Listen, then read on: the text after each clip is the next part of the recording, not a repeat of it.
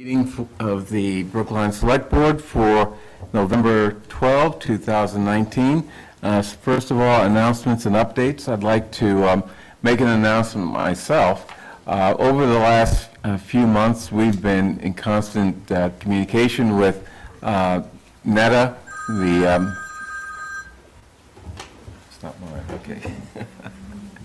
with NETA, as well as Sanctuary, the two cannabis stores here in Brookline. Of course, NETA has been operating since March, and Sanctuary will probably start beginning of next year. We've been addressing a number of matters, everything from the impact on the community and things that NETA can do to lessen that impact, as well as most recently really focusing in on the issue of hours.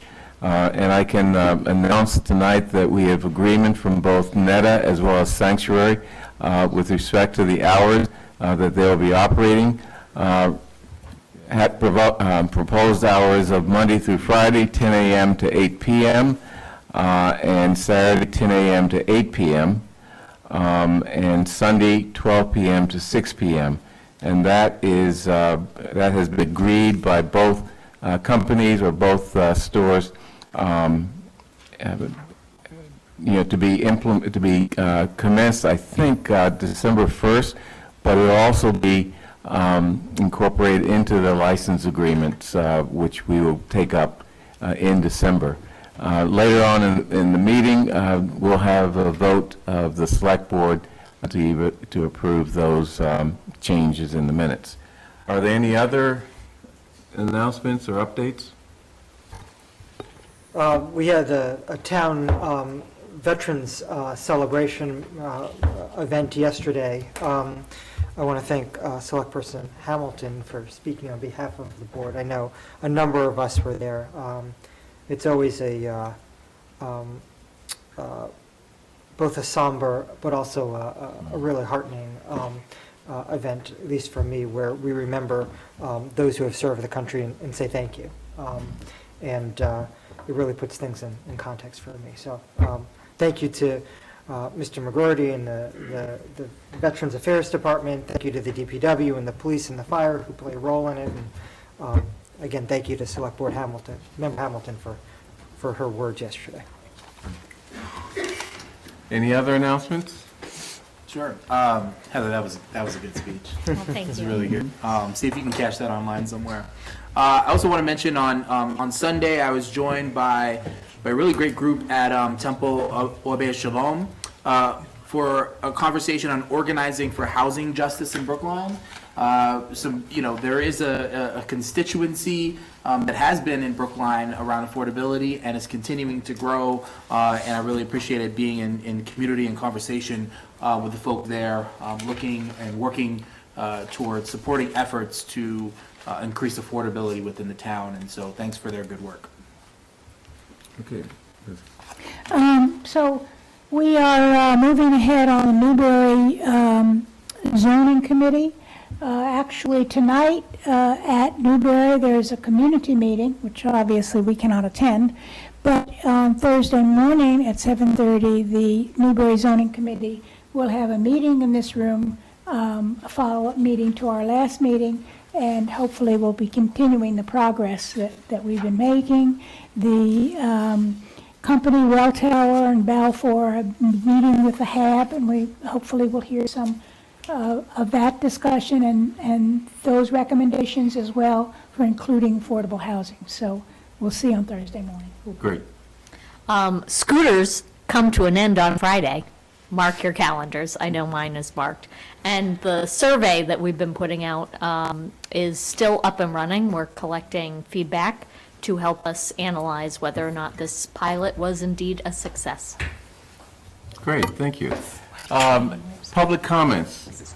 Anyone in the audience ready to make a public comment on anything other than items on our agenda? Seeing none.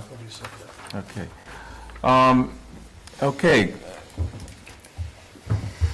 First item under our miscellaneous agenda, question of approving extra work order number 2 in the amount of $22,461.12 with MDR Construction, Inc., in connection with the reconstruction of Babcock Street.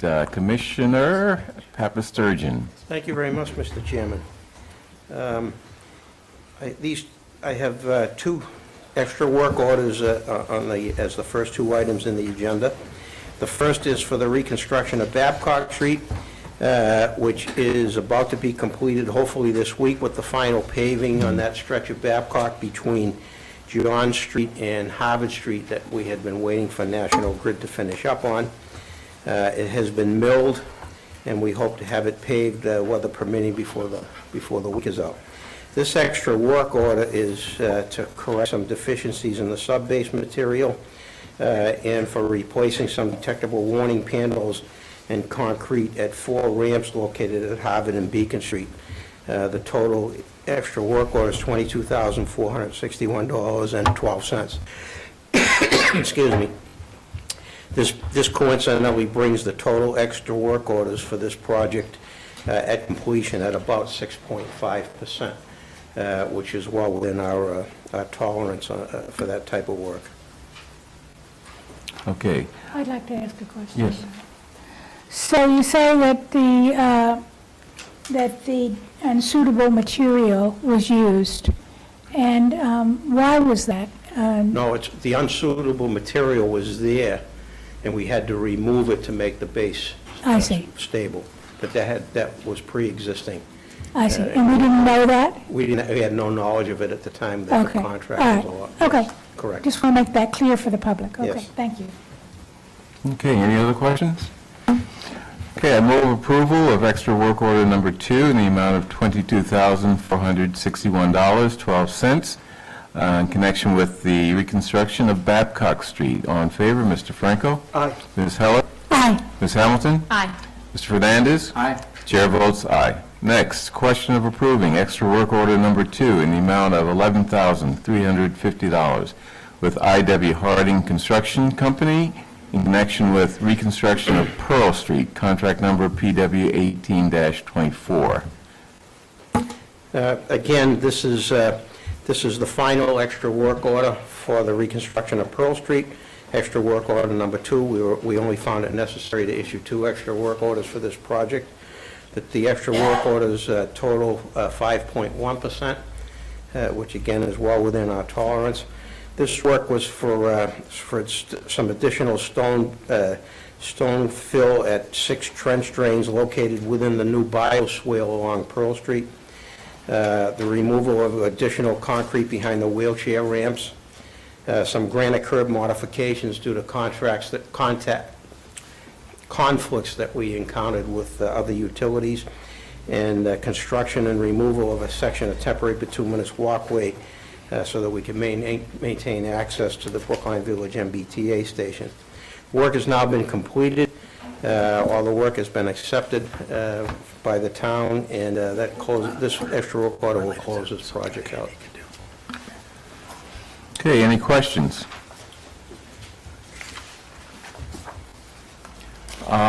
Hearing no questions, I move approval of extra work order number 2, the amount of $11,350 for the reconstruction of Pearl Street. Mr. Franco? Aye. Ms. Heller? Aye. Ms. Hamilton? Aye. Mr. Fernandez? Aye. Chair votes aye. Thank you. I'd like to move up, Commissioner Papasturgeon, a couple items, 5E and 5F, which I think are under your jurisdiction.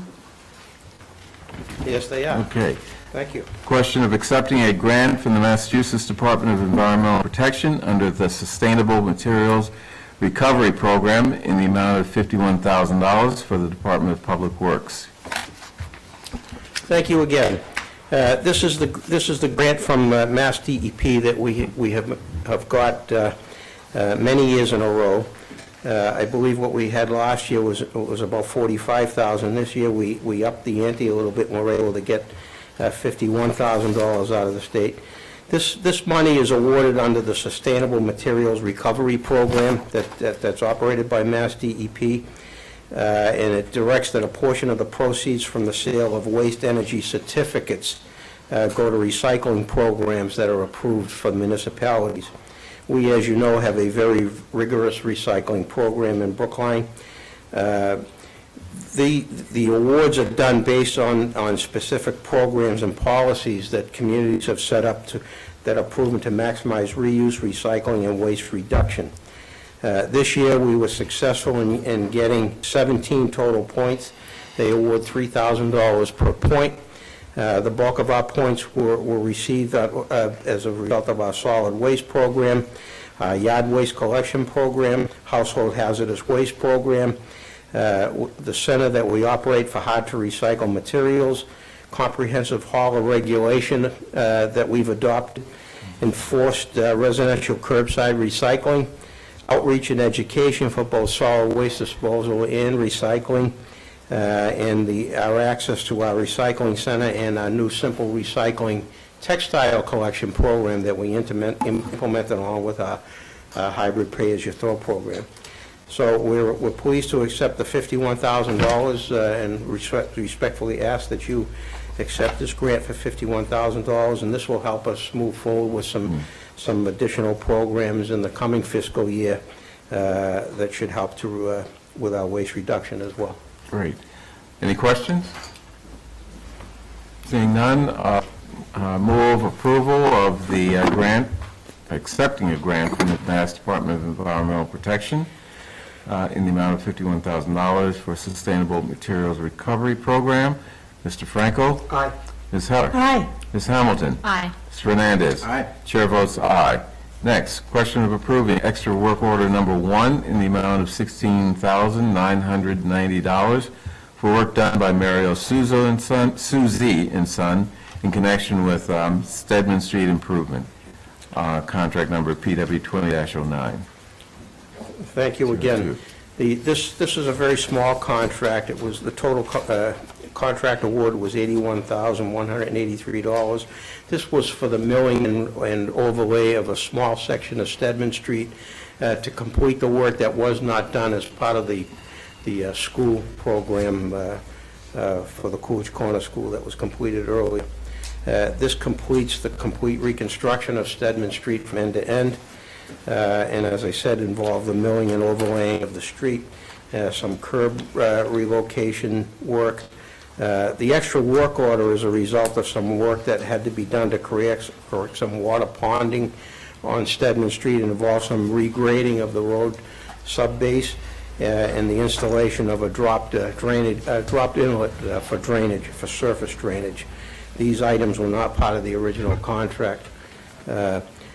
Because such a very small contract and such a fairly large extra work order relative to the total contract, the total extra work orders in this project amounted to about 20%. But the project is now complete. Stedman Street is complete, and hopefully we're done there for a while. Great. Any questions? Move approval of work order number 2 in the amount of, $16,990. question of granting extra work order number 1 in the amount of $16,990 for work on Stedman Street. All in favor, Mr. Franco? Aye. Ms. Heller? Aye. Ms. Hamilton? Aye. Mr. Fernandez? Aye. Chair votes aye. Thank you very much.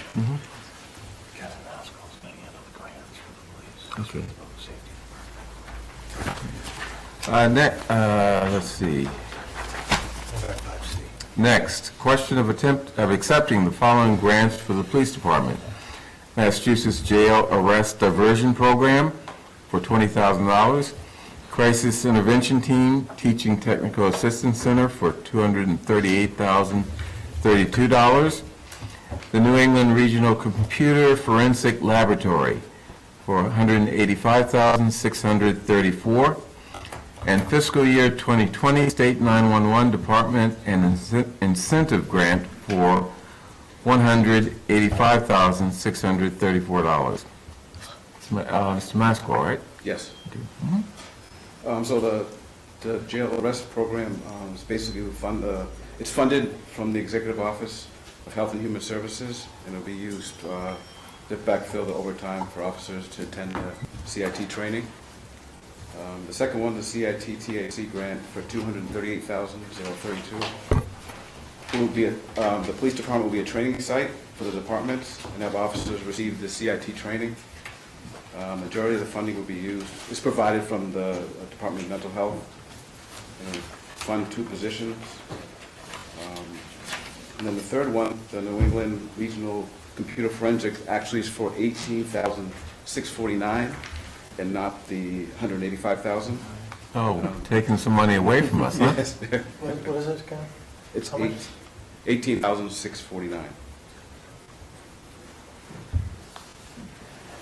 And those funds would be used to support a Brookline police officer receiving training at the New England Regional Computer Forensic Laboratory. And then the last one is from the State 911 Department Incentive Grant. The grant will fund personnel costs as well as cleaning the maintenance of the dispatch center and some equipment. Great. Okay, any questions? Just some clarity on that, that New England Regional Computer Forensic Laboratory. That's training for cyber, how to investigate cyber crimes. Is that the purpose of those dollars? Yes, Okay. it's like overtime hours. Great. Any other questions? Move approval or approval of accepting the grants for the police department as listed. Mr. Franco? Aye. Ms. Heller? Aye. Ms. Hamilton? Aye. Mr. Hernandez? Aye. And chair votes aye. Thank you. Thank you. Question of granting a temporary all kinds of alcoholic beverage licenses to Pine Manor College in connection with a bat mitzvah on December 14 and a corporate holiday party on December 11. I see that police department has approved this, if I recall. That's correct. The police department reviewed the paperwork and sees no reason to deny the applications. Okay. So any questions? Hearing none, and also seeing that their tips and crowd management certificates are in order. Move approval of the temporary all kinds of alcohol beverages license to Pine Manor College. Mr. Franco? Aye. Ms. Heller? Aye. Ms. Hamilton? Aye. Mr. Fernandez? Aye. And chair votes aye. Next, question of granting a temporary all kinds of alcoholic beverages sales, or license sales, to the Hellenic Association of Boston in connection with a wedding reception to be held on November 16. That's also in order in terms of police approval as well as the tip certification and crowd management. Any questions? Okay. Move approval of the temporary license to the Hellenic Association of Boston. Mr. Franco? Aye. Ms. Heller? Aye. Ms. Hamilton? Aye. Mr. Fernandez? Aye. Chair votes aye. Okay. We're only 8 minutes behind schedule. Grant of locations. This is a hearing. Question of approving the petition of Verizon New England for permission to construct a location for line of conduits and manholes with the necessary cables under the following public ways. White Place, conduit northerly from exiting conduit in White Place, approximately 22 feet southeast of Washington Street, a distance of about 17 feet to 190 Washington Street. Is anyone here to discuss that? Now, we took this up a couple weeks ago, and we asked you to go back and seek input from the community, and apparently you did that, and there's no response or no That's correct. I guess there was Okay. no correspondence back from anyone, any of the butters. Good.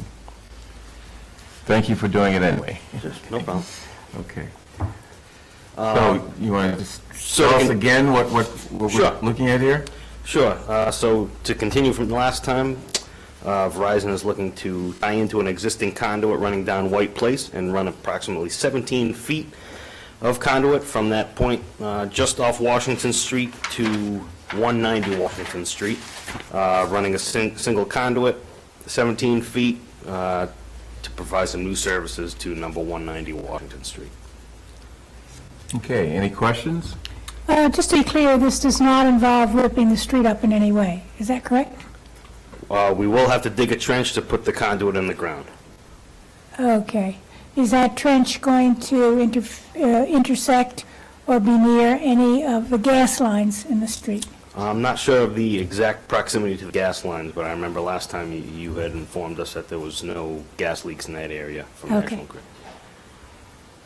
I think there was also some confusion as to whether or not this was a one- or two-way street and how the traffic was going to flow. I don't see a traffic pattern description. Sure, I was just speaking with your commissioner. He's going to instruct us to have a detail on the Washington Street end as well as a Davis Street end, and any abutters who will need to access any of their properties can come in from Davis Street.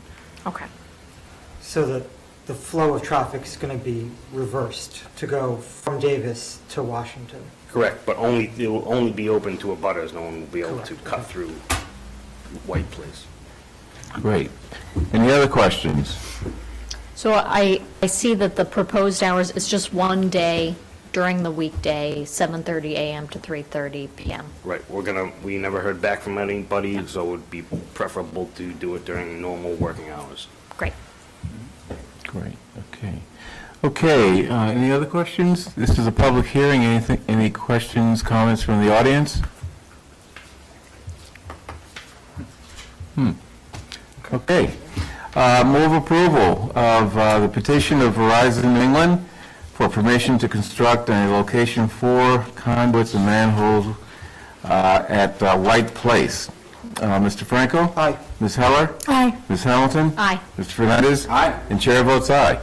Thank you. Thank you for your time. We're back on order. 2 minutes, right? Don't jinx us. Okay. We can wait 2 minutes. You want to take a break?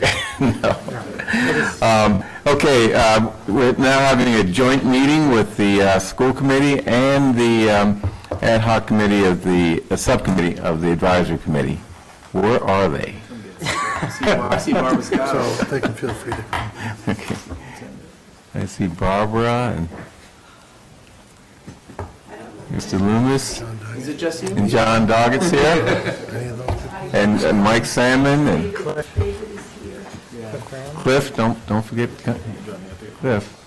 David Lascoye. So David Lescoyer, come on up. No? Oh, he's not on the thing? Okay.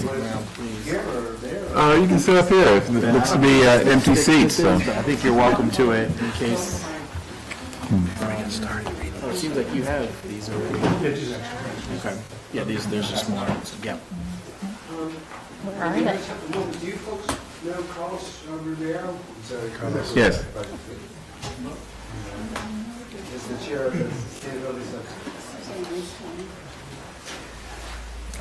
Yeah, I guess so.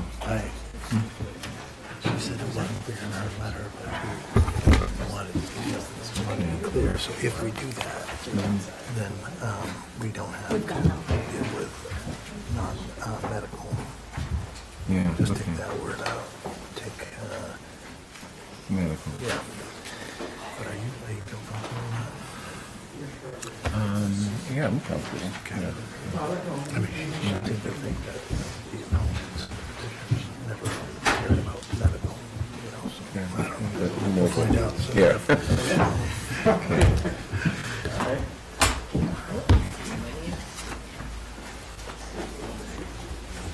Just keep this tucked in down there.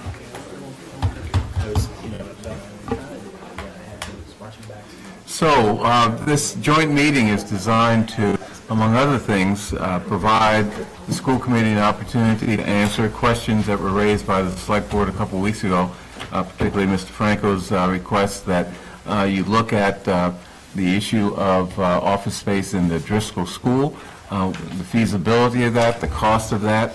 And not that we're going to make a decision on that, but something to inform the school building committee as they go through their deliberations. We're also going to be hearing from HMFH Architects, who has done a site fit study of the Newbury West Campus, and ICON, which is going to be presenting information that they pulled together with respect to other uses for the west side of Newbury College campus. So who's going to start this off? Yep, okay. Mr. Lewis. Okay, thank you. Pleased to be here again. I'm Pip Lewis of HMFH Architects, and we were asked if I can go to presentation mode on this. Oh, yeah, 5, great.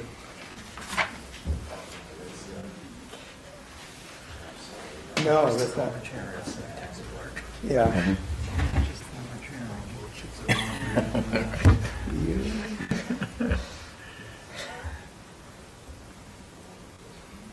Is it full screen or presentation? Okay. So we were asked to do really a brief massing study looking at the west side of the Newbury College, the former Newbury College campus. It's about 3.1 acres on the west side of Fisher Avenue that bisects the campus. And we were asked to look at elementary schools, pre-K through 8 schools of 3 different sizes. First 4-section school, a 3-section, and then we were asked to also look at a 2-section school on the site. And this was really just to sort of see how approximately these facilities would fit on this 3.1 acre site. So the first thing I have here is a plan of Brookline showing the various K-8 schools, and you can see that the Newbury College site is really placed directly between the Heath School and the Runkle School. They're each about 2 blocks away from the proposed site. And then if we zoom in so that you can see both the Runkle School at the top of the slide and the Heath School at the bottom with the Newbury College in the middle, you also can see the location of public parks that are located nearby. The area in orange is the 3.1 acres of the proposed site for the west side of Newbury College. So what we were asked to do is to take some pre-existing programs that were already put together for the Driscoll School and for the Baldwin School, and just look at how they fit on the site. So the first was a look at the existing site, which is 3.1 acres. It contains 2 buildings at the moment. One is an academic center. The other is West Hall, was actually a large house that has been converted for academic uses. The site is bound by Fisher Avenue on the east. High Slop Street sort of winds down the hill on the west side, and the Fisher Hill Reservoir Park is just south of the site. The site is steeply graded. It slopes approximately, well, actually over 30 feet from the southern point on Fisher, southern corner on Fisher Avenue to the southern corner on High Slop, as High Slop sort of winds down the hill. It was, for the purposes of this study, we assumed that both of those buildings were not being looked at for reuse. You'll see in a later presentation some ideas for reusing them for various purposes by ICON. So the first thing we did is we just took the footprint of the 4-section Driscoll School that had been designed by Jonathan Levy Associates and put it on the site just for comparison. The 3.1 acre site is, I actually am not sure how large the Driscoll site is, but it's less than half the site of the Devotion School site, of the Coolidge Corner School site, just as a reference point. And the the Driscoll School design is a pretty compact, I think 4-story high design. And that's how it fits on the site. You can see it sort of takes up most of the site. We were then asked to look also at the Baldwin School, which is a 2-section school. And it's interesting that it appears to take up more of the site because even though it's a much smaller school, I think it's only 2 stories tall, and or maybe 3, but it has wings that sprawl on the site a little bit more. This is just as a matter of reference for schools that you may be, school designs you may be familiar with. We looked at the programs for the schools that are being proposed. And we refer to each school as a 4-section plus, 3-section plus, 2-section plus. The pluses refer to 3 things. Each plus is 3 components in the building. 3 pre-K classrooms, 3 RISE special education classrooms, and 3 English as a second language, or sometimes called English language learner classrooms, ESL or ELL. And each of those components go into each of the schools. And then, obviously, with the 4-section school, you get 4 classrooms per grade, 3-section, 3 classrooms per grade. According to the educational space summary programs that we were using to determine this, you can see the gross square footage of the buildings indicated there. I have a graphic representation of that in a bit, and you can see the approximate student enrollment at 859 for 4 sections, 657 for 3 sections, and 455 for 2 sections. This is based exactly on how we sized numbers of students in classrooms for the Coolidge Corner School, in case you're wondering where those very specific numbers came from. The way we did it working with the MSBA on that project. This is a graphic representation of the gross square footage of each of those schools, and one of the reasons why we wanted to show that is because while the 2-section school arguably has almost half as many students as the 4-section school, the total change in the gross size of the buildings is incremental rather than a multiple of the enrollment. And that's because so much of the core facilities are in each building regardless of the enrollment. That means gymnasium, multipurpose room, as well as the 3 pre-Ks, et cetera. So first we looked at the 4-section plus school, and we worked out a 4-story scheme here that places a play area on Hyslop Street and has one academic wing sort of crossing horizontal across the top of the site from Fisher to Hyslop. And then we place most of the large, what we tend to call big box spaces, the gym, the cafeteria, the auditorium, facing onto Fisher Avenue. Fisher Avenue is higher than Hyslop, so the idea was to place a lot of the mass along Fisher Avenue. Hyslop has a sensitive relationship to the large residential homes that are wind along Hyslop. And I think in each of these plans we are showing some of these big box facilities sort of burrowing into the ground in order to lessen the height on Fisher Avenue because they are high spaces, even though the gymnasium, for instance, may be settled into the ground by several feet. You still have room for clear-story windows, so you'll get daylight, et cetera, into each of those spaces. So that's the first and second floor. This is the ground and first floor. This is the second and third floor of those buildings. And in each of these cases, we are grouping the grade level cohorts together to the greatest extent that we can. So as you see it in the lower wing, you get kindergarten 1 and 2, and then just up above there you get 3 and 4, and then up above there you get 5, 6, 7, and 8.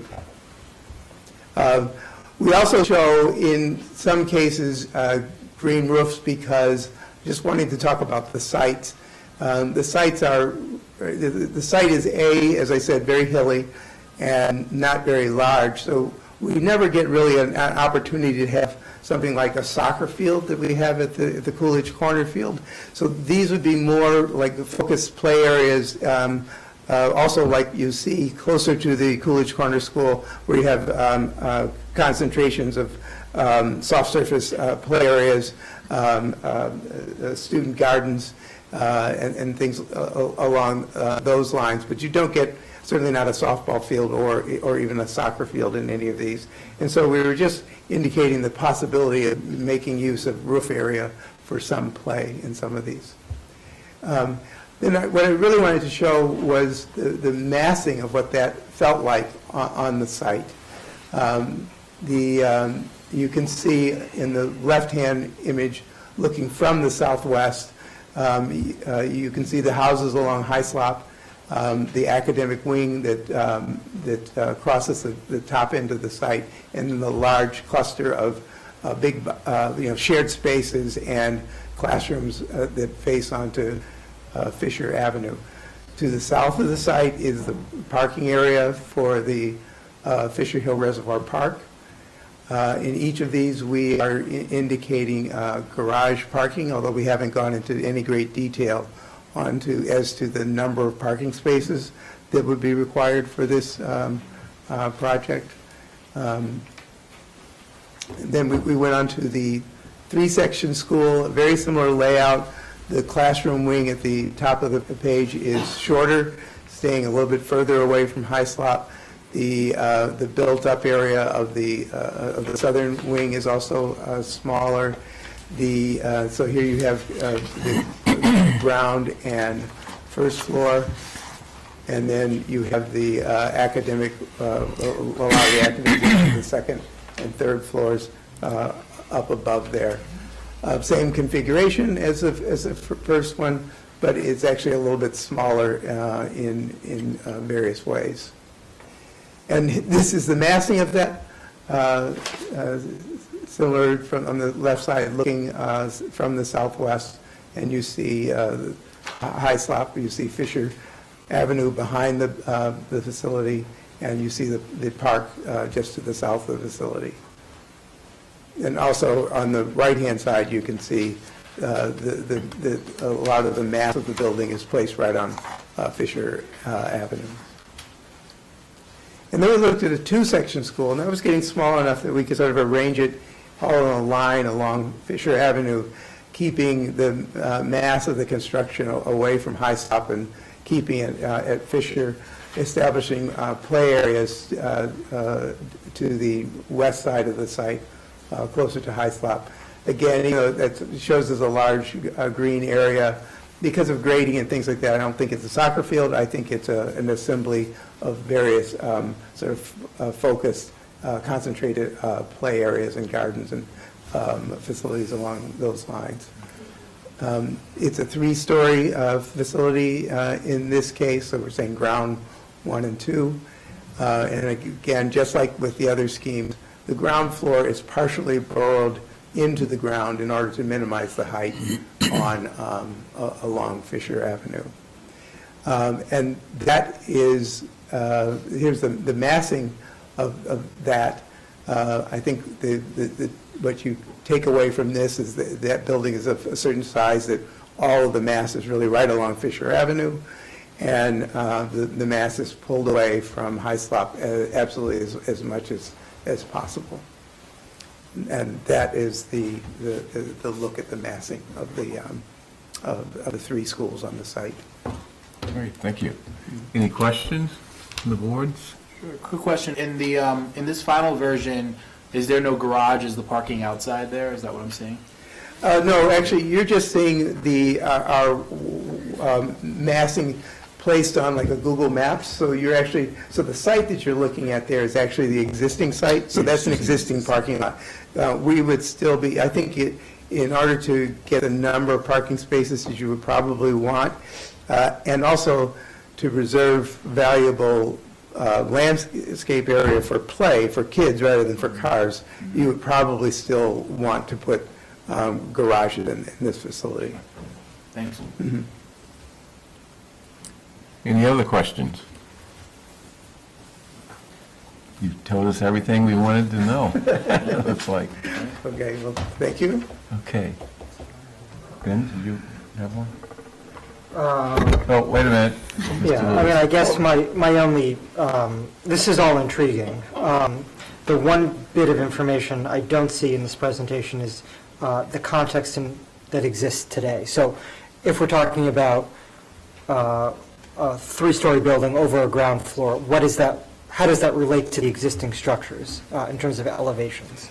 Well, that's a very good question. So the existing structures are, I mean, that one particular academic building that's at the north end of the site at the moment is a three-story facility that actually treats the site kind of in a similar way to what we're talking about. If I can go back to that. So at the north side of the site, you see there's a three-story building because the first floor of the building faces really onto Hyslop.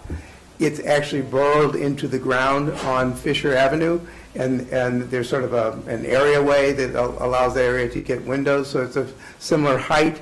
I think that it's easily possible, no, I absolutely know that the new school would have higher floor heights than that existing academic building, so that it would be a taller building. The same number of floors along Fisher, but it would be a taller building than the existing building. So in layman's terms, and I'm going to make up the numbers here, but tell me if the general concept is right. The current structures read as 2 stories if you're standing on Fisher Avenue. Yes. There's the potential for the largest of the buildings to read as 3 stories on Yes. Fisher Avenue. Yes. Yes, exactly. I didn't see it in the presentation, but maybe for future, it would be interesting for me to understand the play area versus the building square footage for 2, 3, 4 section, just so I have an idea of whether or not the play area shrinks as it gets bigger, or if, the buildings just go up in height and the play area is the same across the board. That's a very good point, and I can tell you that in the first 2 options, 3 and 4, the play area stayed about the same size. On the smallest option, the 2-section school, the play area was larger.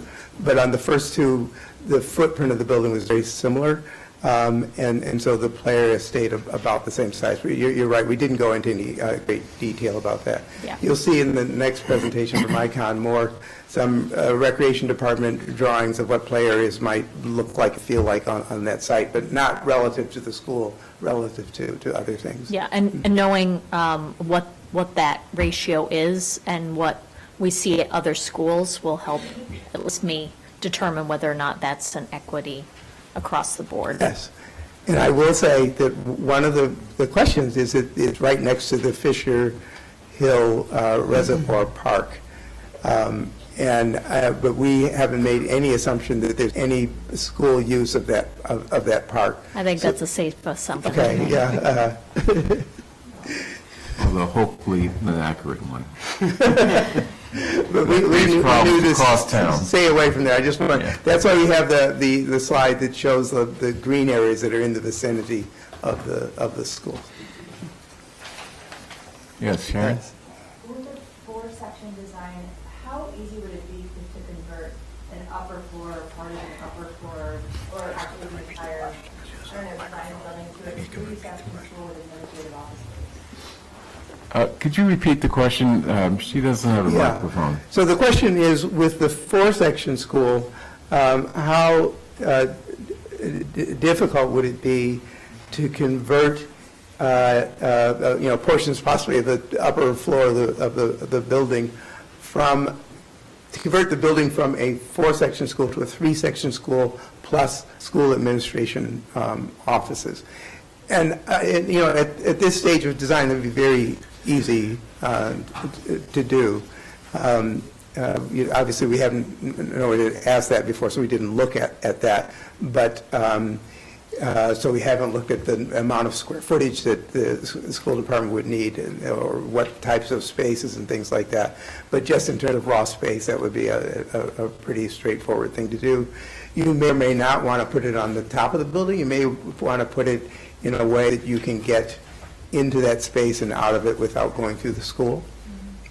Or you may want to use the hill as a way of getting in at, let's say, at grade at a higher level than at other levels, just so that you're not getting mixes of traffic going through the school.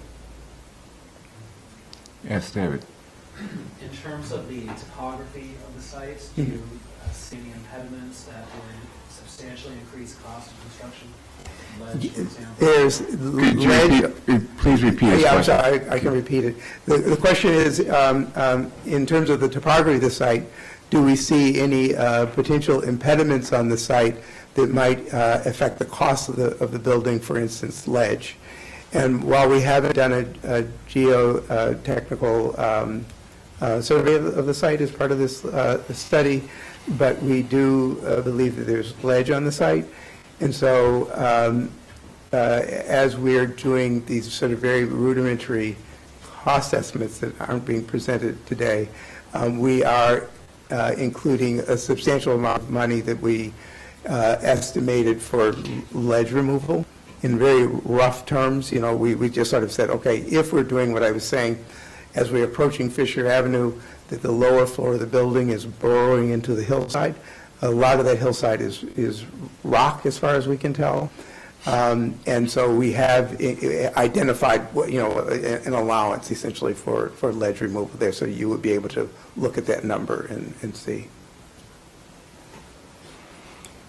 Any other questions? Yes, Suzanne. I know it's early, but have you thought about, I'm looking at the drop-off section. And Yes. here it looks small, would there be 2 drop-off sections? It's just, all of it would be on Fisher Ave, would we have buses that would come there? Have you any sense of that there? So we and I think traffic circulation and things So like the that. question was I'm sorry. drop-off. So the question was that have we really looked at the drop-off situation? Because the drop-off area that's shown there on the right slide is very, very small. And do we anticipate that all of the drop-off would occur on Fisher Ave, or would it share with High Slop? I think that summarizes your question. And I would say that the scope of what we were asked to look for in this quick study specifically kind of excluded looking at traffic patterns and things like that, so we really didn't look at it. I'm certainly understanding that little turnaround there is very small. Having not had any discussions with the neighbor or traffic people or anything like that, it was my sort of assumption that it would be great to keep a lot of the drop-off on Fisher Avenue, but I don't know. That's just me looking at it from the outside, and so that was a sort of a knee-jerk reaction. Well, let's see if we can get drop-off and pick up on Fisher Avenue, but that's certainly open to discussion. Yeah. Carol. In many of in all of these designs, you talk, excuse me, about a garage. What percent of the parking do you think the garage might hold versus how much street parking? So that's an excellent question. Again, for a vast TV audience, Yes, repeat the question. And so the question was, in each of the options, we talk about garage parking. And the question is, what percentage of parking in this, of the total parking that may be required for the school, what percentage do we anticipate being in a garage versus being parking in the neighborhood?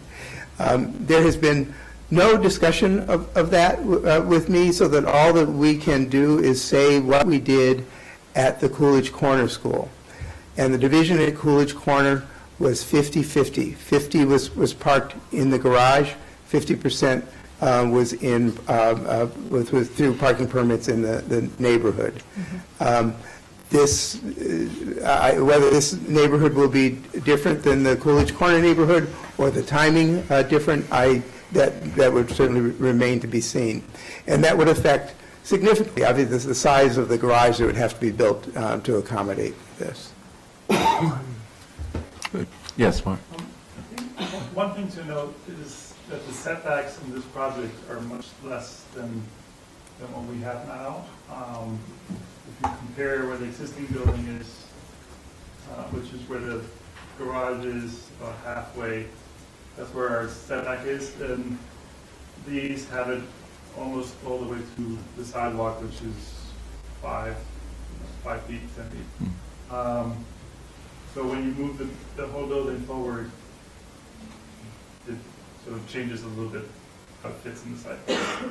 Yeah, so the question is about, or maybe it's a comment about setbacks, and the drawings that we're showing show a building much closer to Fisher Avenue, and even in this particular one, the large one, closer to Hyslop than the buildings that exist there now.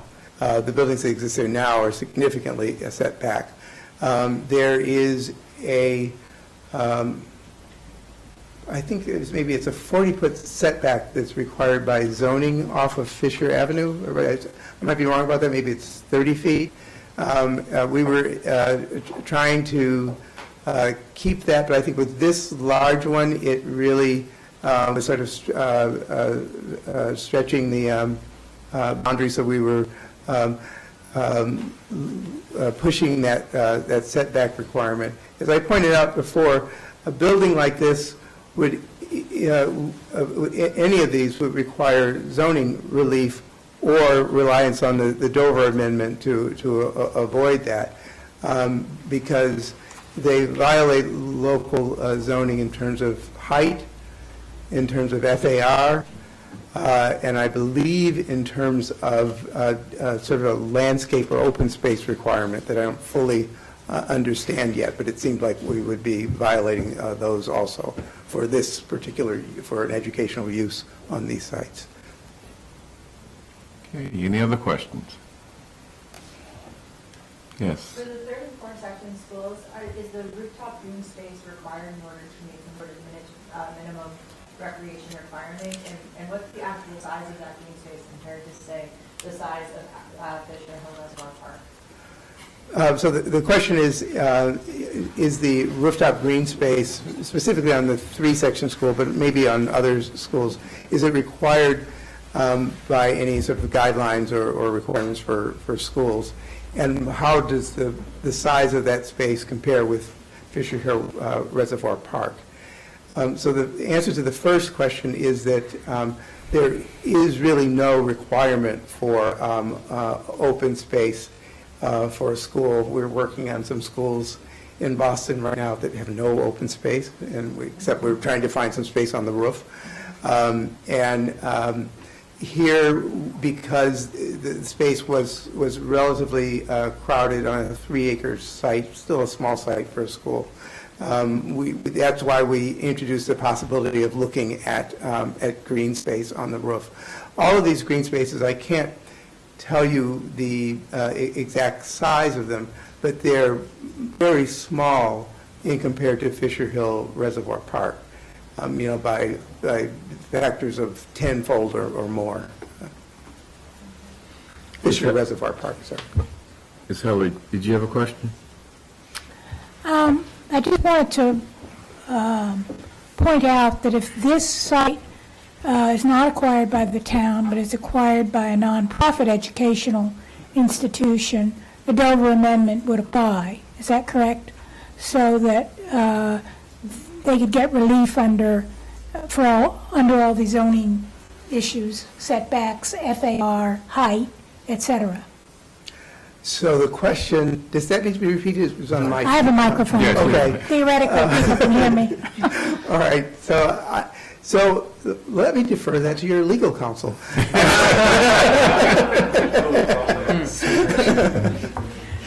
So I really don't want to answer that question. That may be the case, but I'm really not the right person to answer that question. Okay, thank you. Cliff? So on the green space, a better reference for me would be how that compares to the size of what's available at Runkle, which is right down the street, which itself is a fairly compact area. Could you give us a sense of that?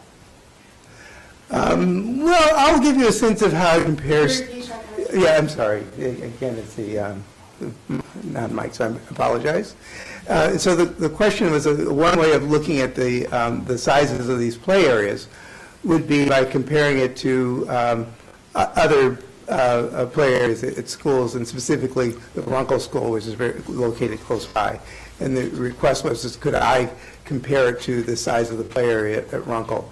And I don't want to compare it specifically to that because I'm not really that familiar with Runkle, although it would be easy to look at an aerial of Runkle. I just haven't done that specifically to answer that question.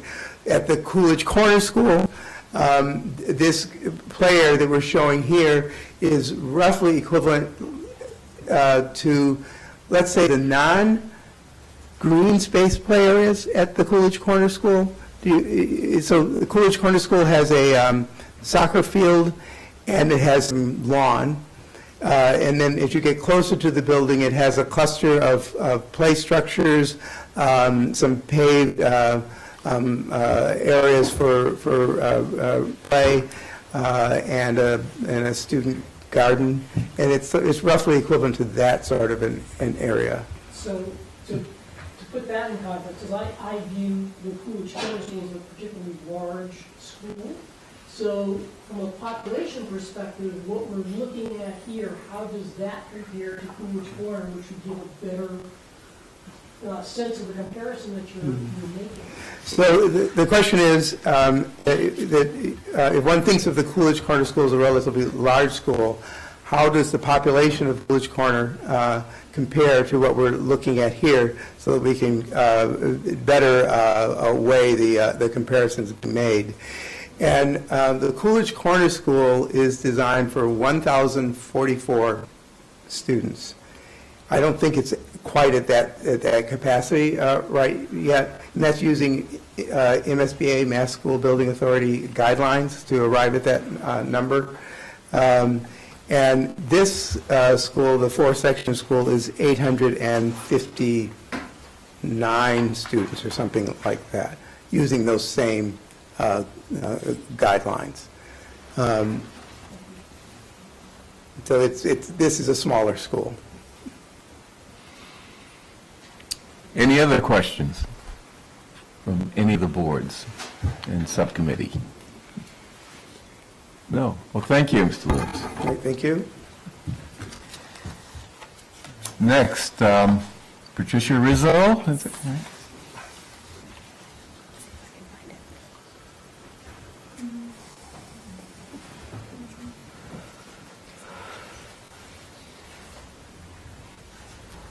Good evening. My name is Patricia Rizzo. I work for Icon Architecture, and this presentation is a documentation of different schemes and concepts that we test fitted for the West Campus reuse. We came up with many different schemes. One that was the school that was just presented. Then we go from different department needs that are used for town needs, facilities, athletic fields, and even a pool, which we will get into. So this is the West Campus, located on the west of the second scheme that we wanted to test fit throughout the campus was the building department.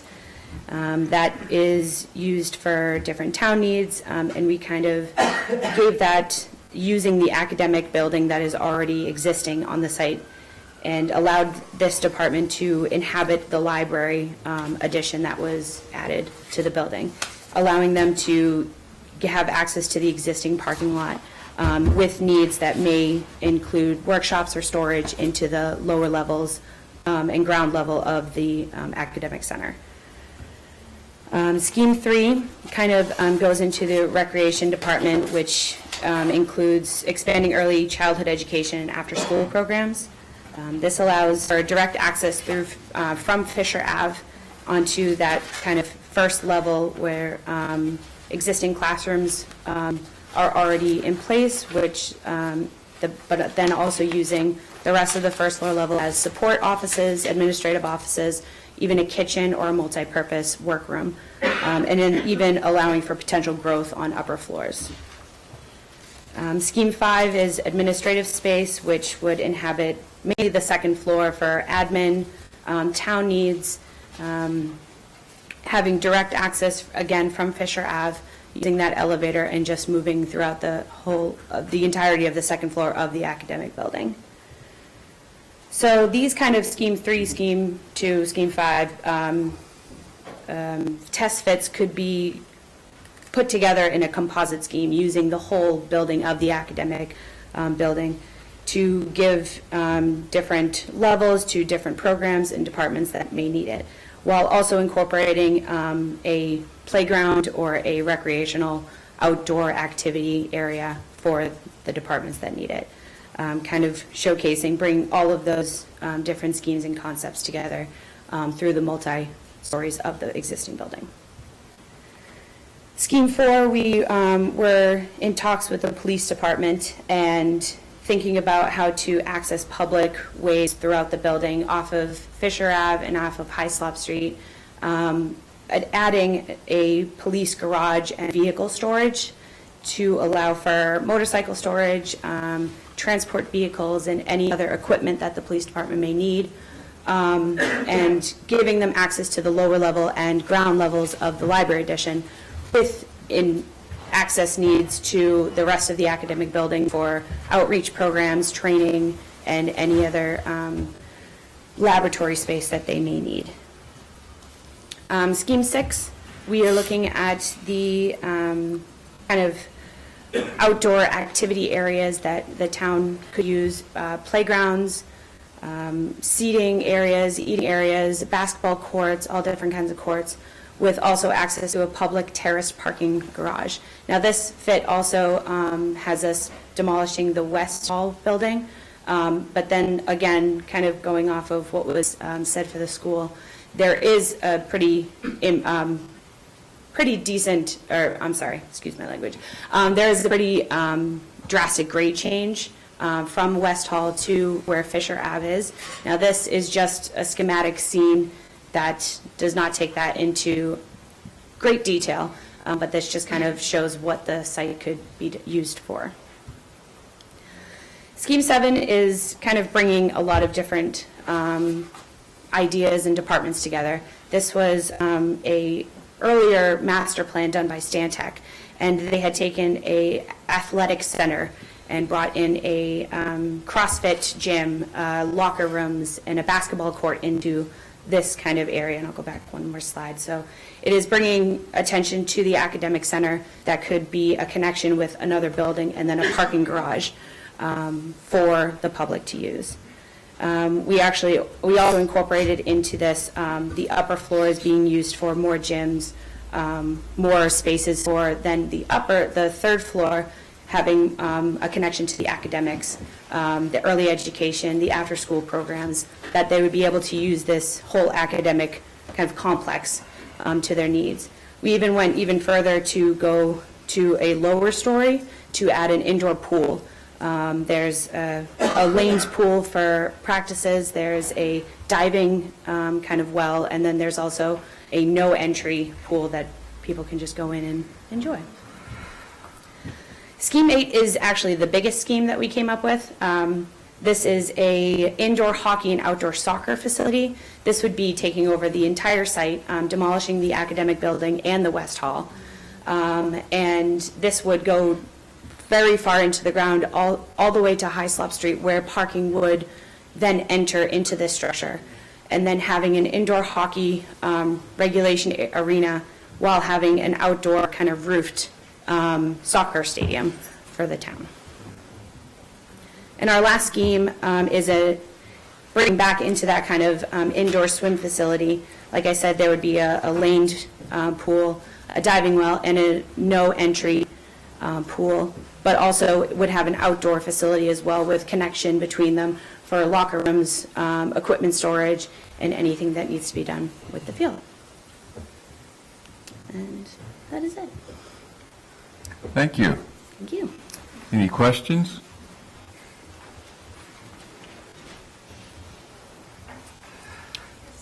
Come on, someone.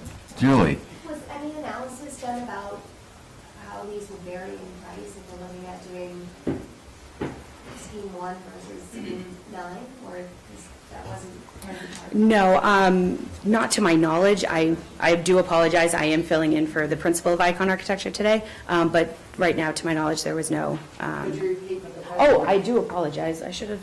Yeah, gotcha. The question was there any comparisons to pricing for each of these schemes, whether one costs more than the other? And the answer to that is I am not sure. I am filling in for the principal of the firm, actually, Allison. Steinberg. Allison Steinfeld, Planning Director. Costs for all the schemes, including the schools, will be submitted within a week or so, and I will certainly share them with you. By the way, before you leave, Ms. Steinfeld, West Hall, it's a beautiful building. What is it structurally sound? Is it? Actually, we determined during our due diligence that it was in a great need of a tremendous amount of repair, Okay. to the point that it's probably not structurally sound. Certainly the chimney isn't, I know that. Okay, good. Any other questions? Yes, Sharon. The after-school recreation capacity was built, do you know if it's been designed for a specific capacity of number of people, number of children? So the question was the after-school academic scheme, if it was designed for a specific amount of children. The answer to that is that I'm not sure of. We were given a specific square footage, and we kind of worked with the existing square footage of the academic building to see how we could work with that. Okay, any other questions? Again, this is just information that we should put in the back of our mind and look forward to acquiring the site so we can begin to bring this information to the front of our mind and make some decisions. Thank you. Thank you. Okay. So next, the Driscoll School project update. Mr. Loomis.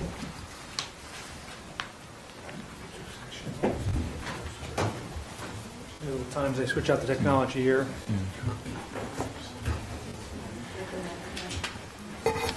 And this presentation was requested by the Select Board to sort of update us on the Driscoll project, given that the proposal that we had presented to the voters back in May, which would have addressed many of the issues that we're still struggling with, was rejected. So to bring it up to November 2019, we've asked the school committee, the school department to just tell us, what has changed, whether we can include in this project some other items that we're looking to cover, for example, office space, et cetera. So.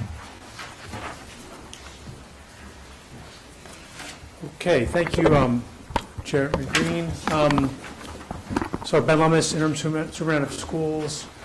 So we'll give you, 2 weeks ago today, you, in addition to voting to put the Driscoll to a townwide ballot, you also charged the school department, school committee to come back with you to answer a few questions about changes that have occurred since the failed May override vote, both to the timeline and cost, but also some townwide considerations.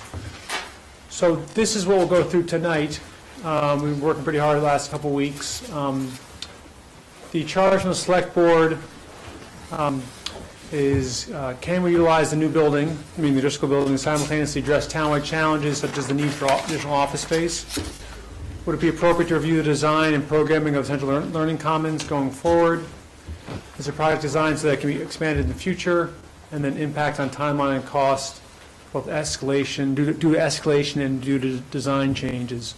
So what I'll do tonight is I'll first explain changes in terms of timeline and cost with no changes. And then we'll talk about the changes you recommend us looking at and discuss the further impact of cost and timeline on with those, if those are included. And I'll have help tonight from Jim Rogers and Lynn Stapleton of Left Field, who are our owner's project manager, and then also, if necessary, Jonathan Levy as well, who's here from JLA Architects. Just as a reminder for folks where we are, the Driscoll quick review. Westbourne Terrace is on top here, Washington Street is on the bottom. The existing Driscoll building is this outline across the top closest to Westbourne Terrace. The new design is fronted on Washington Street and also has entrances from Westbourne Terrace and also two entrances, one for the K-8, but then also another entrance here for the pre-kindergarten students. You'll notice one of the biggest pluses of this design is the much increased green space, open space, that would greatly improve the usable play space, both for the school but also for the community. So just to want to sort of center people on where we have been, because it's been a little while since we talked over the design of the site. So updated cost and timeline. As folks have been concerned about since May, there have been escalation costs, as we know, and we'll go through the impact of that escalation, impact of timeline, and also look at some, why that what the factors, those elements that are factoring into the escalation. So I'll ask Jim Rogers and Lynn to come up to talk about escalation, both due to time, but also due to the field, basically. Hi, I'm Lynn Stapleton from Left Field, and the slide that you see here, we were asked to take a look at cost and schedule implications based on what we are currently seeing in the construction market. The slide you see here, we took from cost data provided by the Mass School Building Authority. And what I did was I took, the green boxes there show schools that were recently bid from the beginning of 2018 through today's date, and the cost data associated with those in terms of cost per square foot. And we looked at the circle on here indicate other projects that have projected cost, and that runs from today through the bid period timeframe that the proposed Driscoll School may be bid. And looking at that, back in March of 2019, the Driscoll costs were $560 a square foot. But as you track the average of costs, both bid and projected costs, it's looking like a 10% increase in the cost of school construction to date. And I don't know how to move to the next slide. That piece that I just showed you, like I said, were urban schools similar to Driscoll, but this is all the schools that you can find. You can find this on the MSBA website as well, but this tracks a number of schools, both rural, suburban, and urban schools. And MSBA is actually showing for an increase from fiscal year 2019 to fiscal year 2020 of 15.7% increase based on the average projected cost of school projects. And I will say we did a lot, we spoke with a lot of construction managers that are doing work in and around Boston, and they are currently projecting escalation costs at between 12 and 18% in the city of Boston itself. So we felt that based on we did have escalation in the original project, but we felt that a 10% bump in that escalation was probably prudent, given that we're about a year 7 months to a year later in, with our bid period. Some of the reasons for this upward trend in costs, particularly for urban sites, are the fact that tight sites, there's just not a lot of land available, difficult site access and site logistics, construction logistics, and the fact that materials have to be brought in and used immediately. There's no lay-down space. And what we're seeing everywhere, not just in urban environments, but everywhere in Massachusetts, is that we have lower subcontractor participation. There's a lot of work happening, and it's difficult to get a good field of contractors to bid this so that you can get competitive bidding. Also in urban environments, you're usually seeing unsuitable soils and requiring specialty foundations, and oftentimes permitting is a lot more difficult as well. So these are just some of the factors that are increasing the cost in an area like Brookline. And those cost drivers represent about $35 to $50 a square foot over a more rural or suburban school construction. And particularly the lower subtract, all of these we're experiencing at BHS, just about, or many of these, I should say, not all of them, but particularly the lower subcontractor participation. As we're getting bids for BHS, we're seeing, for example, concrete, I think there are only 2 bids that came in, and we're seeing that across the board. So in terms of, in addition to these drivers, which Brookline definitely experiences, we also are experiencing these cost drivers, which are Driscoll specific. So structured parking, fossil fuel-free systems, the pre-K program, which adds classrooms, of course, but also adds a particular type of classroom that have additional square foot per student. And then the some Brookline K-8 standards, we've been including multi-purpose room, for example, adds both additional square footage and typically a double height space as well. So those are choices we're making in Brookline that also add to the costs. So this is the upshot of the 10% escalation. In that first column, you see the previous total project cost. Earlier, we were showing you construction costs. I just want to actually be clear here. This was construction cost, okay, which does not include soft costs. This escalation here on these slides are just construction costs. That's why it's in yellow.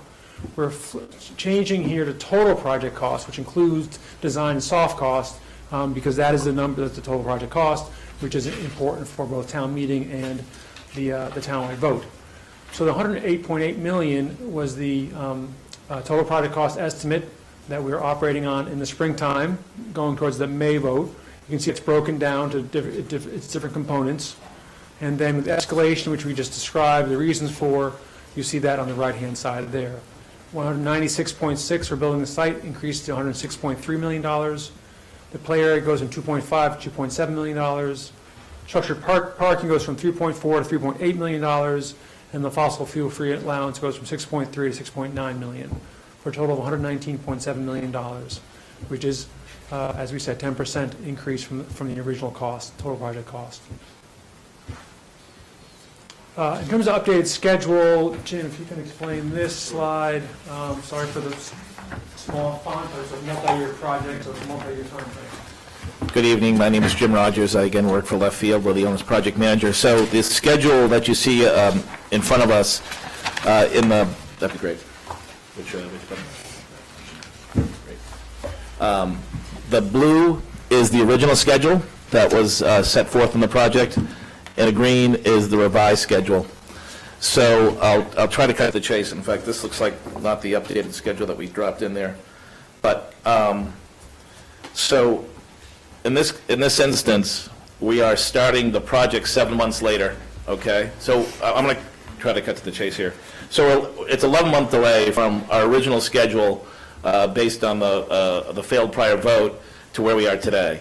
7 months is from the prior vote to, if we were to vote in December, that makes up 7 of the 11 months of the delay. The additional 4 months comes from a change in approach, a more conservative approach to mitigate risk in the project.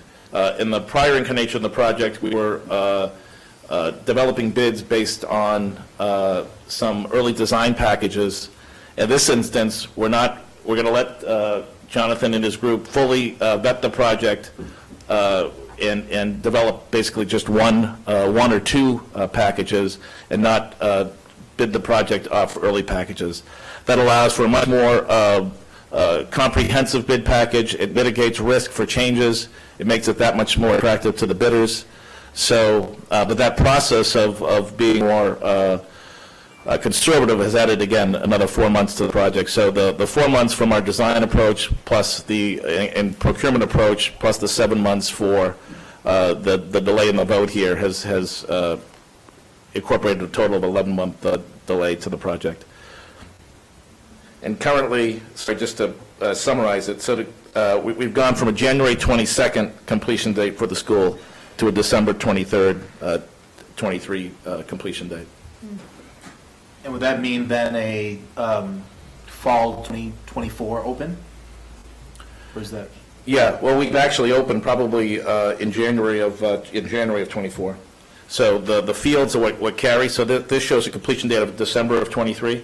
So we would actually probably work with the superintendent and look for probably a January move-in, maybe in that winter session. All right, we can open mid-year then. What are the logistical issues of opening mid-year? Sorry, that's December 22. Thank you, Ben. Pardon me. That's December of 22. Yeah. What are the logistical, educational, psychological issues associated with opening mid-year? I mean, it doesn't sound like something that's easy. So we've done it. That's a question to Mr. Rubis. Although you can answer it if you want. Yeah. So we have we've done many schools for the MSBA. We've done private schools, and in doing so, we have 6 going on right now. In doing so, we have some communities that are very against moving in a mid-year approach. But we've done it many times. We've done it over the course, of a week, where we've moved in. Lynn's going to talk about her experience. We moved in the city of Lynn. We did a project, and they wanted to get into the new school right away because of the conditions of the existing school, but we moved over a weekend. Basically, they left one school and moved right into the next school over a weekend. So it can be done if you want to do it. It takes a lot of logistics in terms of moving and prepping the space and being ready. We had students come in, tour the school prior to moving over. There's a lot of things that you can do to prepare people to make the move. And we also limited the amount of things that the teachers could bring. They were limited to 5 bins, so that they were very limited setup in the new school. So there's things that can happen. I mean, and maybe if they want to move over stuff later, but the most pertinent things they took and had there with them, so that there's very little downtime in getting up and running again in the new school. I think I would agree with that. That's certainly possible. Difficult. Any project will be difficult, but it'd be hard pressed as a community to have a brand new building completely done in December, and keeping it sitting there for literally 9 or 10 months before moving into it. The other advantage is, as you know, we have to demolish the existing building to then create the fields, and we'd like to get going on that as soon as possible as well. So. As Linda said, it has happened, it can happen, and we recommend going forward with that. When the building is done, do a move in and do it as reasonably and with as much support as necessary. Can you just clarify the dating? I just can't see that. Sure, So it would be... it's December 22. Okay, so potential open in January of 23. Yeah, December 22. Cliff, you have a question?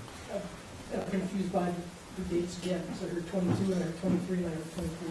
So December 22, January 23. or opening. Open January 23. Right. Completion in December. With the fields completing the following year. Right. That's where the 23, 24 came. That's what that says. Got it. Any other questions? There's no more presentation. Pardon? There's more presentation. Oh, sorry. Oh, there's more to go. I think we haven't gotten your questions, I don't think yet. Thank you. So just in terms of ongoing cost comparisons, so these are with the updated total project cost.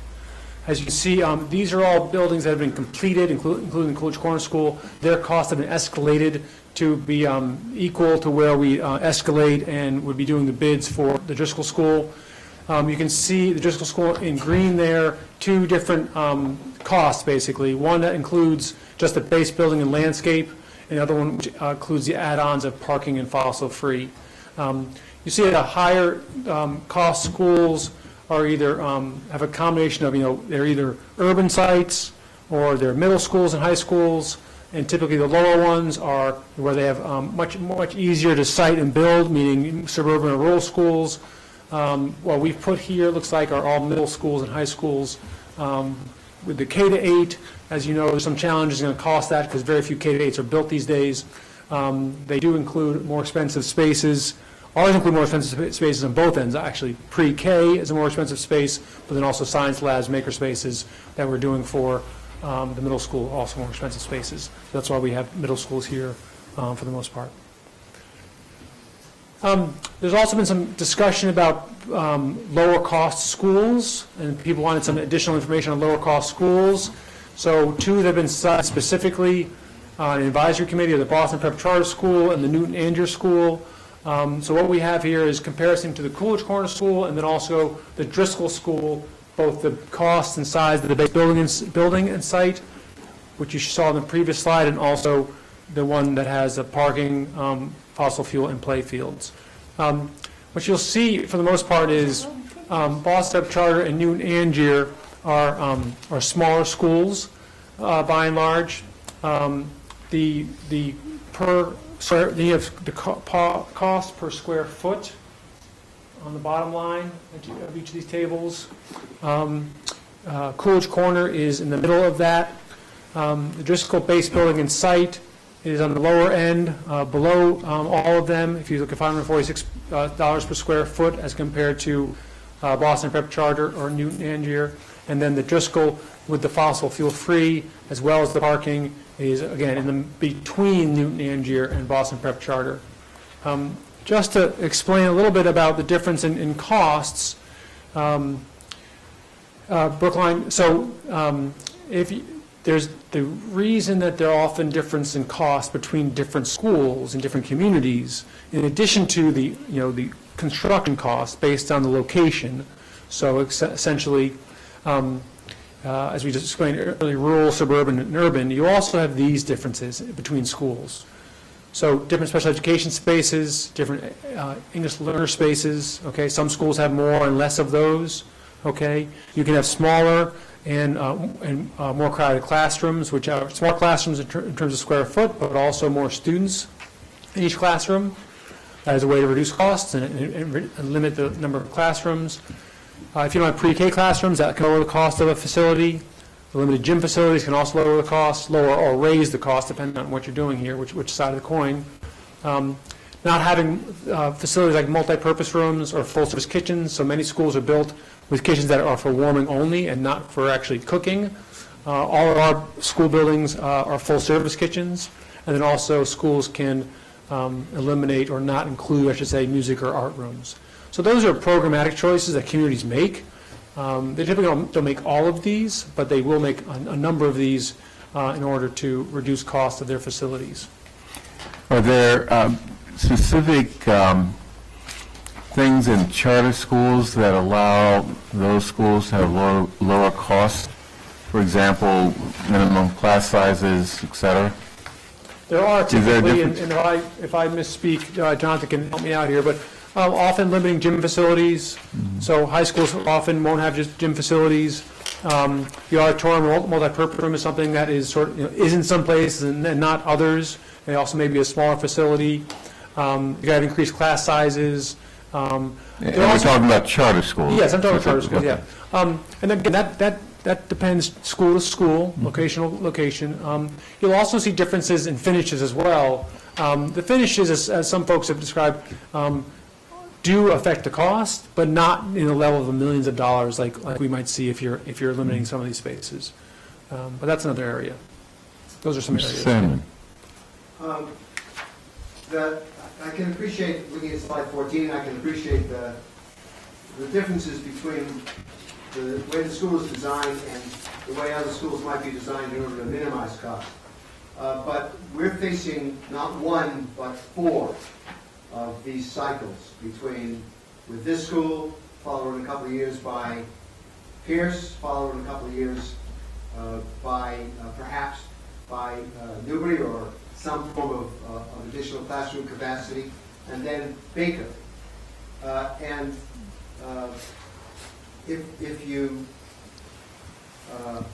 go for a less expensive configuration in all 4 of those, it will make a significant difference in the attractiveness to the people who have to pull the lever, not pull the lever anymore, but fill in a little bubble now that says, yes, I'm willing to increase my real estate taxes.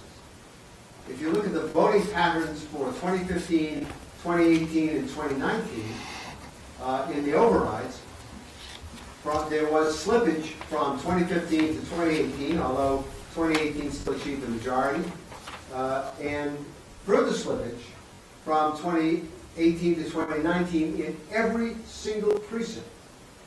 And the thing that I'm concerned about is that we'll get halfway through this 4-school package, and we won't get any further unless we begin to think now about what we can do to mitigate the overall cost, not just the cost of one school. And I'm not asking for, oh yeah, you're right, Mike. I just want to plant that idea very clearly in front of you because I'm sure you're thinking about it, but we're particularly, on the finance committee side of things, we're very much aware of it. Yeah, that is well understood. Thank you. Yes. Yeah. And of course, that will be an issue that this board will be taking up later on when we look at warrant article number 4, the appropriation measure. So. Right. So what I'd like to get into is some of the direct questions, in addition to cost and timeline that the select board asked of us 2 weeks ago.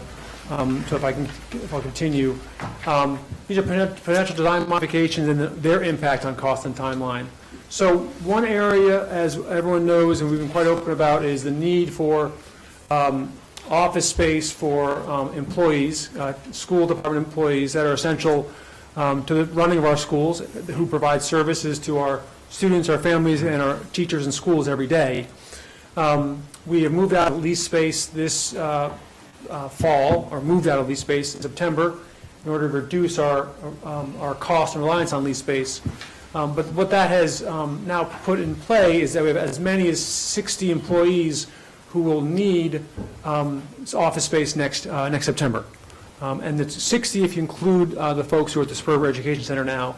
We are still determining whether or not those folks will have to move depending on what we do at Pierce. That is all in process right now. What you have in front of you are alternative office space configurations that could allow for a 2-story addition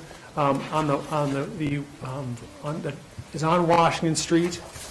The wing is on Washington Street on the western, pointing west, essentially. I'll show this to you in the diagram in a second. A 2-story addition would add 4,000 square feet, and that would support around 24, 25 staff members. A 3-story addition would, additional cost would be $3.5 million, and that would have 36 staff members, and a 4-story addition would be $4.6 million, and that would be about 48 staff members. We are suggesting that putting 20 to 24 staff members would be appropriate at this site, at this building. Let me just show you where I'm talking about.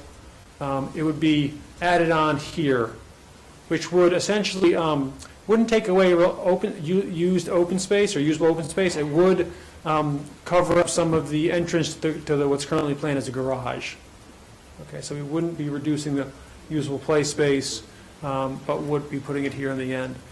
It could also be built in terms of some future-proofing questions. If you build a 2-story addition, you could build it in a way where you can add on, if necessary, for future users, in the decades to come, basically. Are there cost savings by moving those staff to this new space? Are we, I don't remember if they're in lease space right now, or? Yeah, right now they're at Clark Road. Yep. They're at the Spur Education Center. You know, the choice is, I mean, there's lease space one way or the other, likely.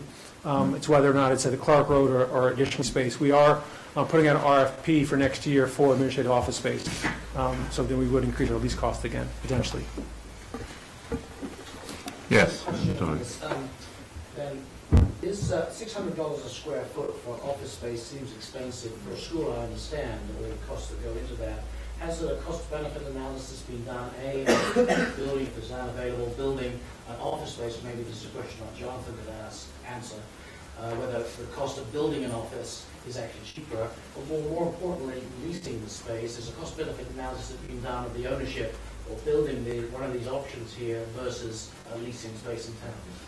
So I have a related point, which is trying to understand the square footage that you use per employee to come up with the amount of space that you're going to think about constructing, and how that really fits in with the nature of the employee and how much you're going to be spending there. Are they going to be, cubicles, or are they going to be, big offices? How do you come up with that number?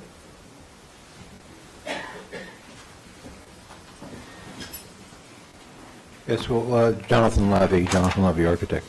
My firm actually has done quite a bit of office space. Most recently, we did the headquarters for the Internal Revenue Service in Andover, which was 400,000 square feet of office space for 2,000 people. So we know something about this. So we looked at about 100 square feet per employee, and the idea was that which would take into account both the workspace and the associated circulation space. And the concept would be open floor area, landscape office space without partitions, so it would be very flexible depending on how the work configurations changed over the years. John? Jonathan? Yes. Is office space, in that one example, maybe if there are others, cheaper to build than schools or more expensive? How's it work per square foot? Could you repeat that? The question was, is office space cheaper than school space? We didn't do the cost-benefit analysis that was asked for earlier, but in general, yes, office space is less expensive than school space for a variety of reasons having to do with mechanical systems and numbers of bathrooms and so on and so forth. I'm assuming that this office space, mechanical systems and so forth, would be part of the bigger building. So when we're getting to $550 a square foot, which to me sounds probably like a third too much, at least. Especially when you think that the majority of the mechanical systems are actually going to be. And so we're adding, say for example, a 3-story, we're adding 6,000 square feet to a building that is how big is the school? 140. 140. So yeah. We're adding a very small percentage to heat and cool, in a pretty standard way, as an addition to the building rather than a building a standalone. So I'm not sure if those numbers, the 3.5, I don't know what they include and why they get so high when it's just office space. Well, we designed it as part of the school fabric. I mean, we conceived of it as part of the school fabric. So, I mean, it wasn't thought of it as some kind of a strange office park addition to a school. It was thought of as integral to the school. That was the way we approached it. It's not necessarily the way it has to be approached, but that was the way that we approached it. That would also allow the possibility, and I'm actually speaking without having really talked to anybody else about this, that special school-wide, district-wide educational programs might come there. There are changing needs all the time for special education, for example, and those kinds of spaces would require, actually, there are more advanced ventilation systems for schools than there are for office space, so, and lighting and so on. So that would allow that flexibility as well, although that was not the charge that we were given.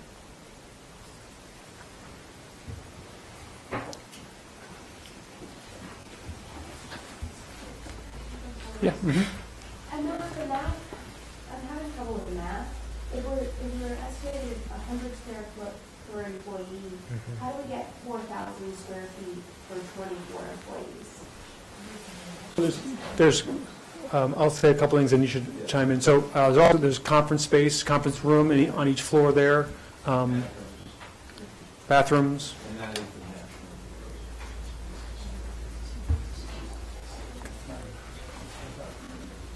So in terms of future proofing, so we talked a little bit about this in terms of, can we allow for potential future uses that may be a decade or decades down the road? So additional office space, square footage, already described, and that could be changed over to classroom if necessary. The gym and multipurpose space, as they are sized to fit the planned operational needs and are unlikely to need to grow with any potential future use. So they are already built, for the future. We could consider marginally enlarging the cafeteria to accommodate unforeseen future changes. I do want to reiterate what Mr. Franco said very clearly 2 weeks ago, is we are trying to future-proof this or allow for changes in use in the future, but not as a 5-section school. Okay, we do not foresee this as a 5-section school. We don't see the need for it in this area. So it's not intended to design this or build this as a 5-section school. I want to be pretty clear about that. The potential cost-saving measures, one, we've mentioned a few of these already, is the underground parking.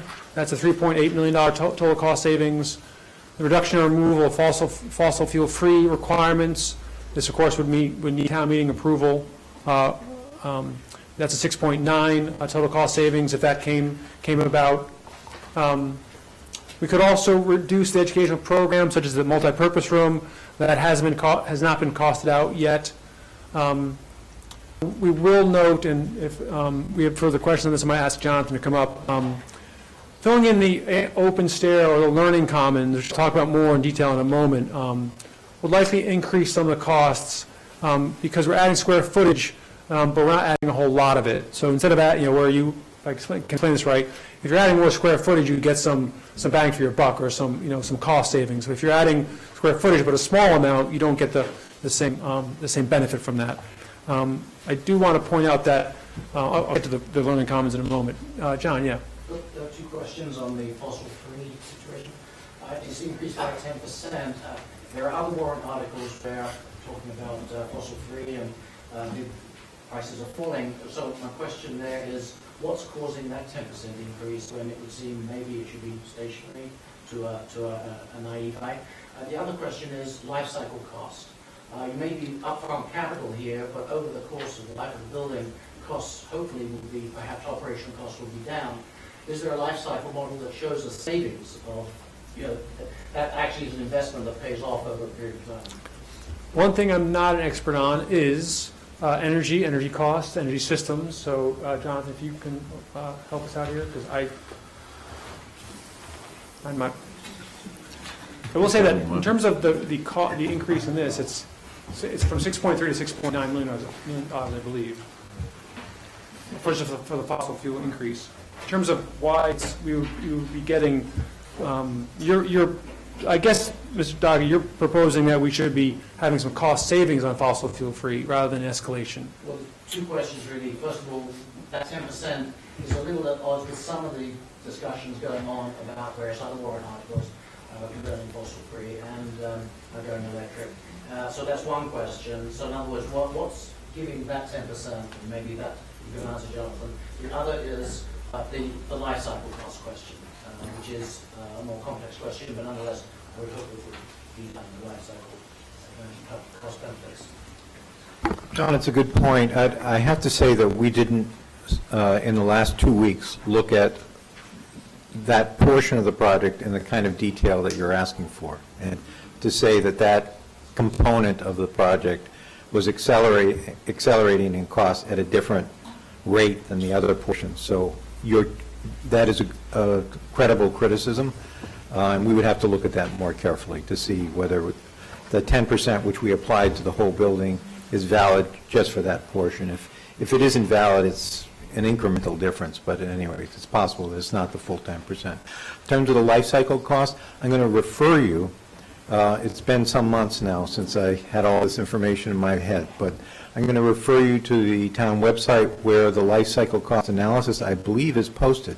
So we performed a life cycle cost analysis for the Driscoll project, including a variety of scenarios with, I think, 4 different mechanical systems over a period of 30 years. And that included the energy consumption as well. And it also looked at the fossil-free option. So the detail of that is something I don't have readily at my fingertips, but you can find it.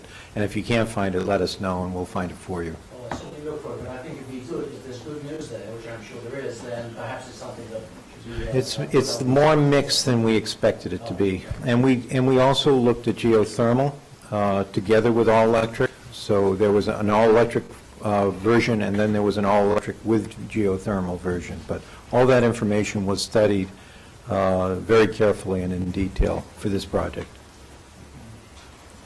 I'll just say, I think that's an important point to bring up, because as we look at potential cost-saving measures, it's a crude way to look at it, as saying if we just eliminated the fossil fuel requirement that we'd save $6.9 million, that may not exactly be the case. So I think it's a fair point. To follow up on your comment, I have a suggestion, because I've seen that now like 3 times, where you have the bid, the base bid for the base building, and then you have both fossil fuel and the parking lot, parking garage as an option. And no pun intended, but I think with the climate that we have in town right now, the fossil fuel free price should be the base bid. We shouldn't be looking at it as an option, because it's not an option, especially with the warrant articles coming up, where the rest of the buildings in town won't be able to be built with fossil fuel. I think it's misleading to see those two, and also it's also misleading to see the parking garage cost tied to the fossil fuel free cost when you're looking at the calculations. So I think we may be kidding ourselves if we're looking at this without the fossil fuel. There's no option there in my mind. Sure. I was going to say something about that, having been on the building committees. I think why it's relevant to have those as add-ons is because as you're looking at the cost of building the buildings, and you say, well, in Newton, they built this other school, and it was significantly less expensive. Why is that? And so as we look at those charts where there's the cost comparisons, that for many of those buildings, they don't include that. And so as you have that as part of the factor in why we're so high as cost per square foot, we've made a value judgment as a town, and that is a cost that is associated with that. Right. But when we're looking at cost of building the building, it's a different comparison. So that's. But that then opens the door to the basic design of the building. If you're designing a building, say for example, you're designing a net zero building, your approach to design is very different than if you're designing a non-net zero building. So that, if you follow that thought process, then you have to sort of revert all the way back to zero and say, okay, so now we have to design this building as a fossil fuel, either air source or ground source heating system. And what is the best design, including sun orientation, all kinds of other green design elements to incorporate from the very beginning, not as an add-on. So it opens up a whole different discussion. Okay. Sharon, did you have a question? Yeah, I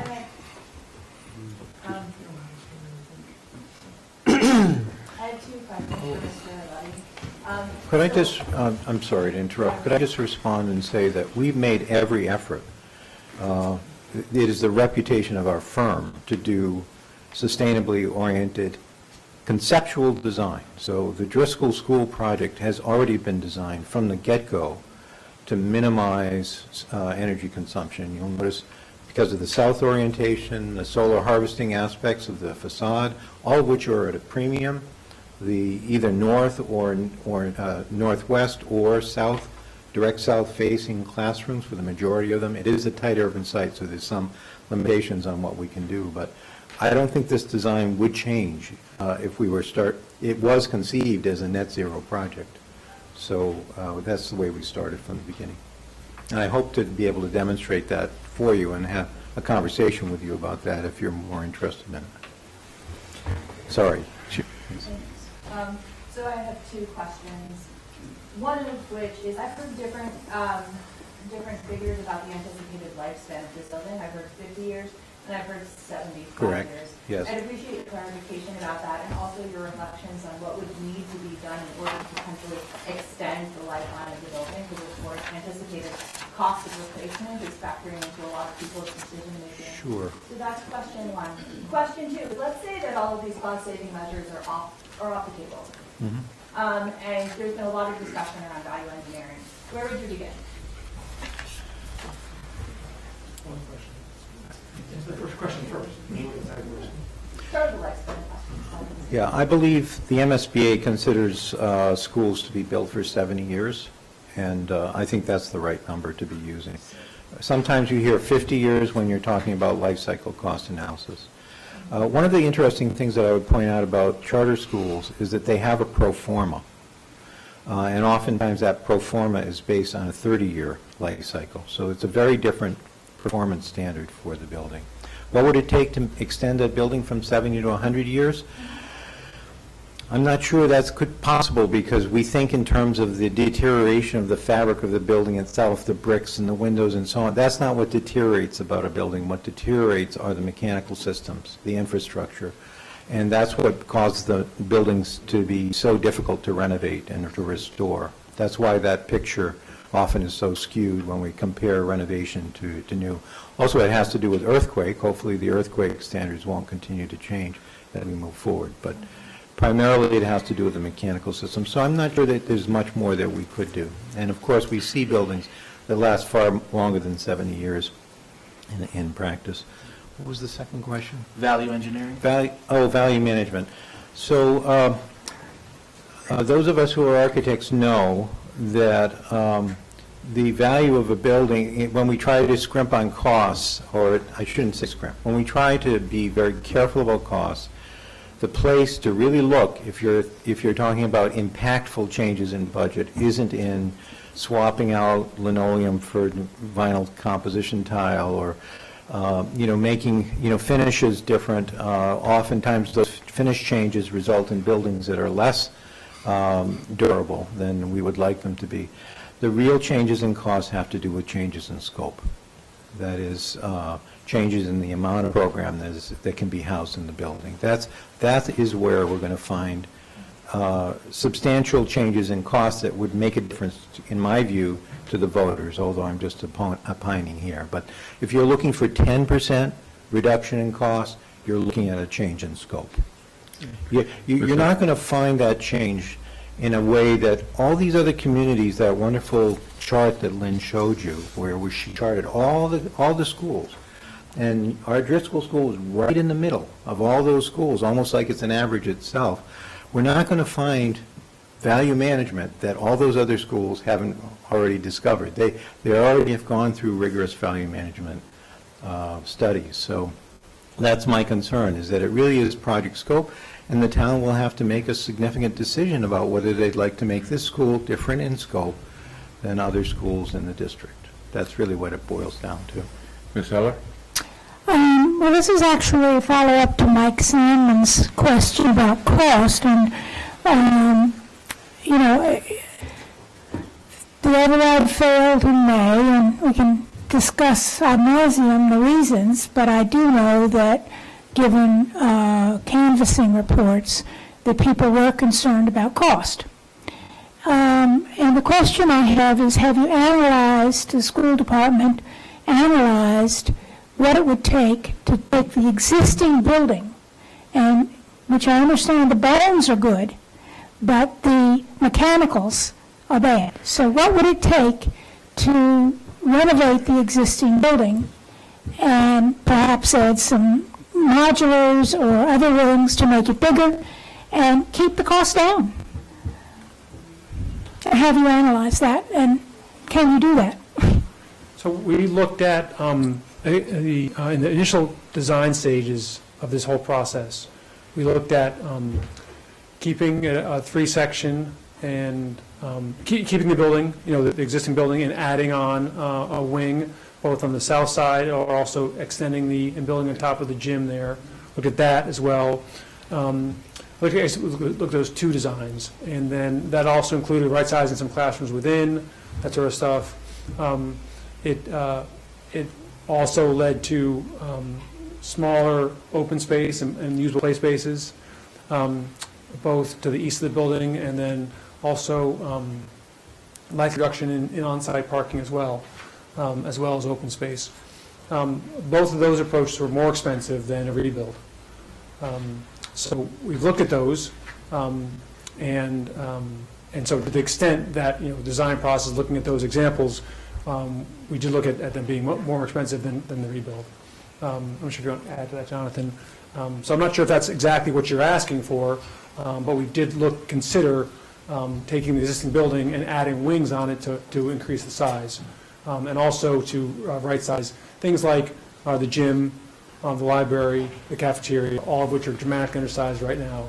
The middle school building, the middle school classrooms, which are also undersized, and then adding, as we said, B classes as well. So it isn't as simple as simply adding some modulars, because the core spaces are undersized significantly for the building.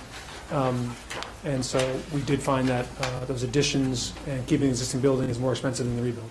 And this was through the building committee? Yes, the building committee, right, yeah, sorry. We looked at four different options. Mm-hmm. And we were all very surprised that the price differential between a renovation and a tear down was, I think, $2 or $3 million. Yes, yeah. And those are shared with the school committee. I believe possibly here, I can't quite remember all the presentations we did.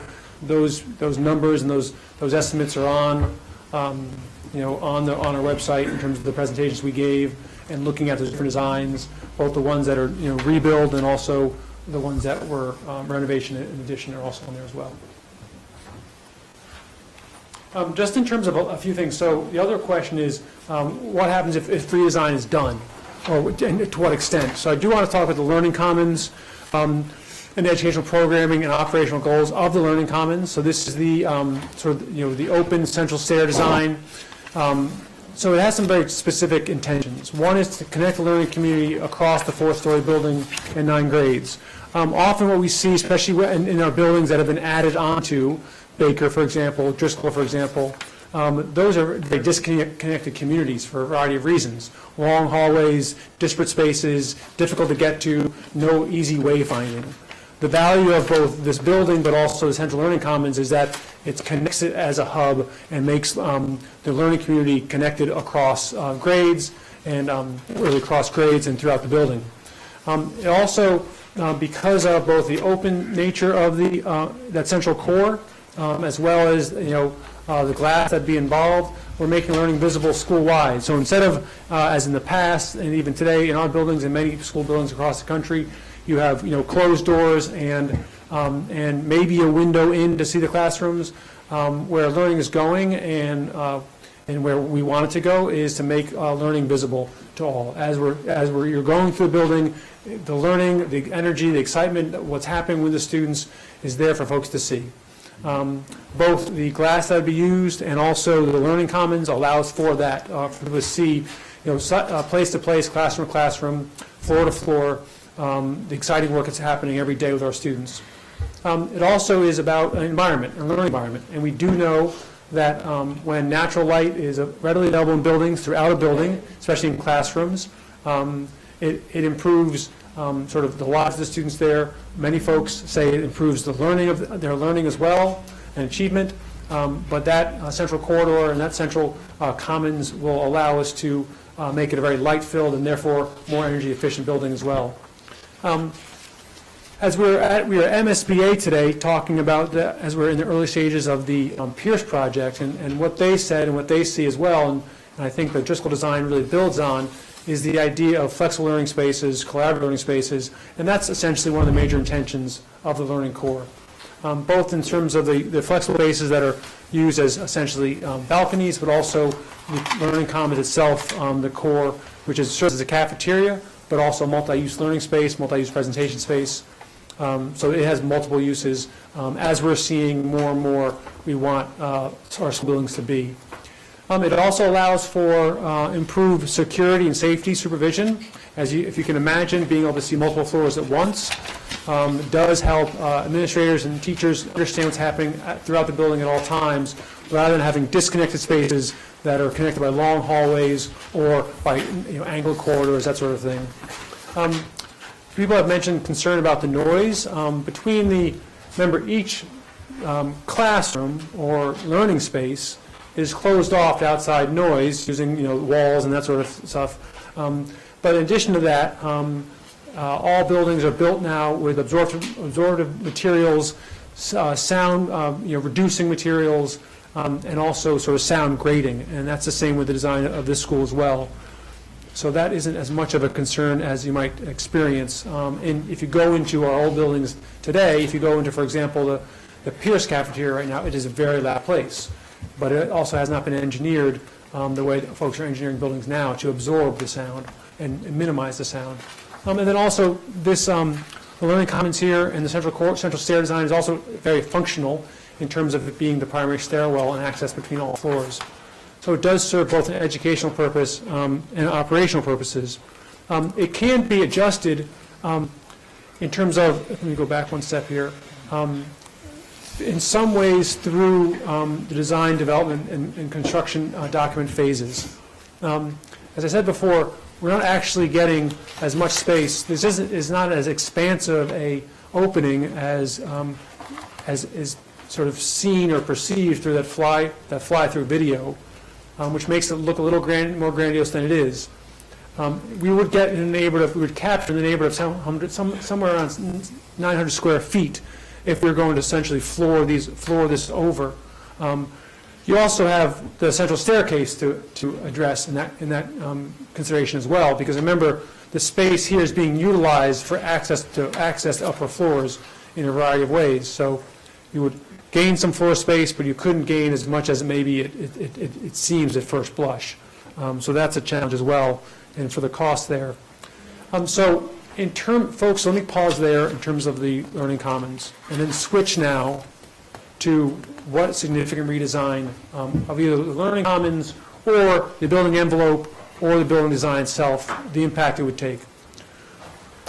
On some minor design changes, so if you're, for example, flooring over one of the floors in the Learning Commons, okay, or moving the multipurpose room to a different part of the building, or swapping the library, the makerspace, that sort of thing, those design changes can easily be incorporated into the design development phase. Just as we did with the high school, things are changing in the design development phase. Things are not perfectly set in the school building. Those things, in terms of moving spaces, adjusting the size of some spaces, can be done without affecting the schedule or design costs. If you're getting into building envelope, if you're getting into redesigning the central core and redesigning the shape and nature of the building, will essentially need to repeat the schematic design process. But not completely, because the schematic and feasibility design process included a lot of the site work that's already been done. So you're not starting from scratch on schematic design. But in terms of designing the building, that would be essentially redone. Would have to be gone through the same review process we've already done with the school building committee. Our estimates, working with JLA, would be that'd be an addition of 3 months to the schedule. Those 3 months would add additional escalation costs, because time equals money in these projects, as we all know, we've described here. And that we estimate to be $4 million in additional cost, just on the time delay due to escalation costs due to the time pushing the schedule out further. So far, we spent $1.18 million on schematic design costs, so we wouldn't double that, but some factor, perhaps 3/4 of that, certainly at least half of it, if not more, we would add to the cost as well of the project. So that's in terms of really sort of, if we're redoing design in major ways. Let me pause there. Further questions on those last two slides? Yeah. Yes, I mean, I think the hope would be that if you redesign the building, that if you think, for example, you go back to 85 million or something, that there is a cost savings overall, even though the cost would be more, you spend more time in the design. A lot of times, and maybe this is something, the process that should be done is, a lot of times they do a peer review with a different architect or office does a peer review of a design with a charge, is this the best use of the site, the program, the most efficient way? They do a peer review of the project and they say, we agree that this is sort of the best way to go ahead on some things. To me, there's two easy parts to the project which I don't understand very well. One of them is, for example, you have the multi-purpose room, which is a very nice room the way it's now. It has this big glass expanse. It has lots of natural light. But most of the time, it will probably be used as a darkened space, so you have to sort of darken the space, which is not a big deal. But then you also locate that building, which is very sensitive to sound because of what happens inside. You locate that building on the busiest street that there is, which is Washington Street, which has the fire trucks, all kinds of stuff going on, versus the Westbourne Terrace, which is sort of a much quieter part. So, what would be the cost implications of putting that building on the other side, having to maybe not have as much glass, not having to insulate? If you're trying to insulate glass for sound, you're going for a lot more expense than if it's just for temperature. So, for example, what happens when that's done? Also, the value of the atrium, which it's a wonderful move.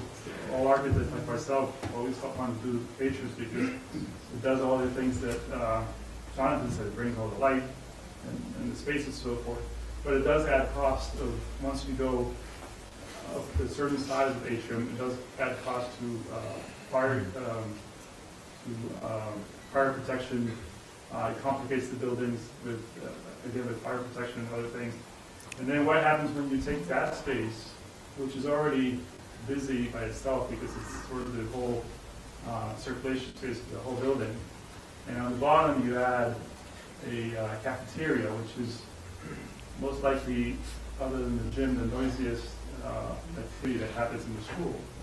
I know my son, who's in second grade, would come home with his lunch full every day because he would be too distracted looking at what's going on, and the temptation of the older kids throwing down things to see if they hit someone in their plate is, as you see in this little diagram over there, it's just too much, I think. So again, the peer review would say, is this the best use of this space, or would it be required to be in a more enclosed space? And then if the peer review comes back and says, we agree 100% with everything, then we're a year down the road. we've vetted the building. So let me understand. So We're a year down the road, too. So I was going to ask a similar question. There's a peer review, and then there would be going back to the design and the building committee in that process. So, conservatively, what sort of time frame are you talking about then? Well, I mean, when you talk about so if you look at the efficiencies of the building, and then you see the peer review probably would say something somewhere. There would be some savings to the project in there, and when you take that, even if you take 6 months, for example, to do this whole process for a building that we're going to keep for 75 years, it's a drop in the bucket. I mean, if you think about it, We've been talking about this for 10 years now. I'm not sure how long this project, and then we're hoping that this building is going to last us 75 years. Yet it seems like at this process, we're sort of rushing it through. So I'm not an architect, just tell me, like, how long does a peer review take usually? Well, a peer review could be just a month. You basically have an architecture team, or a team of either mechanical or whatever. We need to have something by town meeting when we do the appropriation measure. So I'm not sure that. So we need to have, So, yeah. sorry, to follow up on that, I would think that we would go with what we have for town meeting. That wouldn't stop the appropriation. But instead of, once we've appropriated the money, instead of saying this is the design, that we do one last vetting of the design before we sort of keep on pushing. We're only at. Oh, that's what the building committee does, right? They're advisory to the select board, the school committee, and building commission. Right, but I mean, the thinking through this process is largely, function of the building committee. I want to just elaborate on a couple of things. I think the building committee and others would take some issue with that we're rushing into this. This has been a multiple-year process, and well thought out, and well approved, and well vetted by both the building committee, and also in terms of program and approach to the school department. So that's one piece. You mentioned the multipurpose room specifically, and my understanding, and Jonathan, correct me if I'm wrong here, is that sort of change you're suggesting can happen during design development. It doesn't need to put things on hold, doesn't need to get into further study. But again, whether it's changing the multipurpose room, the location of it, the soundproofing of it, that all can happen in design development, and we would expect to do that. And the building committee has asked us to look at specific things, specifically the library versus the makerspace in those locations. So this would be part of that. There also can be some smaller changes, some modifications to the learning commons as well. Perhaps in the stage of flooring over one of the floors, that sort of thing. So you minimize some of the noise issues, perhaps. You minimize some of the ventilation that's needed and the cost there. You also have real sort of impacts in terms of light and openness and some of the basic design of it, but that also can probably most likely be done during design development. So I think there's a middle road here where we can continue on and work through the building committee process as we have with all our buildings, without unnecessarily delaying the process, the time, and then adding cost to it as needed. So I just want to make two comments. One about this, but also going back to something that Bernard raised before. I appreciate what you're saying, but I do want to point out that a number of things. Sure, I said I appreciate. Well, Ben will just repeat it, yeah. I may not capture all of it. There are some extra microphones here. You want to go to the mic? Okay. All I was going to really say is that a number of the points that people are making now, which seem like they are coming sort of at the last minute, actually aren't, because they were made last spring. In particular, some of the comments that Carlos is making. So, part of this whole discussion really is whether or not there is a willingness to hear comments and critiques along the way, as opposed to just saying, well, we've got what we've got and we're moving forward. So I just felt I needed to say that. And also, Bernard, to your point about question about opening schools in the middle of the year, unless I'm mistaken, Brookline itself has done that with Runkle, which I think opened not even in January, but I think it opened actually mid-term. So it's not something that the town has never had to deal with before. No, fair enough. It's just a question that need to be asked. Yeah, no, I appreciate that. I just want to point it out. Well, we're not done yet. Yeah, or keep it, leave down there in case someone else, in case Mr. Sandman wants to. I guess I do want to say is that I'm trying to be clear with folks that we're open to continue to look at some of the design issues here. Just about, it is to degree, very honestly. You know, and what I'm trying to balance here is, you know, keep on extending the design process, you know, for months or more, thereby continue to escalate the costs. At the same time, being willing to look at the learning commons, being willing to look at location spaces. You know, in terms of, you know, significant changes to cost and lowering cost by redesigning in significant ways, I just want to be clear that that is balanced against the extension in timelines.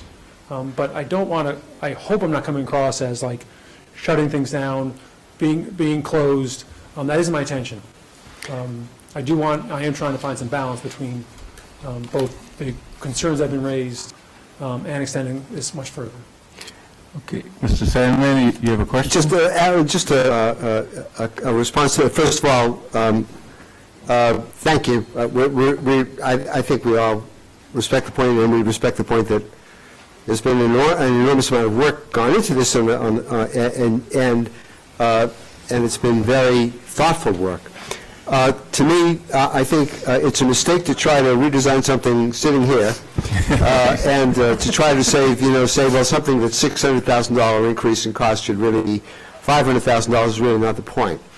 I think the most powerful point that I heard this evening, apart from this very good presentation, thank you very much, was Jonathan Levy's comment that the way you really save money in the cost of a school is by changing the scope of the program in the school. And that is something not for the architect to decide, but rather for the school committee to decide. Just without bothering to repeat the whole of what I said, we do have 4 of these coming at us, and I think it's important to take a look at program design as it will affect all 4. Failing to do that, we will not get 4 schools. So let me build on that point for just a second. I think you're right that redesigning a building at 8:30 on a Tuesday night is not the recipe for success. But we do have an election for this project on December 10th, and I think in the absence of setting a number for what this school is going to cost, people are going to assume that it's going to cost $108 million, which based on the presentation does not appear to be accurate if we're going to maintain the same program. Mm-hmm. So I think we can quibble with what the school is going to be, or we can set a number and design to the number. I think the latter is more of a recipe for success, given where we are in the process. You can certainly have a design, put a number in. The thing that I'm concerned about is, well, first of all, expenditures tend to rise to meet income, as the saying goes. So there's a tendency to say, well, if we put a number in, then we can spend up to that. Going forward, it's really important, no matter what number you decide to put on the ballot, to rethink. The appropriations, nothing's on the ballot. I beg your pardon, right. The appropriation you put on the ballot, what you put on the ballot is one thing. What the thought process is within the school committee, frankly, is actually much more consequential to what the cost will be, because if there's a look at programming and a decision that, well, yeah, if we're going to build 4 of these schools over time, then we really do need to reshape the program for all of them. It's not just one at a time, or nothing, maybe not just in isolation, one from the next. Then that's something the school committee can certainly do, whatever the number is. So I agree with you in the abstract. We've got a project that was costed out in May at $108 million. It's clear to me after this presentation, if this select board were to message that it's our intention to spend $108 million on the project, it's not going to be the same program as was put forward in May. Yep. So we are less in the place, from my estimation, of designing to a budget, and rather than having to adjust the program down to fit a number. Okay. Okay. Any other questions before we wrap up and move to our next hearing? Nope. Okay, thank you. All right. And we will keep this discussion in mind as we take up warrant article number 4. Right, thank you very much. We're reluctant to be the skunk at the garden party, but to some extent, that's what we get paid for. Or not. Sometimes we need a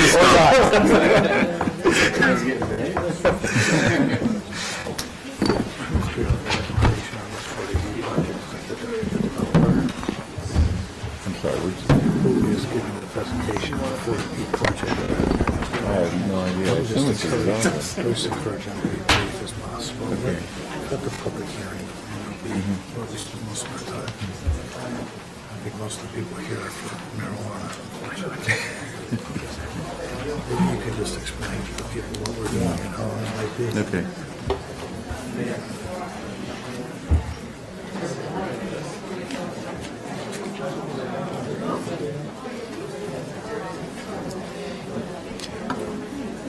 Okay, next on our agenda is a public hearing on a 40B project at 217 Kent Street.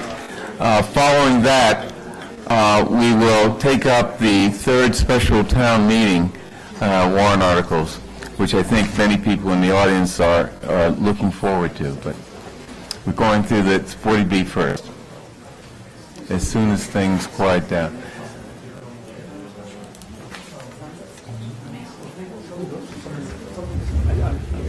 And could we, Allison, could we make sure that we don't extend the presentation by the developer longer than necessary? So we get, yeah, okay.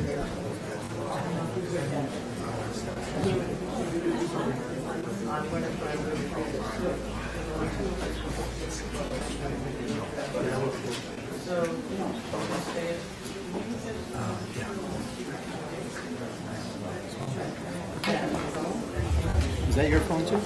No, they're all my phones. Oh, you have two. Hey, Dan. Smart.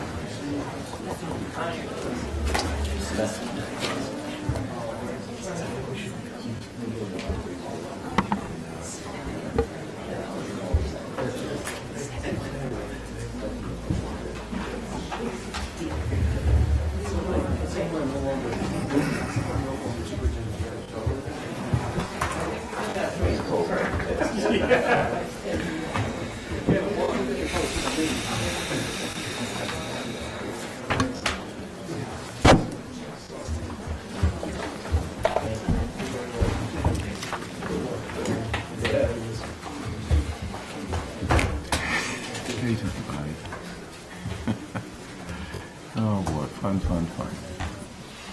Okay, ready? Let's go.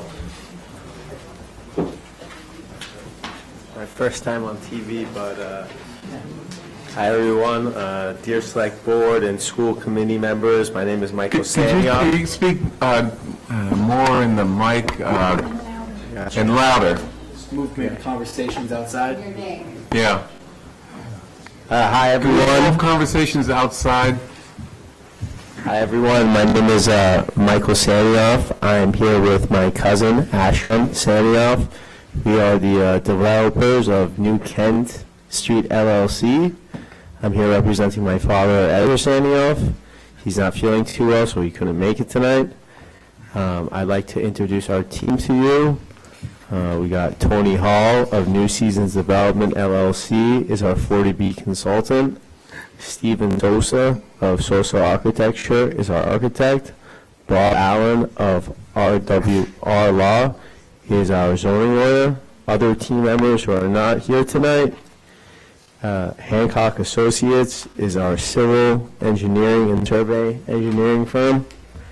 Vanessine Associates, Inc. is our traffic advisor. And at this time, I'd like to call up Tony, who will represent our project. Thank you. Thank you. Thank you, Michael. Is this okay? Yep. Perfect. Again, I'm Tony Hall. I am with New Seasons Development, and I'm going to lead you through most of the slides and then be turning this over to Steve Sousa. Let me just say that this is what we're trying to present tonight is really a synopsis of the project as it is right now.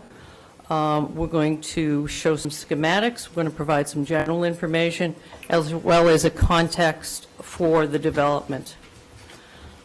I don't have a laser pointer, so if I use my finger in the middle of the let's see. 217 Kent Street is right here. And that's the project that is being proposed. Right now, let me tell you where the status of this is. This project, the development team has submitted a project eligibility letter application to Mass Housing, a state agency. Mass Housing is reviewing this now and will be considering comments by the town. I assume what you'll be discussing tonight and hearing comments from the audience. The proposed development incorporates the building that I just highlighted and adds a new building which is going to be covering the existing parking area. We'll be showing you some more slides on how the rental development is to be proposed. The total development will be 90 units. 25% of that will be affordable units, and that is 23 units out of the 90 units will be affordable. The site is about 2/3 of an acre, 0.66 acres. To provide another, I guess, sense of place. So Kent Street is again in the middle, and this really represents about a 15-minute walk in a circular area. If you look at it, you can walk to where the employment area is, very close by to the hospitals. It is, let's see, you have Trader Joe's is probably, it's not quite 15 minutes. We have within walking distance playground, schools, and institutions, religious institutions, and it's about not even a 10-minute walk to the Longwood T-stop. So this is the existing building that is there now, which is going to continue to be there in our proposal. There is the sides, two front, another side, the rear where the parking area is, and another side. There is presently 30 parking spaces. The design team reviewed and analyzed different options for the site. The chosen option that we have submitted to Mass Housing for the project eligibility letter is to retain the existing building and continue renovation through moderate rehabilitation. We would add a new elevator, and then we would, in the rear, if you can see it on your right-hand side, we would add a building to the existing parking lot. So what does this really entail? It's two buildings. One is existing, one will be new. The existing one, as I've said, it has moderate rehab. We will do energy improvements. We will add an elevator. There is not one that exists now. And the new design will consist mostly of studios and one-bedrooms. We'll again consider energy efficiency throughout. The parking will be in the lower 2 floors of the building, and we'll have some schematics of that also. We also intend to provide some charging stations for energy electric vehicle cars, as well as a significant storage space for over 50 bicycles. So here is the chart of the new building and the old building. What I consider not an old building, it's the existing building.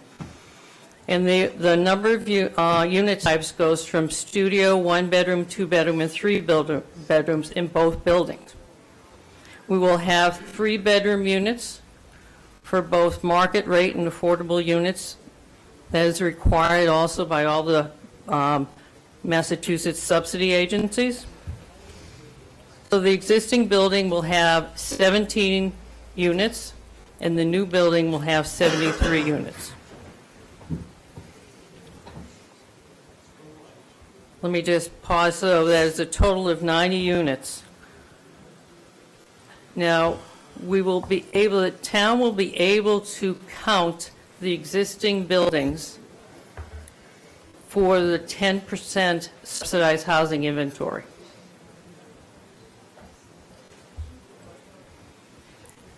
The affordable units, I think you can see that it is a range of studios to 1 bedrooms, 2 and 3 bedrooms. The market rates, the studios represent, let's see, I'm not doing my math, it's 23 units. And in the market rate units, you'll see that there are more studio and 1-bedroom units. That's because of market demand. I think we definitely know that in the development business here. Let's see. There is a slide that I'm missing, and let me just at least verbally say it. The affordable rents we have range from, I think it's around $1,400 to $2,300. I'm not sure if that's actually correct. I would have to check that. The market rate units are proposed to go from $2,300 to $5,000. The affordable units have to meet affordability standards. They are currently for the 2019 rates. So that probably will go up somewhat, as well as the income limits. The income limits are 80% of area-wide median income. Steve? Can I briefly, before you move Sure. on? You mentioned that the affordable units will be distributed between the 2 buildings. Yes. Can you tell us what that distribution is? Go back. They're definitely throughout. I've done the count by looking at the layouts, and I have the layouts. What I can do is look back through my notes and do it. Let's see, we are adding 3-bedroom units in the existing building, and some of those will be both a mix of market and affordables. There is 1 unit, that 1 3-bedroom unit in the new building, and I don't think that's either market or affordable at this point in time. And there are accessible units in both buildings. And I'll get back to you on that. That'd be great. Yeah, can I ask a question? Absolutely. On your schedule that's online, I don't see it here, affordable units include a utility allowance that the other units, the market rate units, don't have. What does that refer to? The affordable units have utilities?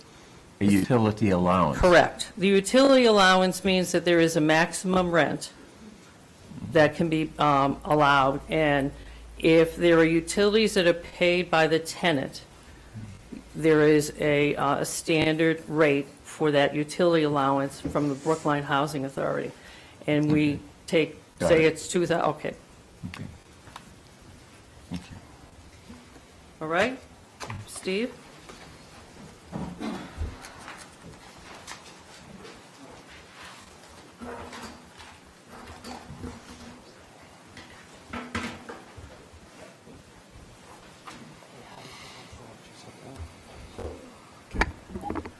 Mr. Chairman, I'm Stephen Souza from Souza Design Architects. It's on 81 Boylston Street here in Brookline. I'm also a Brookline resident. I'm happy to present this project today.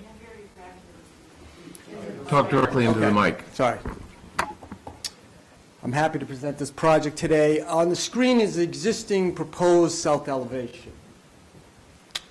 The advantage of this site is from the streetscape to the rear of the site, there's about an 18-foot difference. It allows us to put the massing of the building in the rear of the site and still preserve the streetscape. And that was kind of our design intent as we've done it. As discussed before, this is the existing building here. We're adding a new elevator tower that provides accessibility to the existing building throughout. and we're linking it at the ground level floor. These two levels here are 2 levels of parking, and we have 6 levels of residential above. The bottom level is clad in metal panels. You see the bays are zinc cladding, and you see masonry brickwork above that links the material to the existing building. There is a penthouse that's set back from the streetscape or the edge of the building to help break down the mass as well. You'll see that in future perspectives. This is how we line up. It's a two-dimensional elevation of the proposed building. You know, once we look at that in 3D, we can understand the true relationship of the two buildings, but we'll look at those pieces. But the existing building is 38 feet tall, and the proposed is 67 feet tall. We are adding 2 dormers on the top of the existing roof to create living space in the existing attic. So, this is a bird's eye view perspective showing the site, the driveway coming into the 2 levels of parking.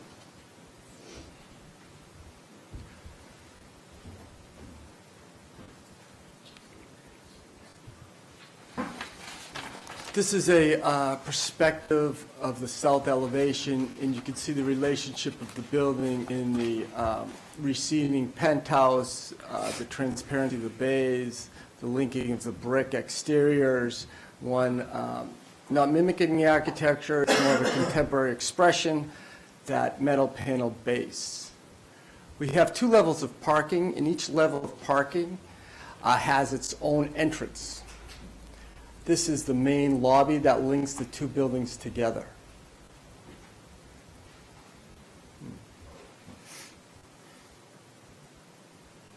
Okay. How do we do this? So a lot of what we try to do is leave the existing streetscape by keeping the existing building.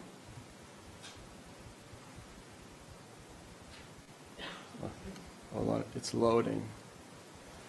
And this rendering depicts actual, hold on. There it goes. What the pedestrian view corridor will be. Almost. Is it going?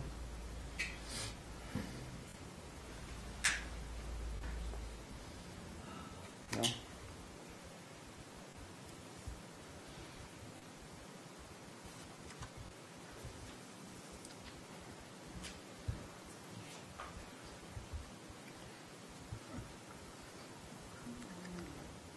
Okay, you're running out of time. Just give us 1 sec. I think it will be worth the wait. Okay, it's a promise. I don't think so. I think. All right. Okay. Don't hit that. Is the building getting smaller as we wait? Okay, no comments from the peanut gallery. There it is. So watch. So it is existing streetscape as we walk through the building. See, I told you it'd be worth the wait. We come down. You see the existing building, the existing scale of the existing street.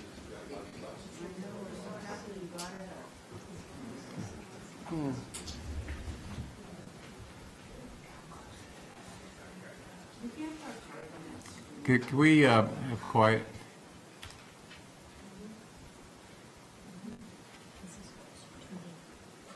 Stopped.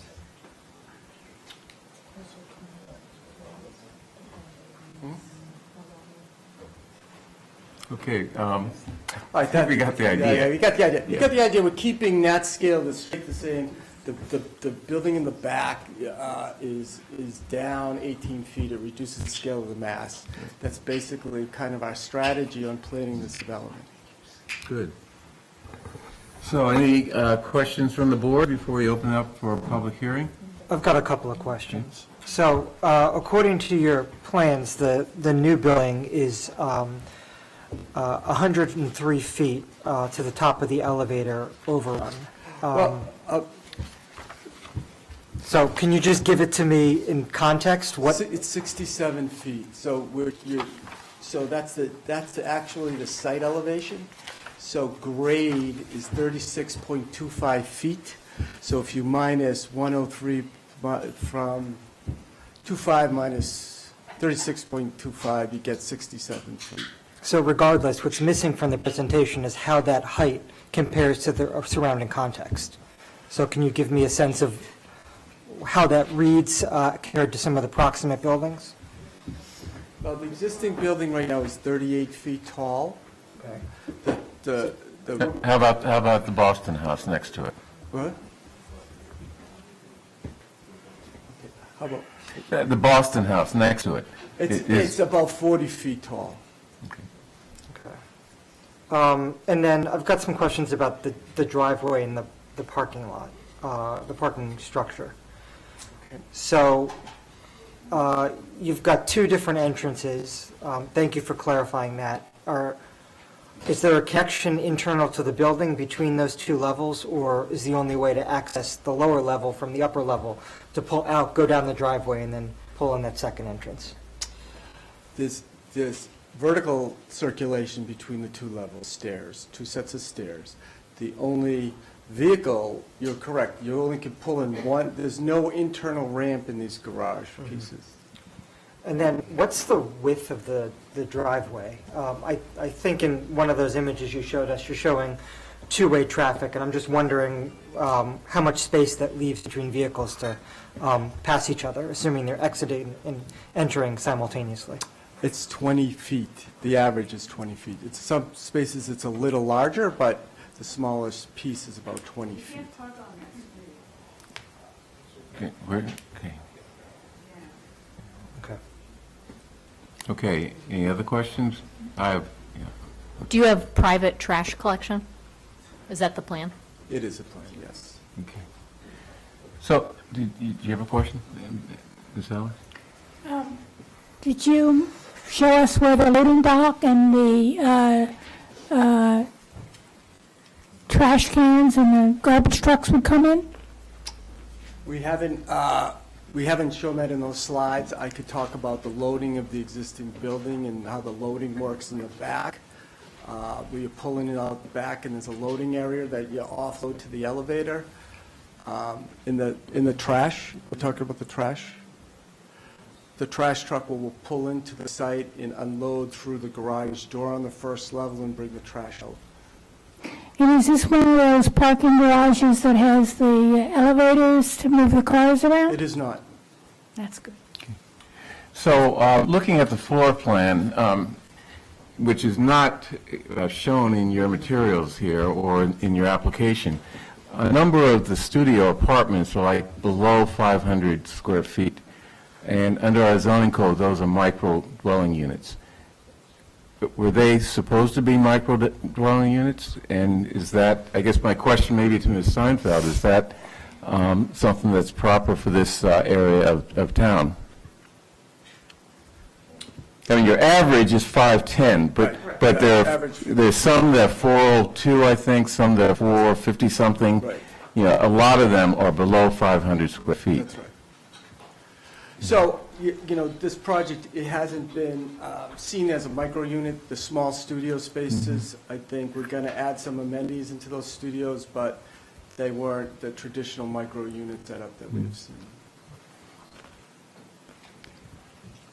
Yeah, educate us as to whether that's an appropriate unit for this area. It's actually not relevant in that it's a 40B, so if it were below the Okay. Zoning, they would seek a waiver. Got it. Okay. Any other questions before we open up to the audience? I've got questions about the planting plan. Are you increasing the plantings on the site, or what sort of open space improvements are you making, if any? Right now, we're at a stage where, the conceptual stage, we are going to engage our landscape architect to do a thorough landscaping of the existing site. In between the two buildings, there's we're conceiving it as a a public space that will be heavily landscaped and opens, and again, we're going to study the landscaping on the perimeter as well. So of what the about site. I confess I'm not 100% familiar with the rear of the property, but I know it abuts the D-line tracks, and my impression is that there's that perimeter is heavily wooded. Right. There's some trees there. In order to construct this new building, are you cutting any of those trees down, or is that exclusively on MBTA property? So there's a couple things that we haven't been clear, that aren't clear in this presentation. So we do not abut the T. There's a little parcel of land that's about 18 feet wide that is between us and the T, and it is now heavily landscaped. We don't anticipate, it's not our property, we don't anticipate touching or damaging any of those trees in that particular area. Excuse me, who owns that property? It's the existing condo association next door. But I don't think they realized they owned it, because the people who own the building now, the Senioffs, have been maintaining it, and they've asked if they could dump their snow on their property. So I don't think, no, it's kind of a lost parcel to some degree.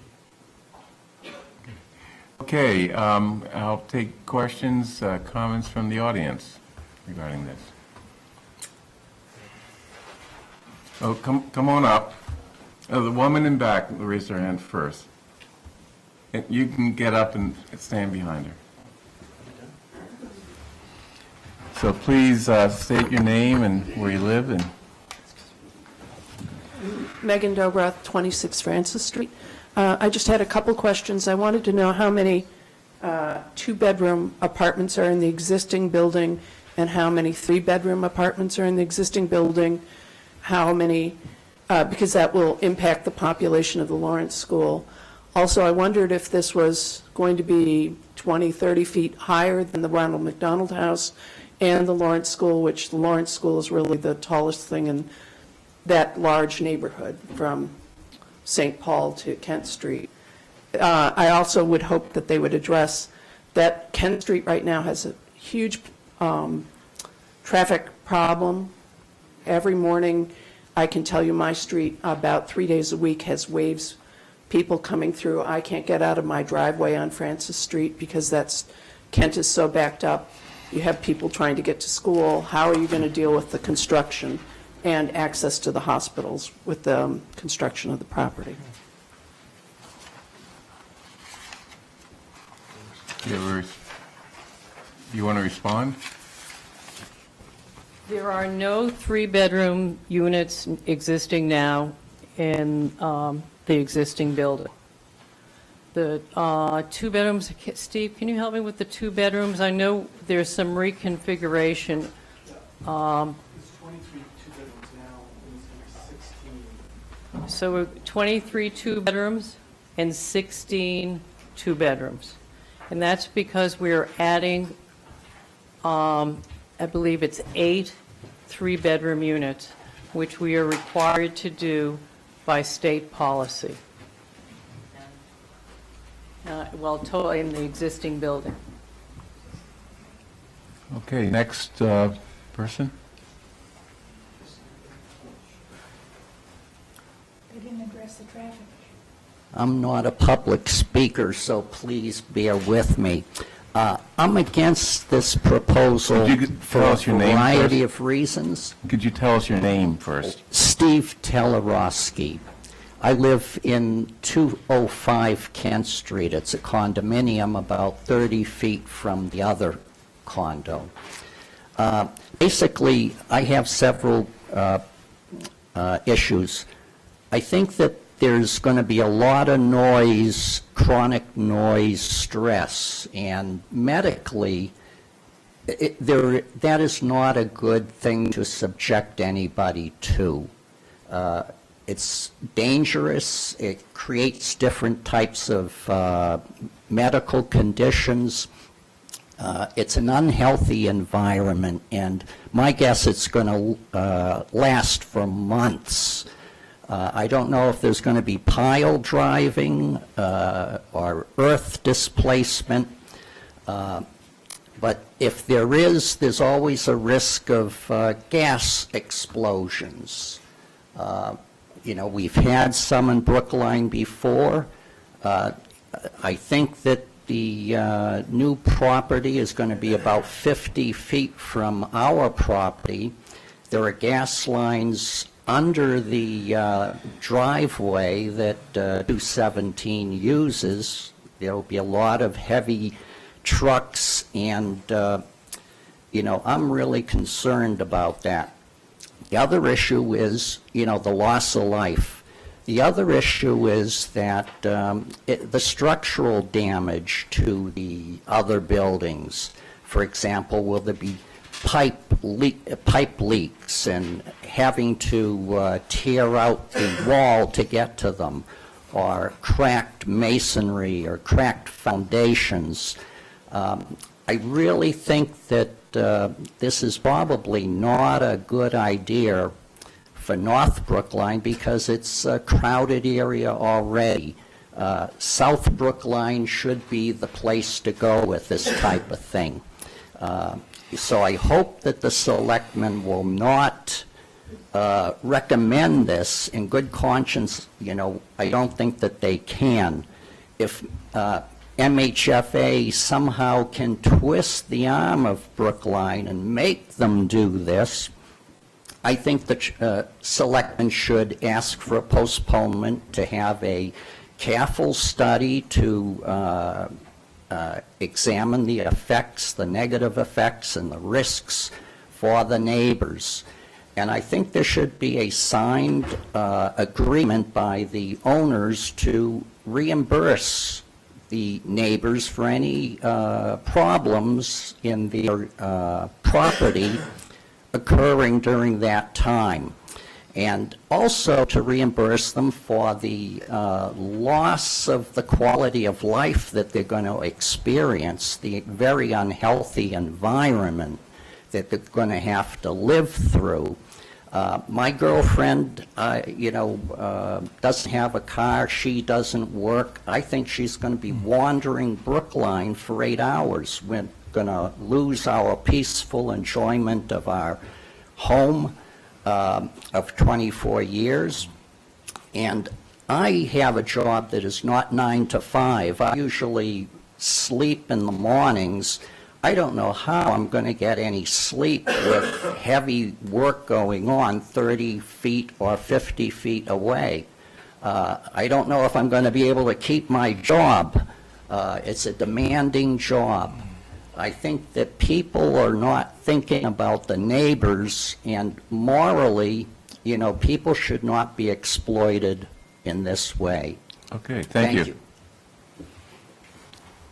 Next.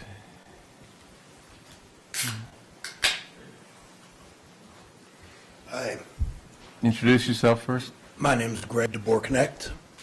I've lived at 31 Kent Square since we moved here when I was 5 years old in 1970. And at first I felt somewhat conflicted about the project because I honestly think that affordable housing is a good thing, and I would love to see some more in our neighborhood. However, I don't think that this project is really going to be the one. I think if they could do something smaller, maybe. One of my concerns, obviously, is the traffic. Again, I think we all know what the traffic on Kent Street is like getting close to about 5 o'clock. And it's a parking lot. It's backed up almost to Longwood. And this is certainly not going to make things any better. Once the traffic dies down a little bit and it gets beyond this, it's still packed. And, you're going to get people going down Kent Street, down Kent Square as fast as they can, trying to get to Route 9. And so those are some of my concerns. I think we all read a book in high school called The History of Brookline. And whether it's true or not, we were told that when the first Europeans came to this area, they found a stockade in a settlement that the indigenous folks had used right up along this line. And I think that has, personally, if it's true, I think it has some very interesting historical value that, that having a structure of 73 more units, might interfere with. At the end of the day, I think that just the scope of this is very large for our little community. And although I would love to see more low-income housing, I just don't see it working on this scale for the people who would move in there and for the neighborhood. So thank you. Thank you. Next. Hi, I'm Jolyon Cowan. I live at 12 Kent Square, which is about 70 feet away from this project. I'd be very happy to have more affordable housing in the area, but I think the plan is way out of scale with the neighborhood in terms of traffic, parking, everything else. On our street daily, there are cars parked for hours for people commuting to Longwood. Teachers need to park there for Lawrence School, which is just around the corner. I did have one question. Have they addressed concerns about the floodplain or how this construction might be in the floodplain or not of the Muddy River? Would you like to address that, Ms. Hall? There is a 10-foot area on the, let's see, I don't know which way, so that I'm facing the building now, so it would be in the left corner. It is clipped, and I think it is a flood zone. I think it's a 100-year flood zone. I'm not sure. I think that's that includes that little swath of land also. So that will be something that, were we to move forward, that we would have to address. That does not include where the proposed structure of the building is, though. Is that the 100-year floodplain that exhibits itself every couple of years? Yeah, those maps need to be updated, clearly. So, next question?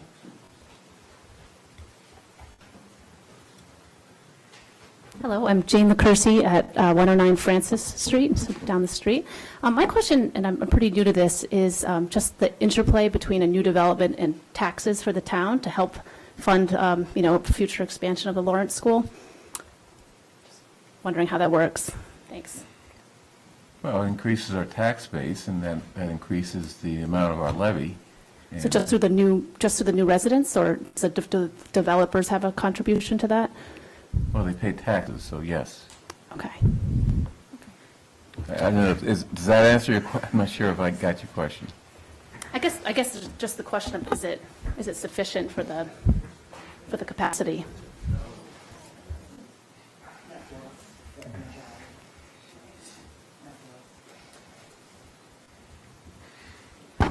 Murray Dewar, Town Meeting, Precinct 3. I live on Toxteth Street. This building is as big as the hotel down on the Route 9, and way too big for such a crowded street. This Kent Street blocks up, almost impossible, 8:15 every morning. There's a floodplain. The parking lot in the back was flooded in the last big storm. The very site where this building is going to go was flooded in the last big storm. So somehow this building has to be made smaller. It's way too big.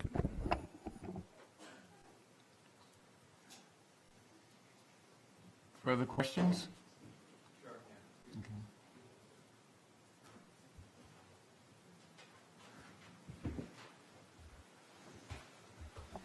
My name is Brian Shaughnessy. I actually live at 247 Kent Street. I'm on the same side, about 3 buildings down. I've been in the neighborhood since 1997, and we've... Oh, yeah, it's okay. I've been in the neighborhood since 1997, and we actually moved into this house, which we've been renovating since 2010. Talk towards us, but into the microphone. All right. It's not that we... You guys should have something you can walk around with. We have TV cameras that need to get your face. Okay. So if you're looking up in the audience, you're not going to be caught on the cameras. Okay, I understand. So, just keeping in mind everybody's points. I mean, there's some serious things that are important here. So I live at 247 Kent, and our street is a corridor for multiple access routes, to get to either Longwood Medical, to cross over into the BU community, to get over to the Charles River. It is just extremely common to travel on this street. So we have 2 dogs and I have 3 children, and I cross the road our kids went to Lawrence. I cross the road for years on a daily basis, and it continues to get worse with time.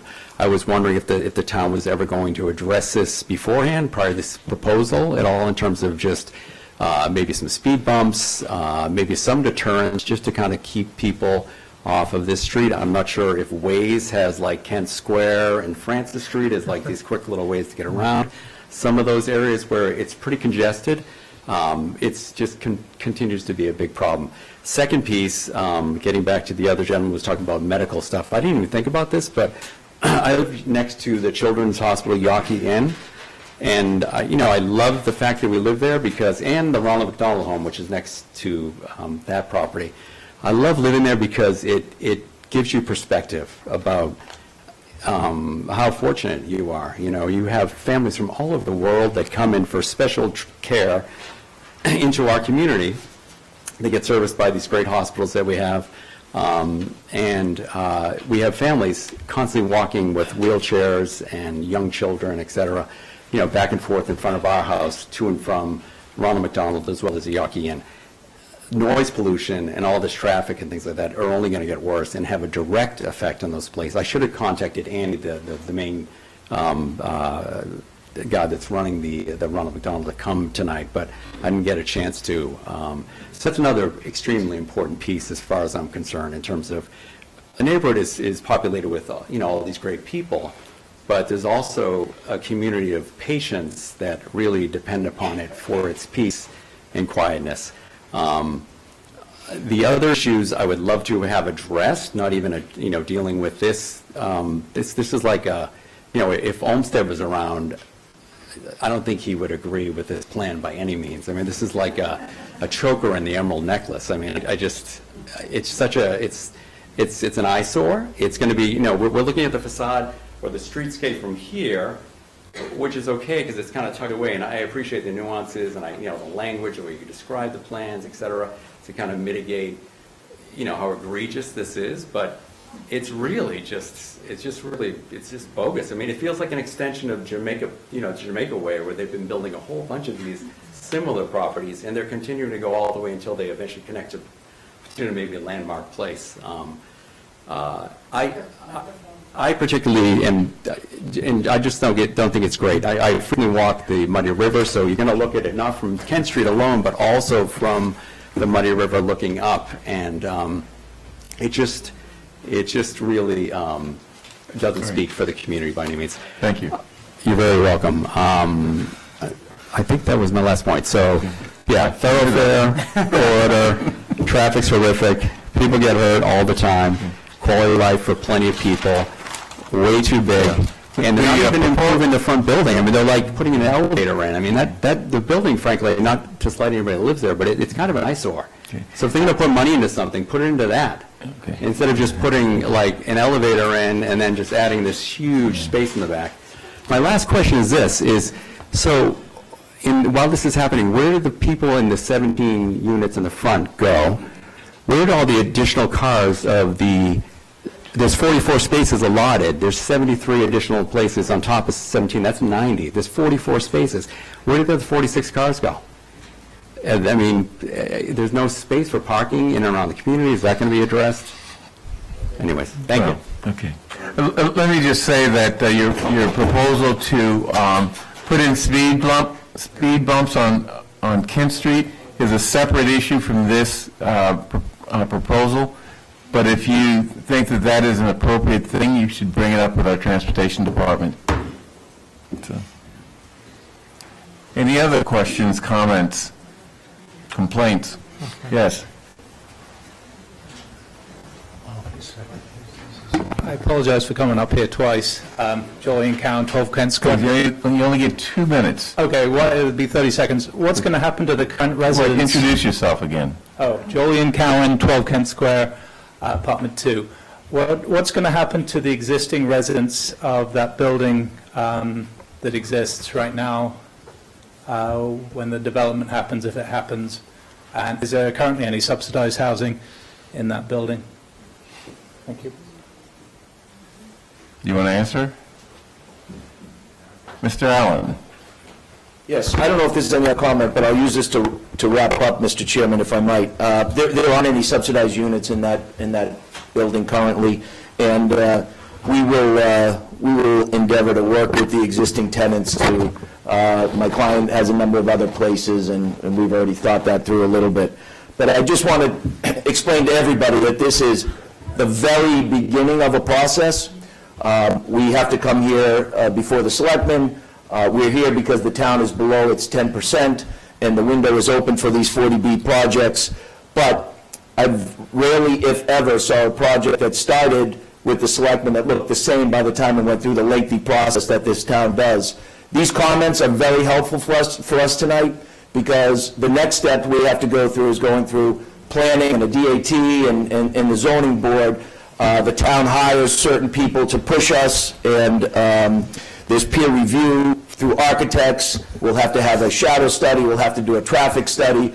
My client has owned this building for over 15 years, so we know what Kent Street looks like. That's why we tried to limit the number of vehicles to only extra 14 vehicles to limit the impact. We do think this is a perfect non-vehicle area.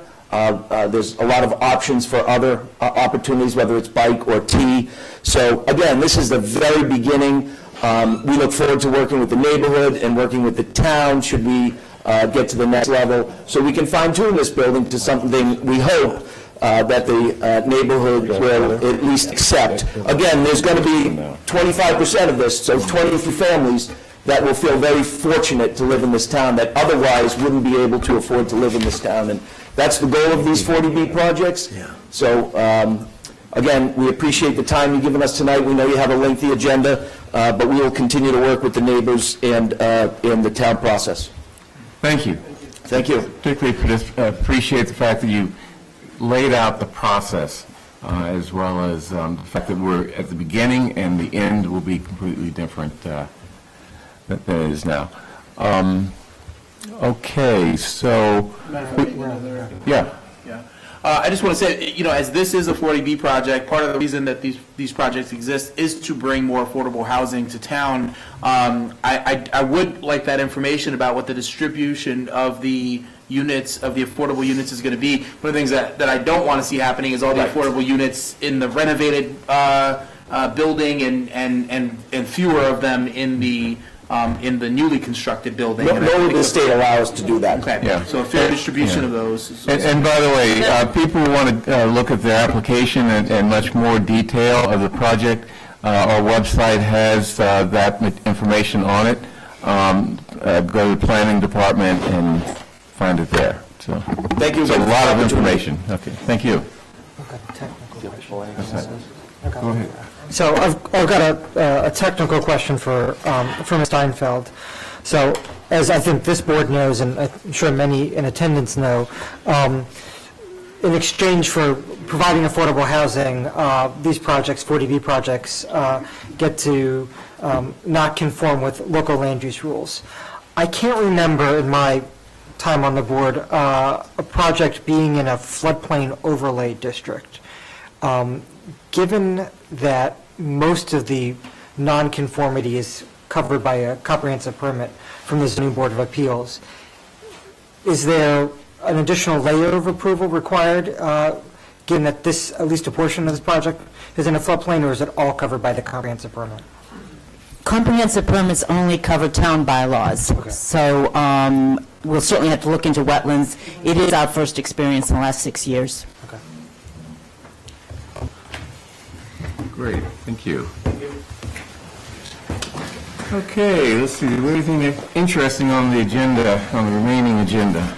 Excuse me, Mr. Chair? Yes. The board, if it wants to comment on this project to Mass Housing, must submit its comments by December 2nd. If you want, you can instruct me on what you want included in the letter, and I will be back next week for you to fine-tune it or to approve it. Okay. So why don't we do it this way?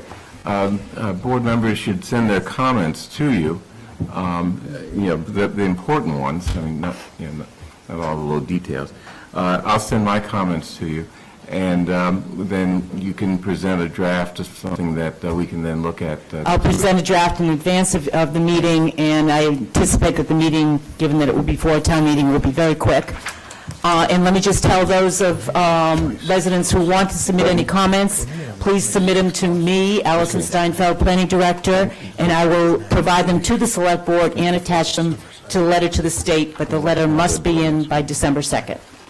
So thank you. Ms. Steinfeld, I am concerned because the Lawrence School is so close, and Kent Street is so heavily traveled, concerned about the safety of the students and the residents in the area. So I would like that to be discussed in the letter. Thank you. Thank you.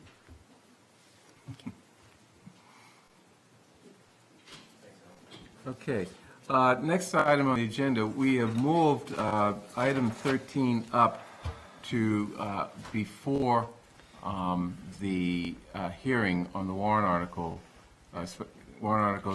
for the special town meeting, so that board members can sort of articulate their views regarding marijuana regulation in light of our hearing 2 weeks ago, the 90-day hearing for NETA. Also, in light of the... Oh, you can't hear? That's number 12. Pardon me? Which number are we in? The NETA 90-day review is number 13. We're moving that up to now, before the public hearing.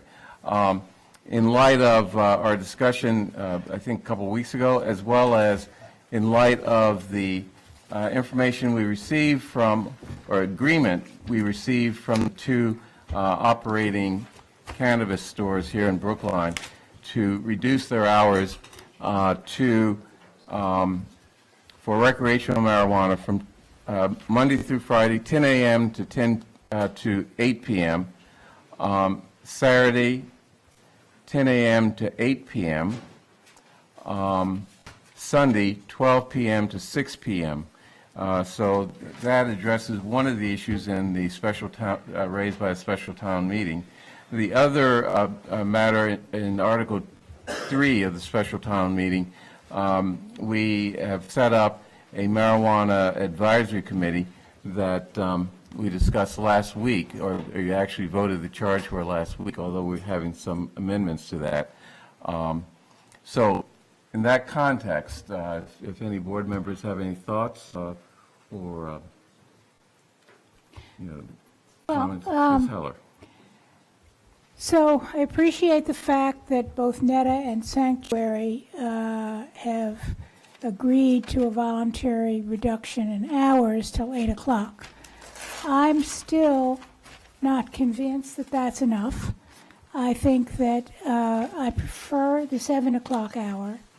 However, I do think that one of the things this board should do is to include in the license, in our license, the same kind of condition that we currently have for review of hours, a 90-day review. I'll see if I can find it in this, this is a complicated packet here, but it's article, okay. It So- was- so, it's- yeah, it's- we it's can set condition number conditions. 5. It's Okay. condition number 5. I remember that. And so. That's for extended hours. We can set whatever conditions we want in Well- terms of reviewing these hours. I definitely want that condition Okay, imposed. good. Any other comments, thoughts, observations? No? There was one other issue, I think, that the sanctuary raised in its letter to us, which was that, and I don't have the exact wording, but that they wanted to be able to have an extension of the hours once other marijuana stores opened. And I No, don't, think, no. What- okay, I'm sorry. No, that's not necessary, we'll go. That's not in there. All right. At any rate, I think we should not tie the extension of hours to, or hours in general, to the opening of other stores. We don't know what the result, we don't know what the impact of that is going to be. I think we've heard some testimony that in Washington State, for instance, stores have opened and existing marijuana facilities have not seen a downturn in the number we've of had customers. testimony So I'm just the other saying side, that too. I don't accept that logic. Okay. So, any other comments? Are we just talking about the hours now, or all three of these? Well, a lot of things came up at our 90-day hearing regarding NETA as well as Sanctuary, so whatever is on your mind. Well, I'll just focus on the hours. I think it's great that that the two businesses, at least on the hours, are actually willing to compromise here and adopt what the advisory committee recommended to be the hours, which is very similar. I mean, 1 hour off of what the petitioners are actually asking for. So I think it's I think that's a good development.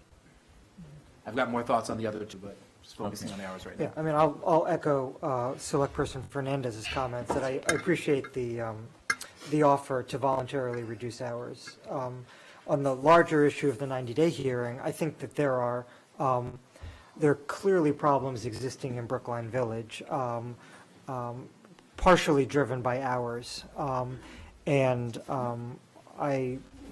Walking out of that meeting now 2+ weeks ago, I'm convinced that there needs to be some changes made, and here we are tonight on the precipice of potentially making some changes, and there are articles before town meeting, which I think I'm going to vote favorable action on at least a number of them.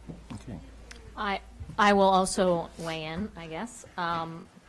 I guess I'm disappointed that this board did not act when I think it should have acted on at least reducing the hours. So I apologize to the public and everyone affected in the neighborhood that we were not able to bring the reduction in hours several weeks ago.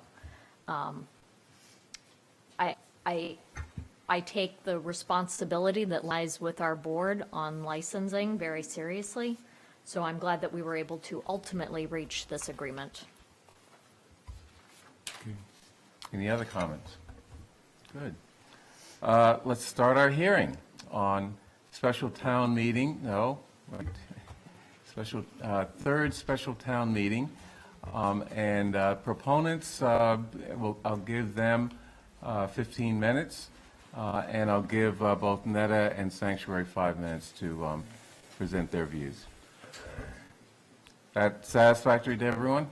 Well, we might need a little more time than 15 minutes. Well, give them more time, too. We might need a little time. Only up to 20 minutes, no.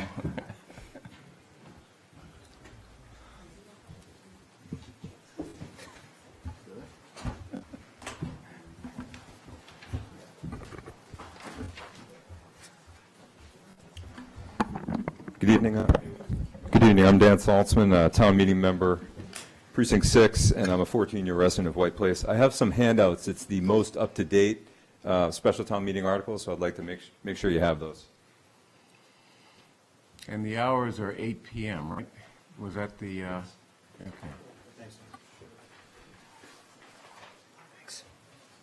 I'll distribute them, Dan. You're welcome.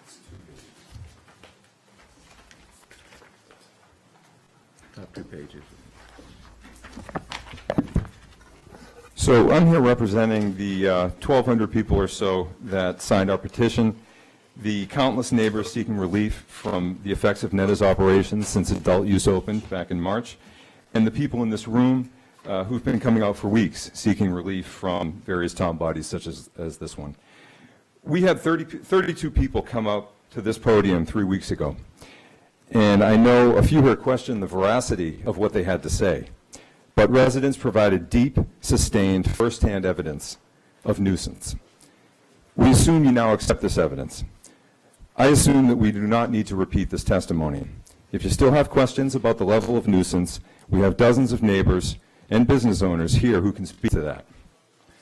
We have also put together a short video that shows people in public meetings on record talking about this level of nuisance, and I can get you an email with the links to those videos. In short, the nuisance is well documented. It's not imaginary.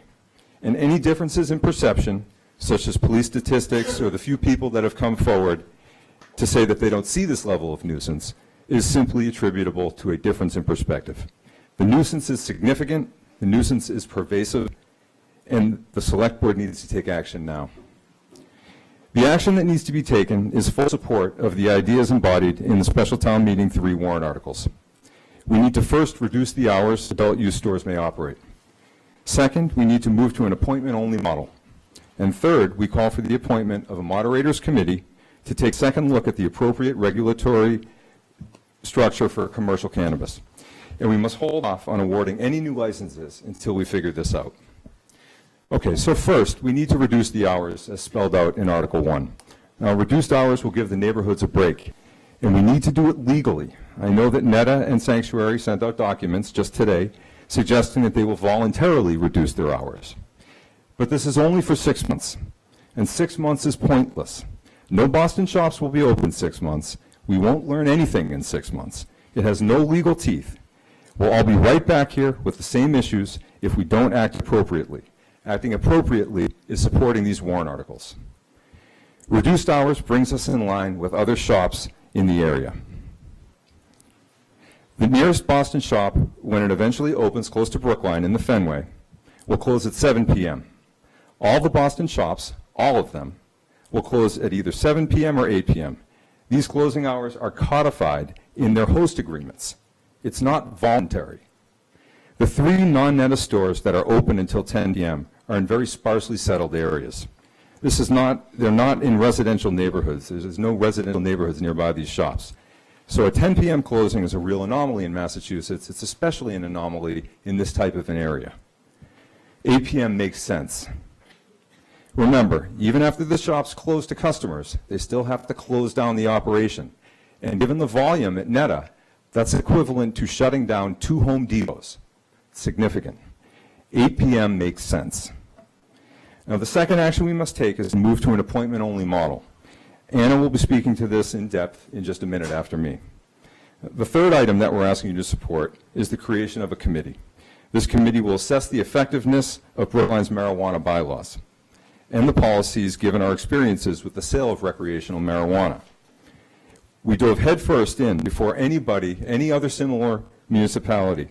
We need to take a step back, and we need to see what has worked and what has not before we make any more, before we issue any other licenses.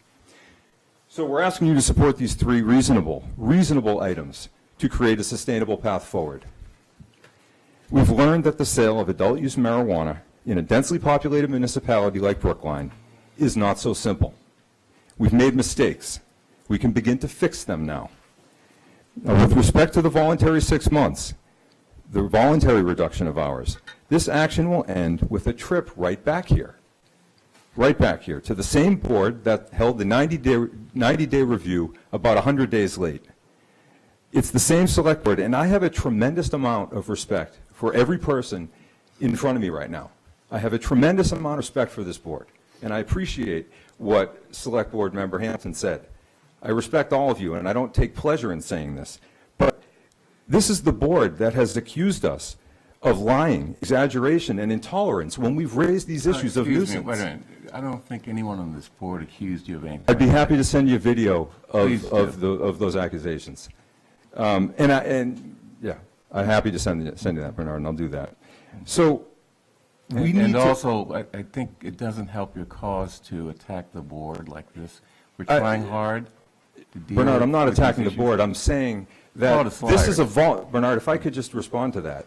We're being asked to accept a voluntary 6-month change in hours that would come right back to this board, that we have been Okay, seeking... let me address the 6-month issue.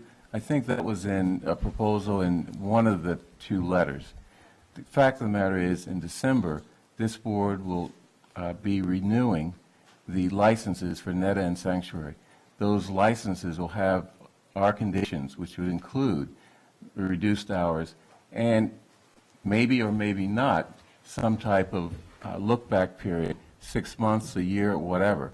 But there's nothing now that says that we're going to come back and look at these hours in 6 months. Okay, well, what I think we should do is we should codify them in our bylaws as proposed by the warrant articles. That way, we don't have to worry about any of that. Okay?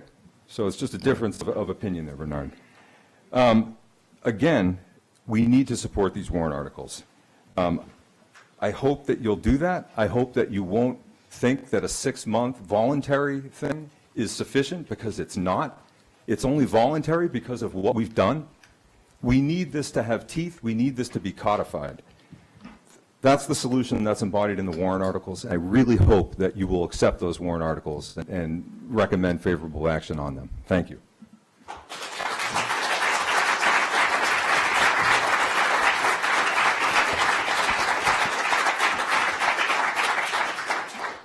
So good evening. My name is Ann Albuquerque. I am a professor at Boston University Business School and a town meeting member for Precinto 1.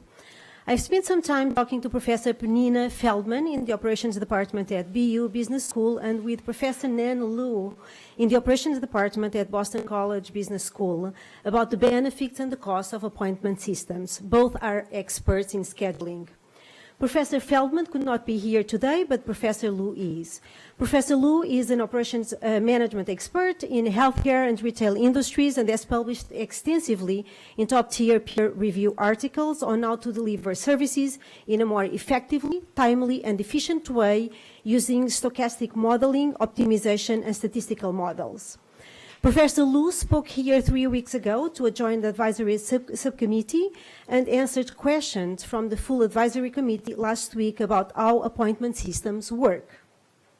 I want to cover 6 topics supported by his work, the work of Professor Feldman at BU, as well as the Newton experience. First, let's start by thinking about what are the main benefits of appointment systems. Appointment systems smooth demand, leading to less wait time, no queues, and increase in customer satisfaction. So would like to be outside in a rainy day and cold day like today waiting to be served? No one. And it can also lead to an increase in sales revenues if managed properly, as it reduces walkaways. Second, what are the services better fitted for appointment only or for appointment systems? High-volume businesses and services. Examples of high-volume businesses or services that have successfully and voluntarily adopted appointment services are Department of Motor Vehicles, as an example, urgent care, hospitals, campus tour scheduling at universities, Disney amusement parks, museums, restaurants, and the list goes on. These businesses have adopted it because it leads to better customer services and higher profitability. Third point, are appointment systems easy to implement? Appointment systems are very easy. For some who have not worked in a high-volume customer business, an appointment system may seem difficult to implement or complicated, but it's not. With the widespread use of internet and smartphones, customers can easily use online services to book appointments or get in line without being physically present. Alerts are sent via text messages letting customers know when they should arrive. Also, some systems allow customers to put themselves back in line if one is running late. Many organizations have developed online appointment schedule portals, and there are a rising number of online service reservation companies that do online scheduling. And if you don't like online scheduling, you can just pick up the phone and make an appointment via phone. So it's all very simple. I would also encourage you to all visit Garden Remedies in Newton. I have just done that, made appointments online, and it was all very easy and smooth. These systems do not require additional employees at the company and should not require any additional staff from the town. It's also a visually regulating system, meaning you will know if it's working because you see no lines. Fourth point. This is important because, I've talked about the benefits of appointment systems, but there are also some costs. So what are the costs of appointment systems? Well, the main cost, according to my colleagues, of appointment systems is the lost sales associated with a customer that does not want to call to schedule an appointment and walks into a different store to shop. Now, let us think about that, right? Where would the clients go here in Brookline? Well, they cannot go to Newton because They cannot go to Newton because Newton takes also appointments only. So what is the alternative? Well, maybe Boston, but those stores haven't opened yet in Boston. So how much of a potential loss of revenue will occur is just not clear at this point. Also, Professor Lu's research shows that allowing for a hybrid system where both walk-ins and appointments are allowed is a reasonable choice, only when customer volume is low, which doesn't seem to be the case right now.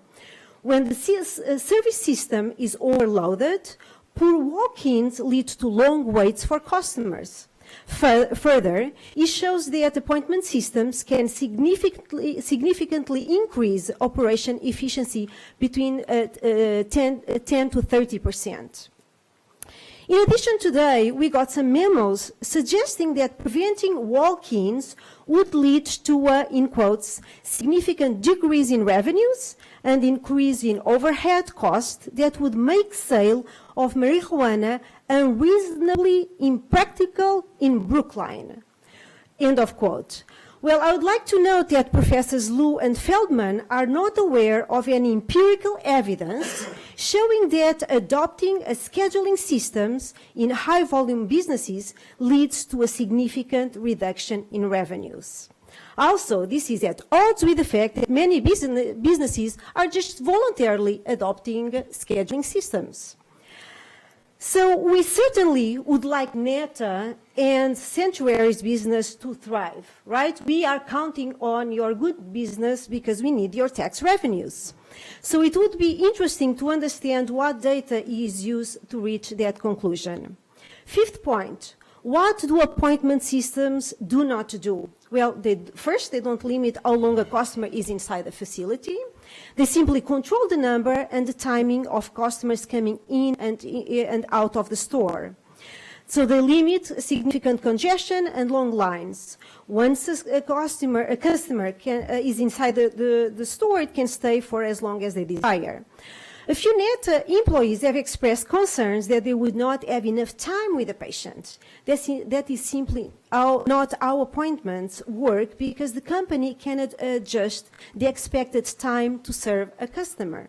They control when you get in the front door, they don't rush you out the back door.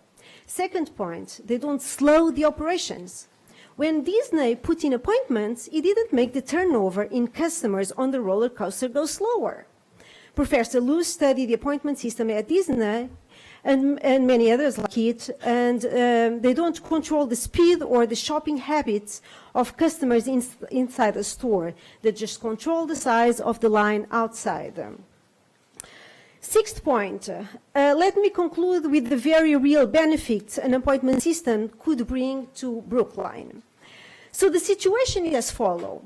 The largest cannabis retailer in the U.S. is Neta Brookline, right? We know that it has revenues in the amount of $75 million, and it sees 3,600 customers a day. As a benchmark, Whole Foods on Washington Street in Brookline sees 3,000 customers a day, and it has about 80 to 90 dedicated parking spots. Neta has no dedicated parking spots on its premises, only for employees. The Coolidge Corner store will likely be high volume as well. Neta has 30 cash registers, and Coolidge Corner will have 18. So it should bring thousands of customers a day also. But these stores are located in dense, mixed-use residential neighborhoods that were not designed to host huge, big-box retailer-type volumes of people. So in this situation, appointment only is the correct solution. It smooths out the number of customers visiting cannabis retailers evenly throughout the day, without decreasing volume. And we know that it works well because we have seen how it worked in Newton. The core benefit of an appointment system for Brookline is that it greatly reduces the required dwell time in the neighborhood. An appointment system also reduces the stress on the customer. They arrive, they immediately get into the shop, and then they make their purchase and leave the shop when done. In the current system, with its long lines at peak hours, customers may be in line 10 minutes or maybe for 30 minutes. Maybe they also have a cup of coffee to keep them warm. After a long wait and after a cup of coffee or two, some customers will need to go to the bathroom somewhere. After a long wait in line, some customers may be anxious to have their product and consume it soon after they purchase it in public.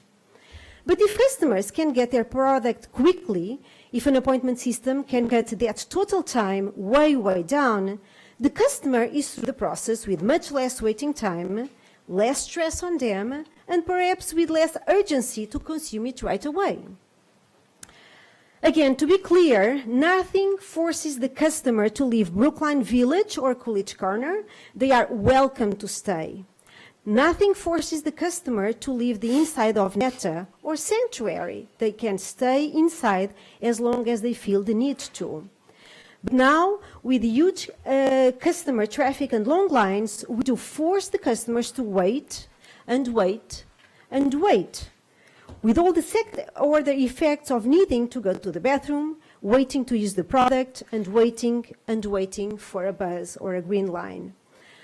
Appointment systems work in many places. It works in Newton like a charm. You've already gone past 15 minutes. I think someone else wants to speak on your side, so be aware that you're taking up room or taking up time that they have. Thank and you. you're I'm also done. giving time Yes, to Neta and Sanctuary.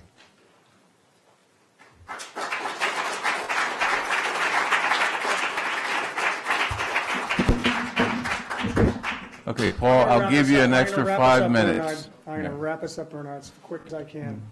I sat through 40 Bs, Driscoll, so I appreciate the time. While he's setting up, I'm just going to start talking. So my name is Paul Warren. I'm one of the 10 co-sponsors of the Warren articles and one of the 877 registered voters who signed the special town meeting petition. We developed our cannabis regulations long before any recreational shop was opened in Massachusetts. We now know what a recreational shop operating under our initial regulations in foreseeable market conditions looks like. There's been much discussion about dueling data analyses about cannabis shops and growth. Two smart individuals looked at two different sets of data and came out to two different conclusions. Those contrasting conclusions do not change the following three facts. One, a $75.2 million in revenue business serving 3,600 customers per day, Neta is the largest cannabis shop in the United States, bringing people and cars in numbers way beyond what anyone expected at the corner of Route 9 and Washington Street. Two, hundreds of residents and many businesses have, at multiple public meetings, provided lots of data and detailed testimonies about the impact that Neta's large customer volume is having on the neighborhood. If someone in this chamber still does not believe the residents, I'm sure that there's a few of residents behind me that would be happy to speak up. 3, the neighborhoods around Brookline Village need relief now. Reducing the hours is a start, but it can't stop there. We need to move to appointments as well.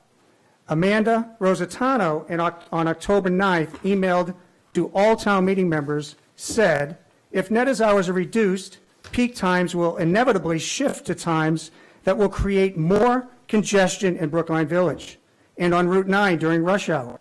More police details, not less, will be needed if that is the case, and the traffic will be much more difficult to manage, unquote. We have always said that reduced hours need to be paired with appointment only. Closing at 7 or 8 brings quiet to the neighborhood in the late evening. Appointments eliminate the lines, and predictability spreads demand over available hours. When Neta argued for longer hours during their initial adult use licensing hearing, they claimed they needed the longer hours to keep lines down. We now know that those longer hours did not solve the problem of lines and congestion during peak times. Shorter hours will not help with the lines and will probably make them worse, as Amanda has said. Using appointments to manage how many customers come into the village to visit their store will. I would like to show you a set of contrasting images from a recent Friday night. On the left is Garden Remedies at 6:30 p.m. on November 1st. On the right is Neta at the same time. Both stores were at capacity, as evidenced by the queue at Neta and by the fact that Garden Remedies appointments were booked for the evening. There was one person in front of Garden Remedies and approximately 140 people in line at Neta. This is the difference between operating with appointments and operating without. And the size of the shop does not have an impact on whether or not appointments will work. Appointments are about predicting customer visits, not the capacity of a shop to process those visitors. As Dr. Leo said at the advisory committee hearing in reference to amusement ride management at Disney World, appointments don't slow down the roller coaster. They just eliminate lines. I would also like to show you why the sunset clause is appropriate and important. This chart shows Boston's pipeline. This chart shows Boston's pipeline for retail cannabis shops. There's been some discussion about how many cannabis retailers will open in Boston and how soon. Last week at advisory, Neta casually mentioned 13 stores had HCAs, and some notes coming out of PAX had a similar number. This chart shows how shops with signed HCAs progress through the state-level process, where they are in that process. Brookline and Green is simple. We have license applications for 100% of the recreational shops that we are slated to have, with Neta open in Sanctuary, according to them, slated to open in the spring. Boston has a total of 8 recreational shops with assigned HCA. The other 5 that Neta mentioned are medical only and not relevant to these warrant articles, which cover recreational only. Second, only 2 of the Boston shops are even at step 2, the provisional license step. They are Pure Oasis in Dorchester, which is an 18-minute drive from Neta, according to Google Maps, and Berkshire Roots in East Boston, which is a 29-minute ride away. The other 4 recreational shops with Boston HCAs have only reached the submitted license stage. 2 have made no submissions. For the other 48 recreational slots that Boston is slated to have, there are no shops with signed agreements. With the recent U.S. Attorney's investigation into HCAs, which includes Boston and Brookline, this pipeline, already very slow and way behind Brookline, will slow even further. The one shop anywhere near Neta in Coolidge Corner is MedMen, the shop that's planned for Fenway. It's at the application step. I was just at this proposed building today at 120 Boylston Street. And the tech company located there is still there. They're still operating. They're still occupying the building. And it's a long way from being demoed and rebuilt as a shop. The bottom line, the 2 Boston shops that could open in coming months are small and far from us.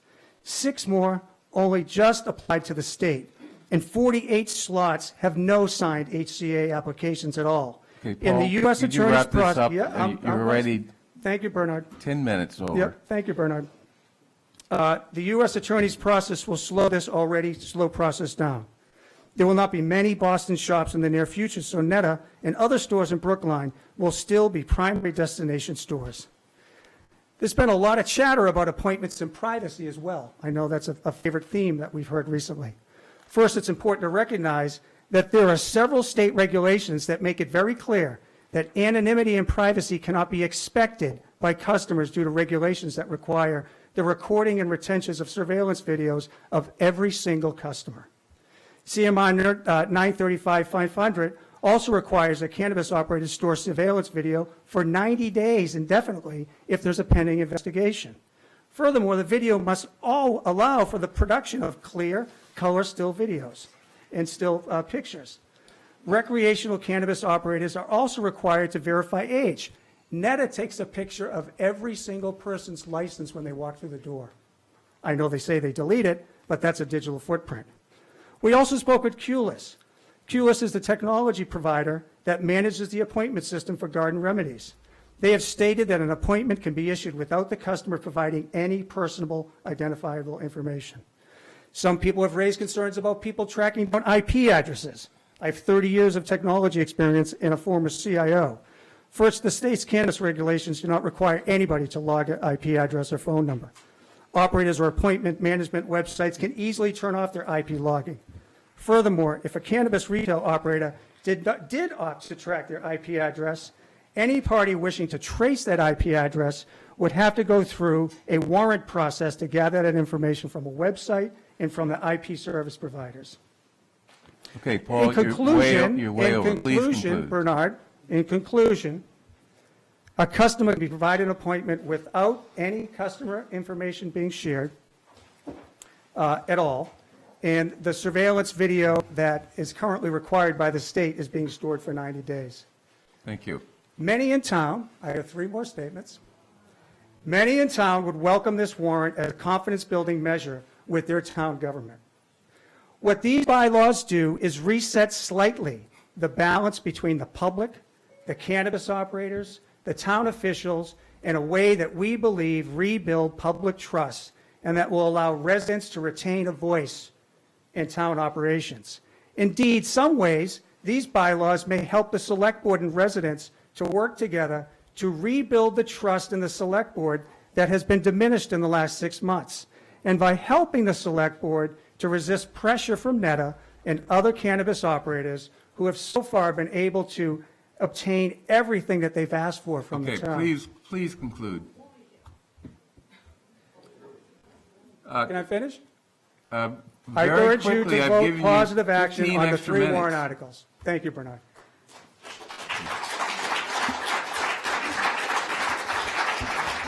So, I'm actually a supporter of Netta, and I Pardon wonder me? if I'm a supporter of Netta. I wonder if I might have a minute. well, I want to give Netta and Sanctuary an opportunity to respond or give their I'm a position. neighbor and supporter, and I'd like, we've heard 15 minutes, 30 minutes of dense arguments from people who are against Netta, and I'd like to support it, representing other people who I know live on White Place. Okay, I'll give you 2 minutes before we go to Netta and Sanctuary. Thank you. My name is Sam Levine. I live at 15 White Place, third house down on the right, just around the corner from Netta. I have personally not seen any negative impact on my house, my street, or Brookline Village as a result of Netta's operation, either medical or commercial or retail. I've seen exactly 1 piece of Netta litter. I've seen much more from Dunkin' Donuts on a regular basis. I have not personally seen in public consumption, public urination, or any other illegal behavior.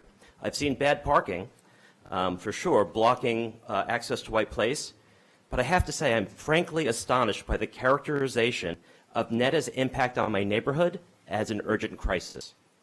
In my opinion, the solution to these issues is enforcement. Arrest people for public urination, issue fines for public consumption, and write a lot more parking tickets. I don't care how many transactions per day Netta is doing. I don't mind people waiting in their parking lot. These things don't affect me at all. On the positive side, I see much more activity in restaurants in Brookline Village. I know that NETA is contributing to town revenues and hiring many people at good wages. Illegal consumption of marijuana is a problem, and I would prefer for adults to have access to safe legal supplies. I do not support any further restrictions on NETA's operations without proper study to make sure that the restrictions don't make the problems worse. I think it would be rash to adopt the 3 proposed articles without further study. Thank you for listening to my perspective, and thank you for your time. Thank you. So, hold on. So which one do you want to go first? Oh, I'm sorry. Okay, Amanda.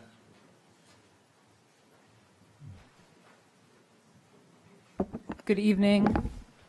We do have a short presentation to put up, but I'll get started while Fran is setting up here.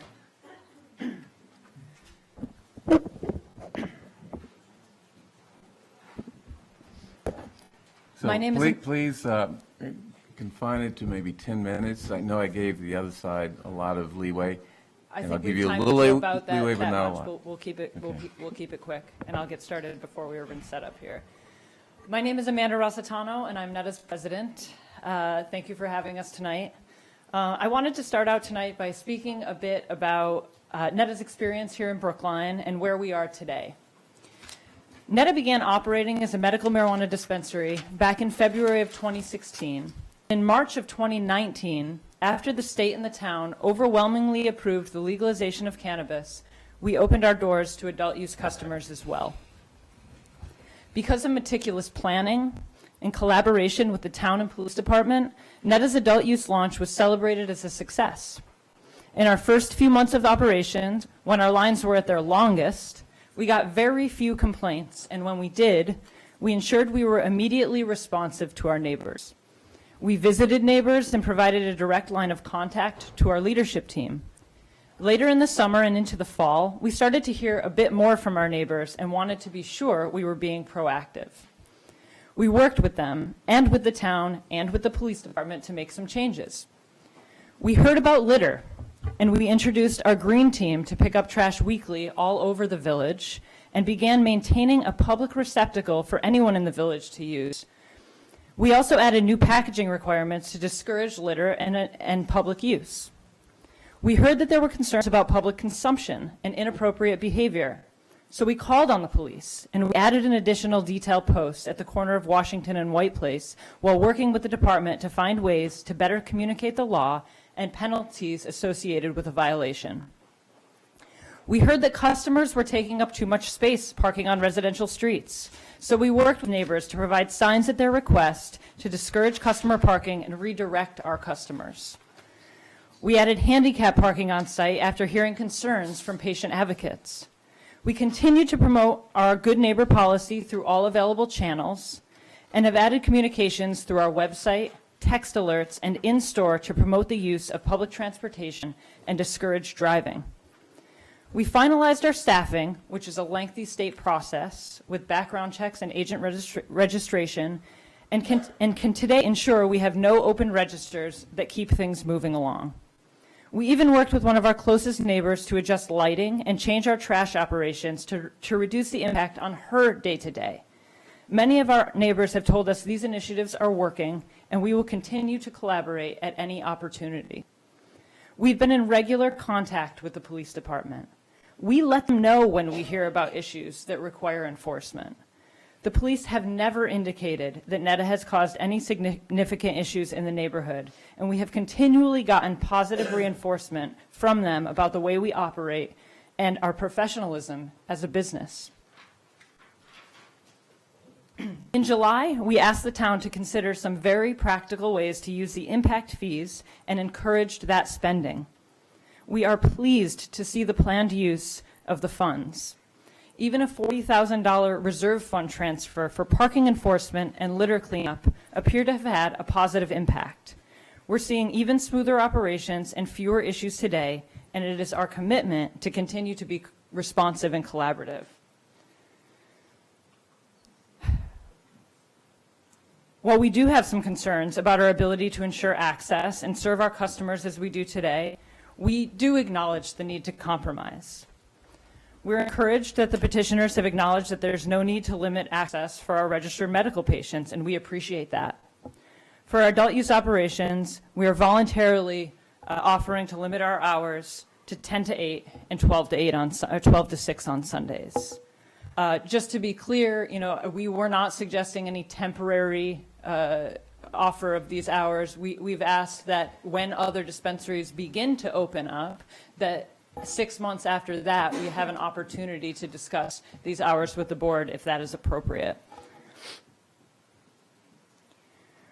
We do, however, have serious concerns about Warrant Article 2, which requires an appointment-only model. We've been asking our patients, and they too are very concerned. Their biggest concern is privacy. Despite what was said by the petitioners, there is no way to require appointments without leaving some kind of digital footprint. We looked into it. We've thought through it.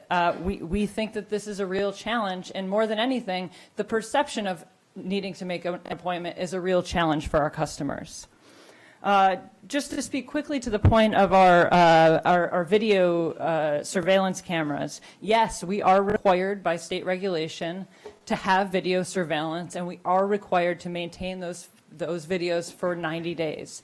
Those videos do not identify by name or identity the people that are in our stores, and those videos are deleted after 90 days. This is a regulatory requirement. Similarly, the adult use regulations prohibit the collection of personal information. So this too is a conflict for us.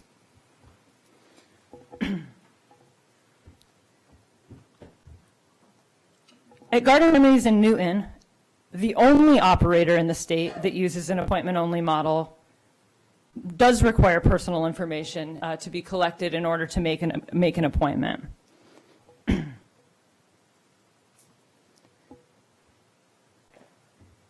We believe that the impact of Warrant Article 2 would also restrict access for our patients. First of all, it's hard to think of any other product that requires an appointment for purchase. Even Professor Liu's testimony and the points that were raised by the petitioners just now described appointments as a way to address services. There was no discussion of products that are required to have appointment, and it is hard to think of any that do. So we would ask, why should cannabis be treated differently? Making an appointment in and of itself creates a burden to a legal product. Some people will avoid this option for privacy reasons. Some will avoid it because of technology limitations. Because our capacity will be dramatically reduced, because our model as it stands is designed for efficiency, some customers will simply be pushed out or unable to get the appointment time that they need in order to visit. While I can appreciate the testimony of the petitioners that appear to have solved the appointment conundrum for us, we would argue that it's not that simple. We've put a lot of thought into how our business operates, and it is quite efficient. There was a statement about, using appointments to reduce lines. Well, we have reduced lines. Our model is working to reduce lines, and we rarely have lines at Netta today. In fact, when we do have lines, those lines are usually 20 minutes or less. So the idea that we have people waiting for hours and hours, waiting to need to use the bathroom, it's just inaccurate. It's just not correct information. And to that point, and I've said this before, Netta has 5 bathrooms at its facility, 3 inside and 2 porta potties outside that we have been maintaining since we've opened for adult use. So to think that that is a real issue that is going to be solved by appointments is just wrong. Last, an appointment model radically changes our business model and the way that we serve our customers. We're not Home Depot. We're not a grocery store.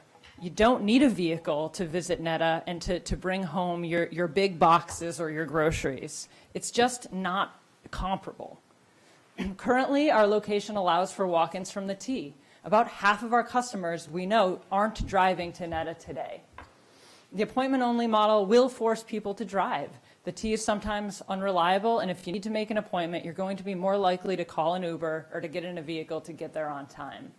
Similarly, you're going to be more likely to take a chance on a parking violation if you have a scheduled appointment time. Currently, if someone is looking for parking, they don't have a time limit to when they need to find a parking spot. This will likely lead to more parking violations. It will disrupt our existing operations, which are running smoothly. We don't have issues on site. We are seeing people at a very efficient rate, and the way that we do that is by really utilizing the hours and the capacity that we have in our store. When one customer finishes up, we can bring another customer in. If we have an appointment-only model, we need to designate time slots for each customer visit. Some people will use less of that time, leading to wasted register capacity, and some people will use more of that time, leading to backlogs and to lines outside, lines that we're working hard to get rid of now, and we're effectively doing so.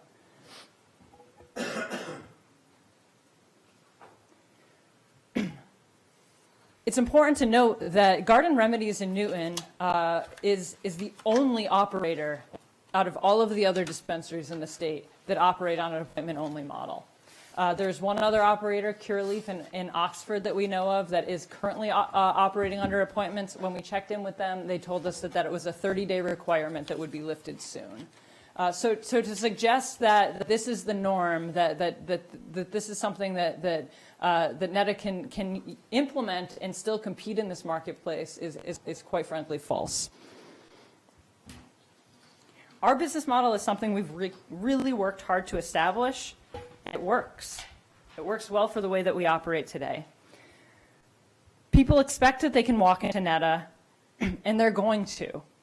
If we implement this model, we are in an urban location. We very much expect that people will still show up. What will happen when customers show up at our door? We will have to turn them away and ask them to come back when they have an appointment. That will lead to additional visits or people lingering around the village to wait for their scheduled appointment time. Currently, when people are waiting to make a purchase at NETA, they're waiting in a short, orderly line on our property without disrupting the neighborhood. Appointments are unusual for any product, and cannabis is not an exception. We've been talking to our customers about how an appointment system would affect them and their decision to visit NETA, and here's what we're hearing. This is contrary to the petitioner's claims that appointments will somehow benefit our customers and will make their experience a whole lot better. Our customers want to know, why do I need an appointment for my cannabis, but not for my prescriptions or my wine? Why are we being treated differently? We've heard that it's going to push people back to the illicit market, the thing that cannabis legalization aimed to prevent. I don't have to read through all these quotes for you to understand that when we talk to our customers, they appreciate the way we do business today. They appreciate the fact that they can stop in when it's convenient for them, whether that's after work, whether that's on their way home from a doctor's appointment, or whenever that is. Just like they can pick up their prescriptions at their convenience, they should be able to stop by and pick up their cannabis at their convenience as well. Okay, could you... I'm wrapping up. Just have a few more slides. The next several slides are photos taken at 6 p.m. at NETA every day for the past week to give you a glimpse of the reduction in our lines. More often than not these days, we don't have exterior lines. We're also providing a packet for you today with additional daily photos for the past 2 weeks showing various times of day. This is the new norm at NETA. Those lines are going away.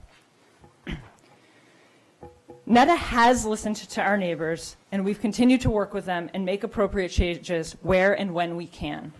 Our operations are getting even smoother, and with more efficiency, we don't have lines or big crowds outside during most days and times. We're in constant contact with the police department and have gotten consistent positive feedback about how we operate. We've compromised on our hours, including reducing Sunday by 7 hours and an overall reduction of 23% of our operating hours. Appointment only sacrifices privacy and radically changes our business model and the way we serve our customers. We entered into a host community agreement with an acknowledgement that there would be impacts, especially with so few operators licensed, and created a mechanism for addressing those impacts by requiring that 3% of our gross revenues be paid to the town.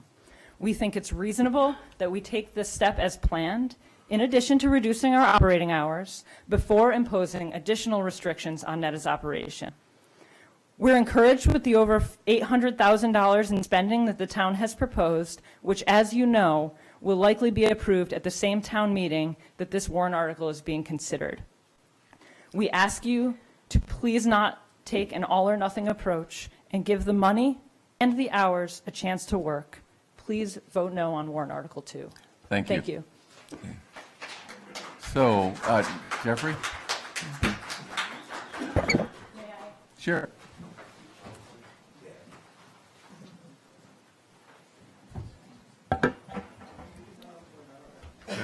Better than me printing them on my printer.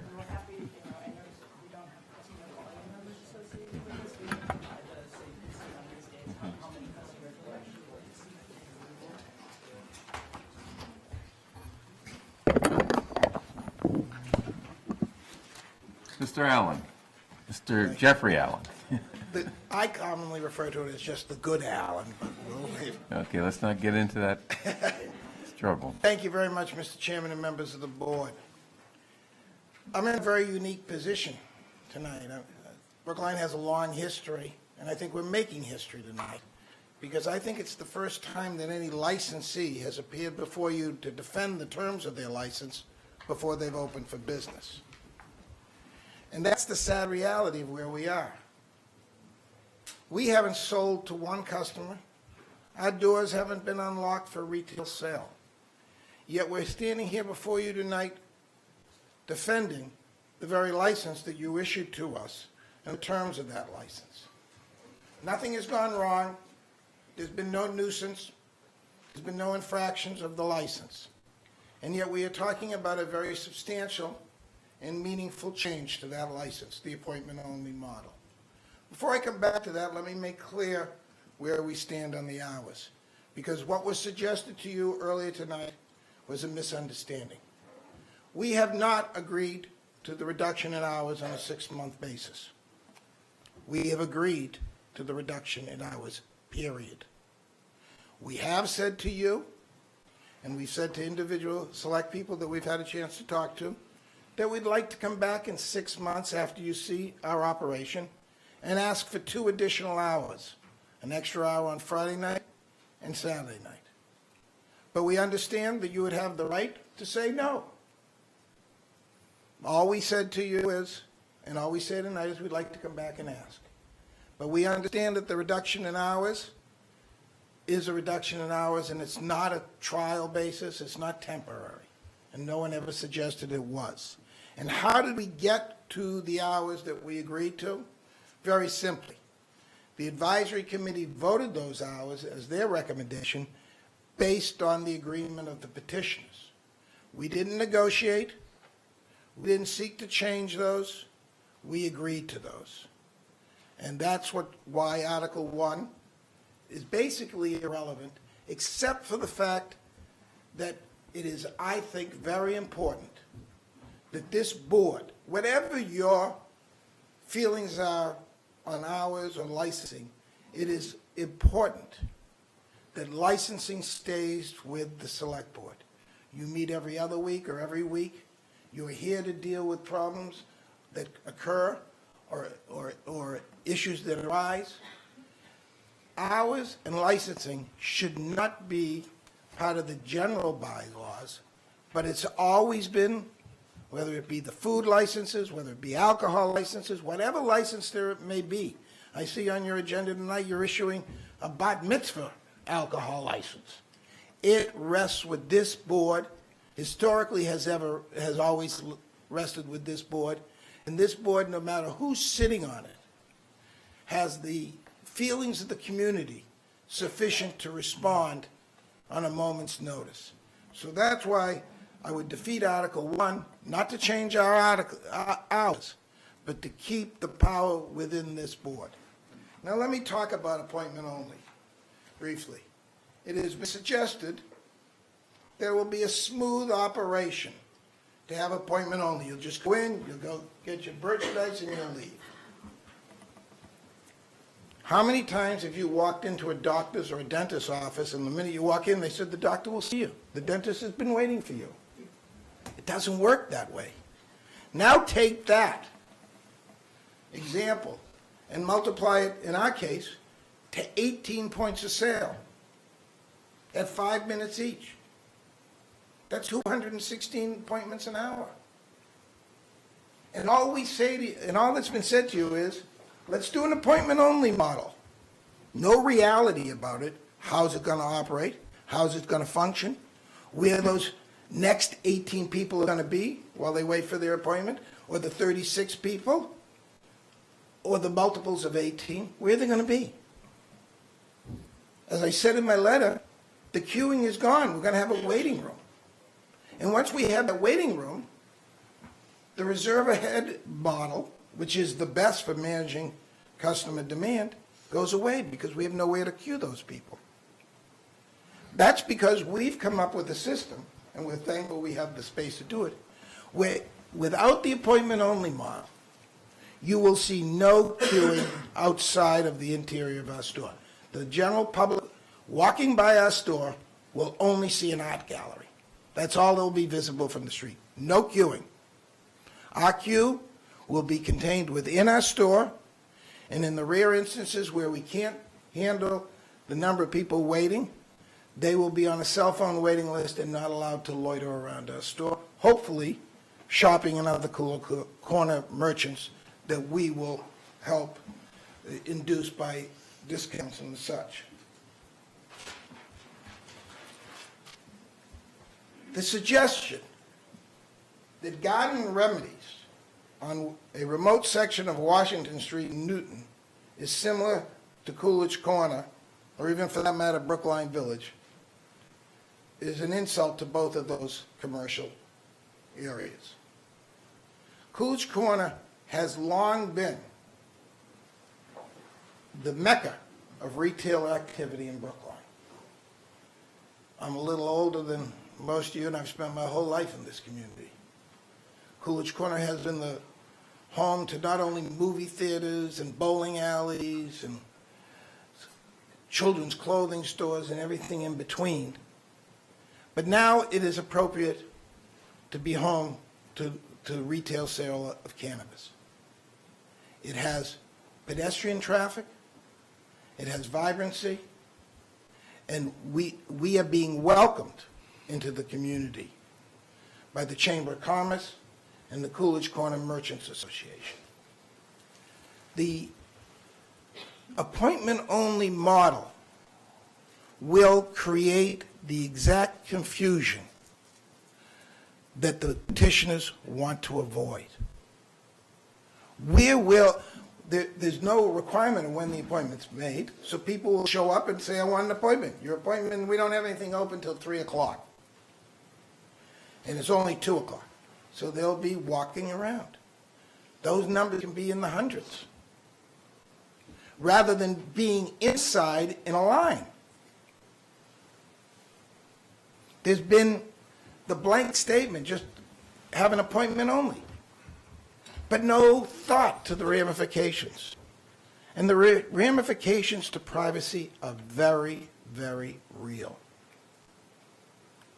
Whether it be their addresses, whether it be their names, whether it be their email addresses, there'll be something necessary to identify a customer so you can identify the appointment.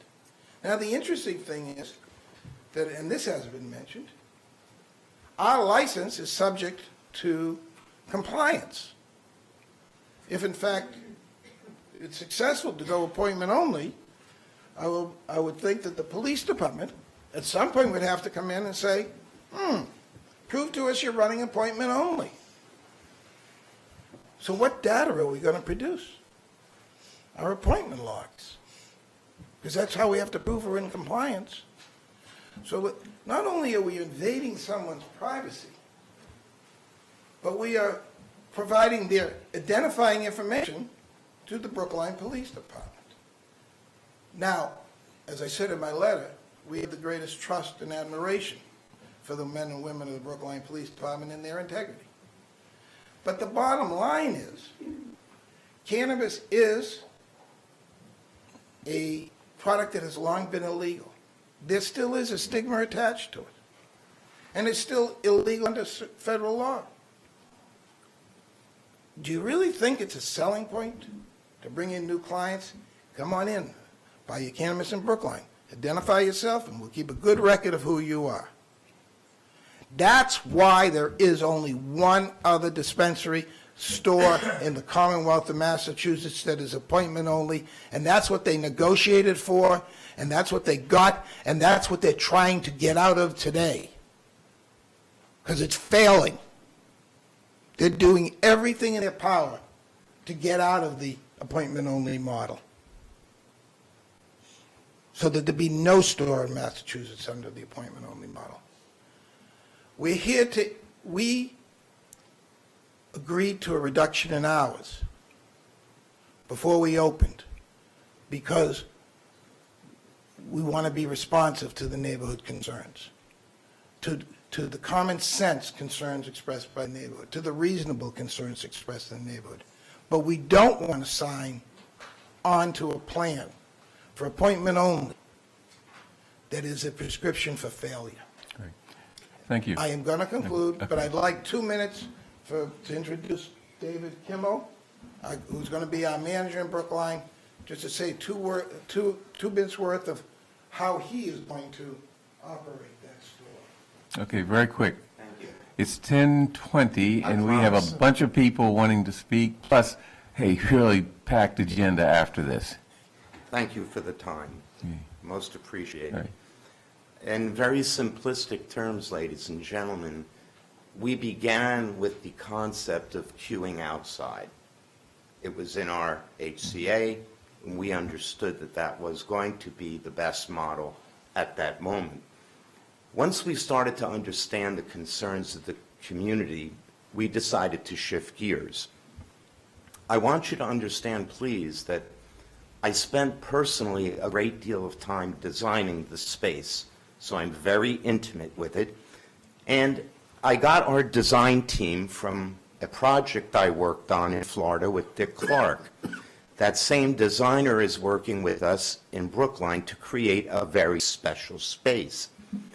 We had to take that design, and I'm not looking for any platitudes or any apologies. I just wanted you to understand we totally then gutted the space, which means that we have no capacity to pre-merchandise our goods and our services. And in lieu of that, using the same designer, we created a queue system within the space that will, as Jeffrey Allen explained, give us the ability to hold up to 216 people in the interior of that space. And therefore, we firmly believe there will be no queue lines outside. The only other thing I'd like to add, and admittedly, and candidly, I could speak for an hour on this subject. Please don't. And I promise I won't, but thank you for your interest. Most appreciated. I want to say Ms. one- Hamilton looks like she's getting a little tired. The majority of this board have full-time jobs. Forgive me, and I thank you for your interest. I truly do. I understand. At the end of the day, I'm only going to add the following. Sanctuary is a collaborator. We collaborate with the communities that we work in and with. It's obvious that we need to talk to each other and not past each other. And our intent within Brookline, within the corners themselves, is to collaborate with the businesses and with the residents to ensure that any issues that come to bear will indeed be addressed immediately. And to make one last point, we've already put into place our brand ambassadors who are currently walking the streets of Coolidge Corners, cleaning up trash. That's just the tip of our iceberg. Our plans go much deeper, and we have every intent to deliver on the community piece. There's only one way we collectively can work this out. And I look to the audience because we need to talk to each other. There is room for compromise. We want to work with our residents, our neighbors, our businesses. My background speaks to it. I was past chairman of the board of Meals on Wheels. We'll stipulate to your background. Thank you. Just understand that that is the intent. Great, thank you. Thank you. Okay, so, like I said, it's now 10:25, and this is a emotional, hot issue, and I hope people are cooperative in limiting their comments to 2 minutes. If someone has said something that you'd like to second, just say that instead of repeating what they said. Please identify yourself and... Hi, my name is Lynn Plazanja. I live on Walnut Street, just outside of Brookline Village. I work for the City of Newton, where I am the Citizen Assistance Officer on the mayor's staff in her office. I am also a social worker. I have worked with populations that have been disenfranchised by the numerous social equity issues that affect folks that use marijuana medicinally or recreationally. I voted yes for pot. I'm 100% for pot. But I speak to you from the unique vantage point of having witnessed firsthand the very successful and non-disruptive process of introducing legal recreational marijuana to Newton. And Mr. Allen, I'm happy to speak to you tomorrow because much of what you said is inaccurate, and I would be happy to set the record straight. Garden Remedies, a former medical marijuana dispensary, transitioned their medical marijuana operation to a recreational marijuana retailer in May of 2019. Garden Remedies is located in the village of Newtonville, which is very similar to Brookline Village and to Coolidge Corner. It is a densely settled, mixed-use, historic neighborhood that is geographically bisected by the Mass Pike, like we are bisected by Route 9. Its siting is not dissimilar to Netta's location in the neighborhoods and businesses that surround it. It is proximal to a major thoroughfare and has access to public transportation. Neither has parking available. The City of Newton recognized that, apart from applying the usual and customary regulatory best practices for approval of any new business to the city, additional explicitly enumerated controls were critical to the responsible introduction of retail marijuana in Newton. These controls were data-driven best practices endorsed by all of the affected department heads. This approach included an appointment-only model and hours that were in keeping with the neighborhoods in which the businesses are sited. There are 3 host community agreements out right now. They will be held to the same standards as Garden Remedy. They are much larger than Garden Remedy, but nothing changed because when it's not broken, you don't fix it. The appointment-only model follows data derived from operational studies like those introduced to you by Dr. Liu. This method has been so successful that Garden Remedies, not trying to get out of their appointment-only model, is working with the city's police department to lessen or eliminate the requirement for detailed officers because the process has been so smooth. As the Citizens Assistance Officer in Newton, my entire role is to field phone calls from unhappy residents. I did not receive one phone call from one resident or business owner when Garden Remedies transitioned from medical marijuana sales to retail marijuana sales. The appointment model and the limited hours has limited impact on the village of Newtonville. It's time for Brookline to revisit the bylaws governing recreational marijuana business and the crafting of future host community agreements. We can take a lesson from Newton. They have done a lot of things right. And I encourage you to look very closely at these 3 warrant articles because they will move us much closer to a successful endeavor moving forward. Thank you. Thank you.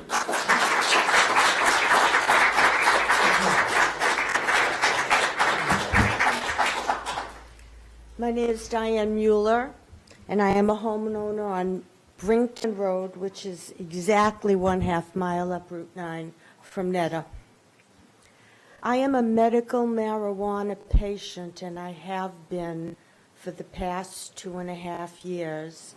And I speak for myself and my 89-year-old mother, who is also a medical marijuana patient.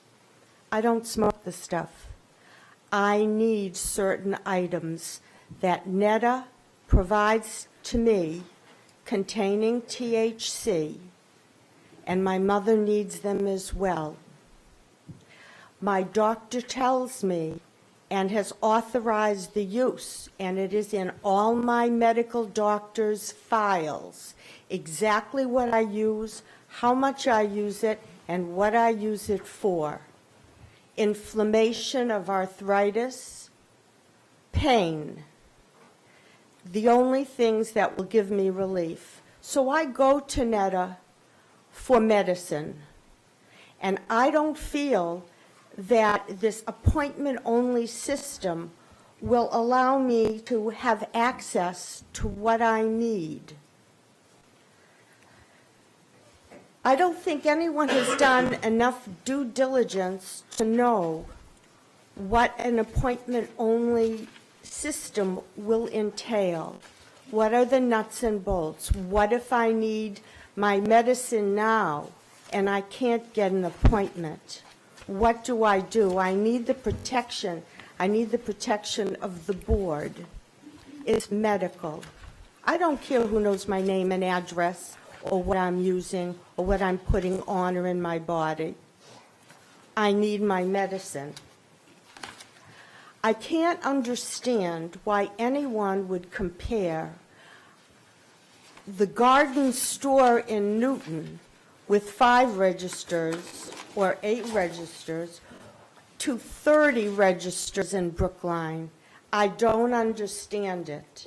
The volume and the ability to make appointments or not make appointments,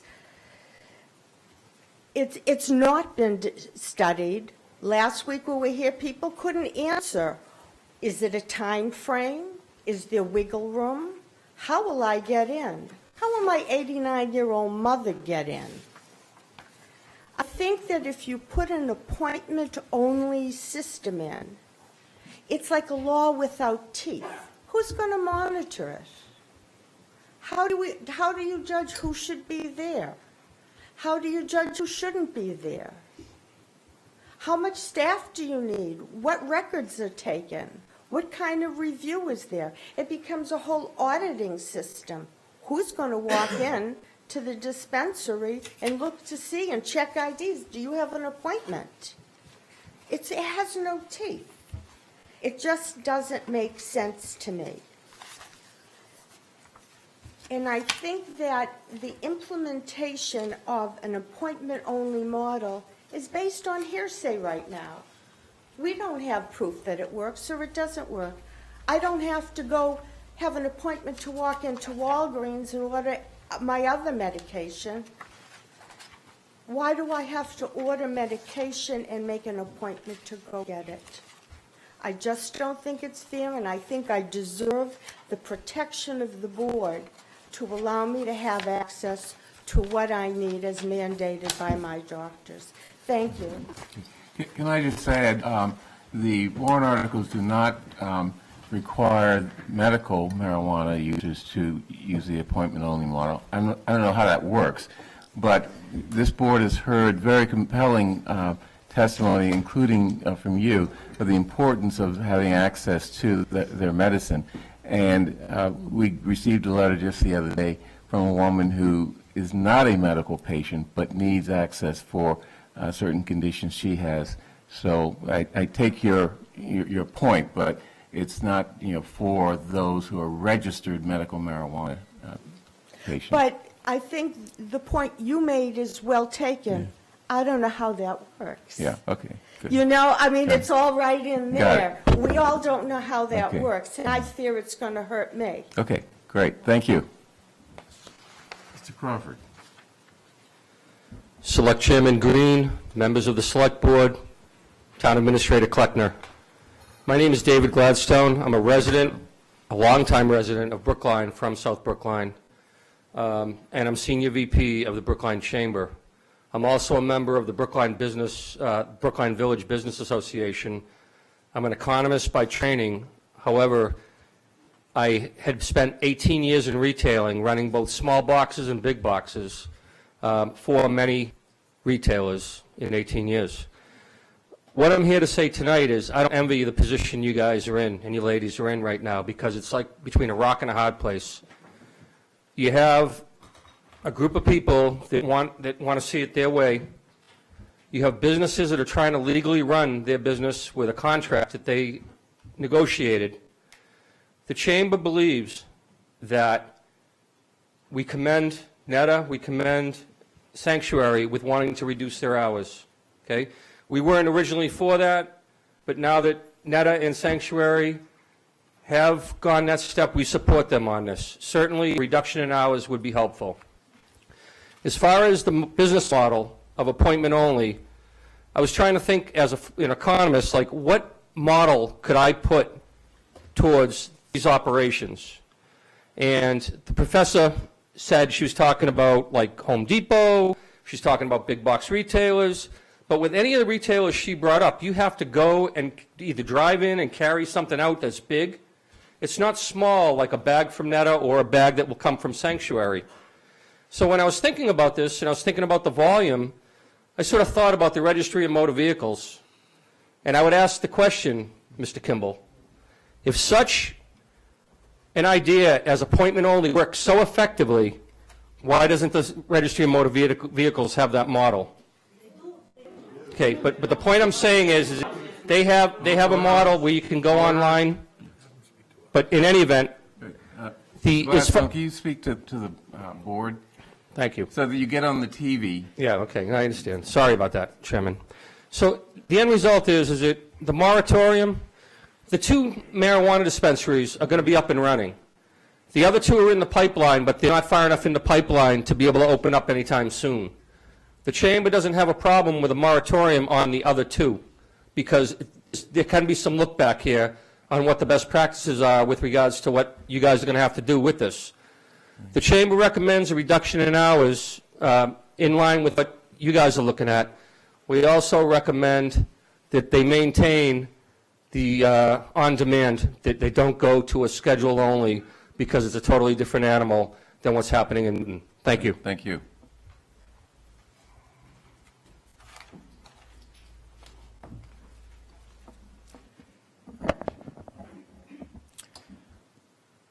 Hi. Good evening. Good evening. My name is David Lashinsky. I'm a resident, owner, and operator of Eureka Puzzles in Coolidge Corner, right next to where Sanctuary is going to be opening up. I'm also chair of the Coolidge Corner Merchants Association. I can tell you that over the last number of months, the level of angst around marijuana coming into Coolidge Corner has been enormous, if not overwhelming. I would say that I would like to have the same kind of passion the next time a bank tries to move into the area. What I have seen over the last 15 years since I've been in business is a steady decline in the number of novel retail outlets in Coolidge Corner. I've also seen a decline in the foot traffic and the interest and just the general liveliness of what there is to offer. When I heard that Sanctuary was thinking about coming into the area, I had some questions about it and some concerns, and spent some time with the management at Sanctuary to get a feeling for whom they were, what it is they were representing.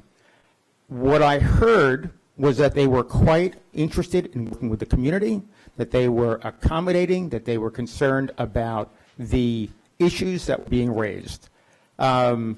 I went to visit both their facility as well as one of their retail operations to see how do they handle a retail dispensary within Massachusetts.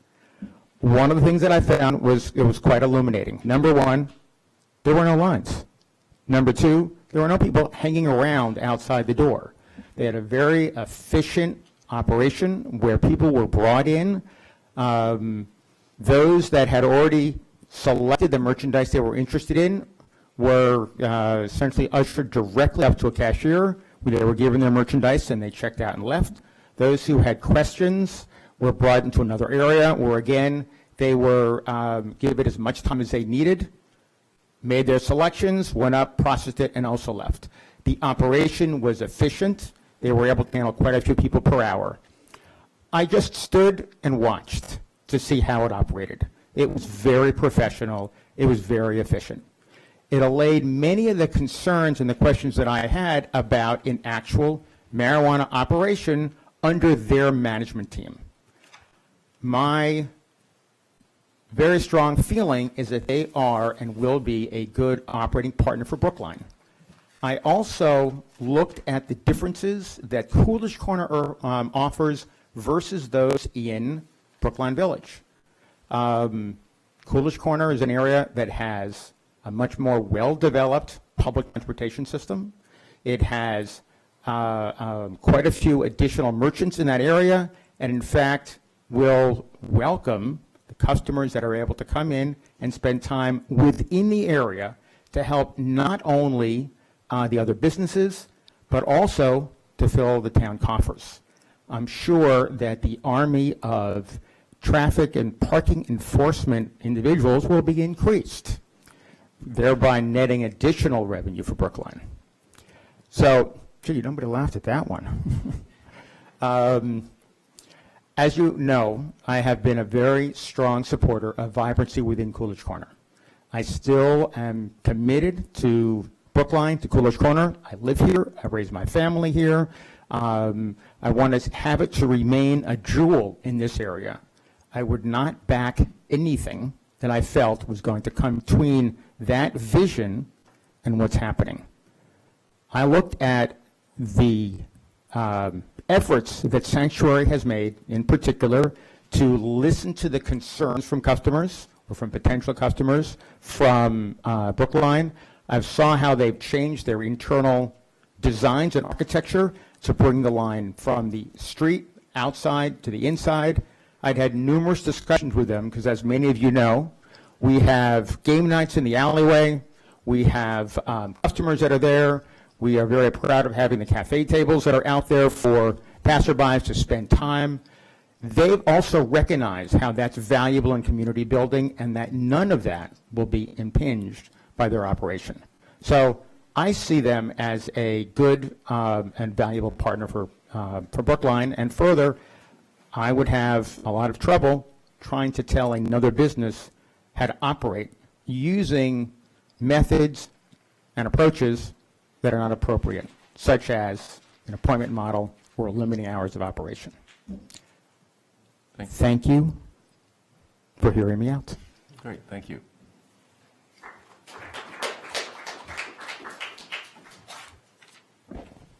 Thank you for being here so late. My name is Beth Case. I'm a town meeting member from Precinct 9. And I will tell you that I will be voting against all three of these warrant articles. And I hope that you will vote against them as well. And my reasoning is maybe a little different from other people's reasoning. It's because I don't feel that the warrant article is the appropriate means by which one regulates cannabis businesses in any town, not just Brookline.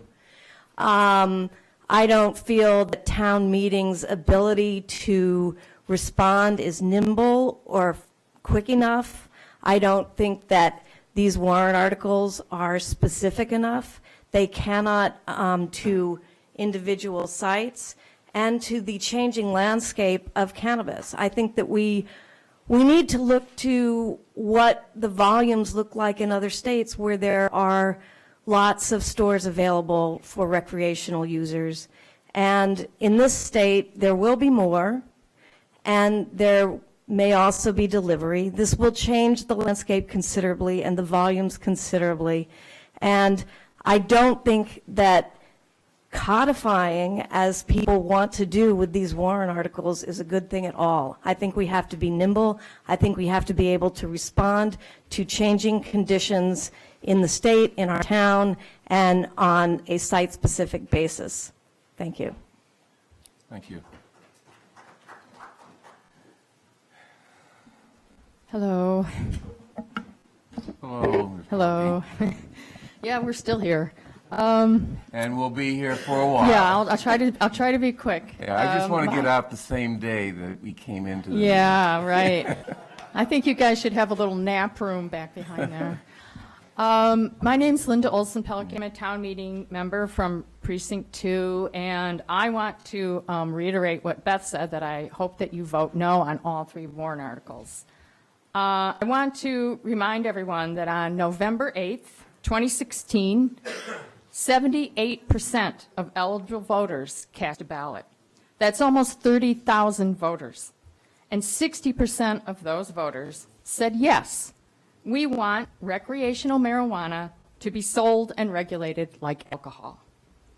Why did we support legalization? Well, for me, it was about ending the failed war on drugs and ending mass incarceration of mostly black and brown males. It was about ending the black market and making safe, regulated cannabis available. Yes, it's a big cultural shift, and some people are uncomfortable with this openness, but I think it's better this way. And certainly, no one should go to jail for doing what humans naturally do, and this is a drug that's much safer than alcohol. I see these bylaw changes as premature and preemptive of the regulatory framework that we created. It's not the case that we passed the bylaws before we knew what would happen, as the petitioners like to say. Instead, it is the case that the belt and suspenders approach we created should be left to work as designed. The Select Board and Zoning Board of Appeals set the licensing and special permit conditions. The bylaw was not meant to set operational parameters. The framework does not need to change. Instead, we need to address neighborhood impacts by spending the impact mitigation funds. The Ombudsman proposal is especially promising, and increased enforcement can directly diminish problems. We also hear that these are reasonable restrictions in line with other communities. And now we've seen multiple times tonight that's actually not true. It's the only one cannabis shop out of 33 that has the appointment only. Appointment only will cause more problems than it will solve. But my real concern is that appointment only is a cumbersome, inconvenient, intrusive, and discriminatory restriction on legal access. While I believe that some of these impacts are real, I'm also quite sure that all of the bad behavior is not attributable to Netta customers. It's no wonder that residents of the village are feeling put upon with 4 major construction projects and a 9th grade school now operating in their midst. There has been major change. But jumping immediately to usurping the town's authority and regulatory structure reveals a cynical and non-cooperative point of view. In fact, what we need is objective fact-finding and a systematic approach to establishing performance standards to guide the licensing process. That can't happen if we impose these operating restrictions for 2 years, which we do not know whether they will have the success or failure as anyone might hope.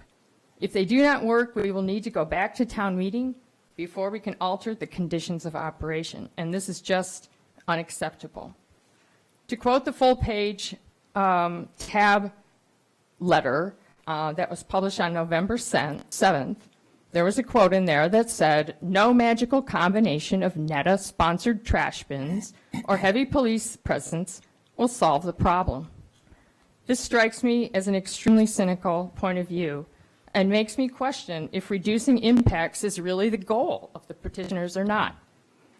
And finally, I have to say that it's deeply offensive and disappointing to see Netta and its customers demonized, stigmatized, and maligned.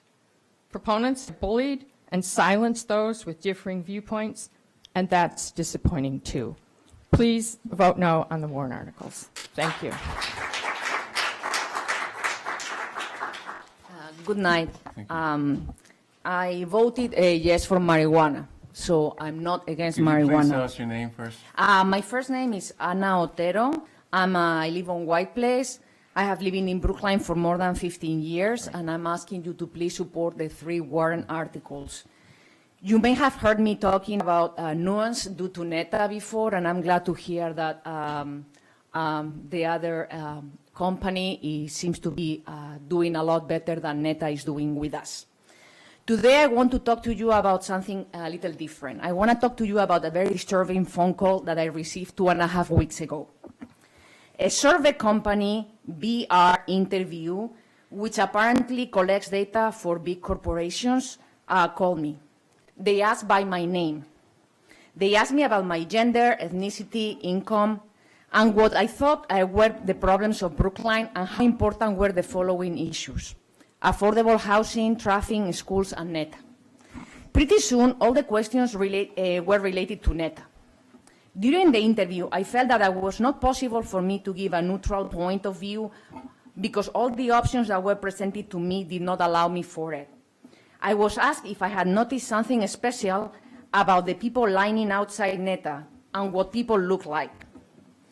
They were clearly looking for me to make a racist statement. I was disgusted. They asked me if I was bothered by the presence of outsiders in Brookline, and they used those words. I said I noticed something about the line, and I'm going to tell you what I noticed about the line. The majority of the line is made out of white men in their mid-20s and early 30s. So I do notice something about the line. These were very strange questions and disturbing. I was asked about my political views, my political stance, whether I was conservative, liberal, or very liberal.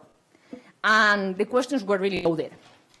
I found out from another Brookline resident, Linda Roseman, who is a town meeting member at Precinct 14, that her husband received a similar call. I quote her, and I have her permission. Toward the end, it became clear to my husband that the questions were geared toward trying to elicit racially biased responses. Another neighbor told me that they received the same call. I assume the firm doing the survey was employed by NETA. This is repulsive. Now we hear that NETA offers to voluntarily reduce their hours. Presumably they think this is going to satisfy the town and make the warrant articles unnecessary. But what will happen next? Will they return to put their profit ahead of the interest of their neighborhood? Should we trust NETA? Thank you.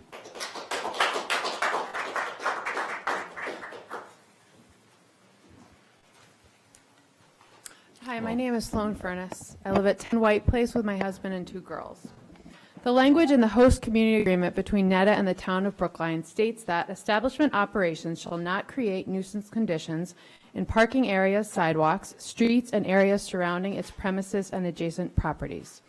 Nuisance includes, but is not limited to, disturbances of the peace, open public consumption of marijuana or marijuana products, excessive pedestrian or vehicular traffic, odors emanating from the establishment's premises, electrical lighting, illegal drug activity under state or local law, harassment of passersby, excessive littering, excessive loitering, illegal parking, excessive loud noises. My family alone can check the box on each and every one of these examples of nuisance conditions, which have become a regular part of our lives. This past week, even with NETA under scrutiny, I witnessed 4 incidents of public consumption outside of my house and called the police each time. My neighbor witnessed an additional incident when I was at work in front of my house. And there was another incident when a man was about to light up in my driveway, but left when I came outside. So I'm not sure what the reports that there's no change in police activity. I did hear at the meeting last week at the advisory committee that there was about 400 incidents related to marijuana use. To my knowledge, the police were unable to catch the violator in each of these instances, although they responded within a few minutes. The solution, according to NETA, is to increase police presence, which would entail making White Place under constant police patrol. Like many people on White Place, I used to leave my door unlocked. This old White Place is in stark contrast to the recommended police state. We need to prevent these illegal activities from happening in the first place. I support the warrant articles, which would give us some relief without limiting access to marijuana. While I appreciate NETA's recent proposal to close at 8 p.m., this is a small step towards improving the nuisance conditions. Each time I called the police last week, and when my neighbor did for people consuming outside my house, it was before 8 p.m. An appointment-only model will help keep customers to their schedules, making them less likely to loiter and consume publicly. It will also help reduce parking problems, excess traffic, and the huge line in the parking lot on the weekends. There were hundreds of people on Saturday, and I have pictures on my phone to show it. They just happened to pick a time when there weren't people there. As Netta mentioned when we first proposed an earlier closing time, closing earlier will cram more people into fewer hours of the day. So an appointment-only model where customers are spread out will come even more critical. For those concerned with limiting access to those who use recreational marijuana for medical purposes, we should compare access to other medications. I mentioned in a previous meeting that my husband, a type 1 diabetic, calls ahead to pick up his insulin at CVS, which closes at 6 on the weekends and 9 during the week. Also at Dana-Farber, where I work, cancer patients who need chemotherapy are required to make appointments at the infusion clinic, which generally closes at 8 p.m. And if you want to talk about stigma, cancer patients are certainly people who feel stigma. Dana-Farber has several mechanisms for dealing with privacy concerns. I'd also like to mention, if they're really concerned about stigma, they're outside in line in Brookline Village. So how is it possible that we're making a drug that's federally illegal and not FDA approved more accessible than insulin and chemotherapy, and at the expense of the neighborhood? As you consider these articles, please consider the fact that since NEDA has opened, my family and neighborhood has suffered from constant violations of the nuisance conditions explicitly outlined in the host community agreement. It's now the responsibility of the town to fix the situation, and this entails an appointment-only model. Thank you. Thank you. Next person.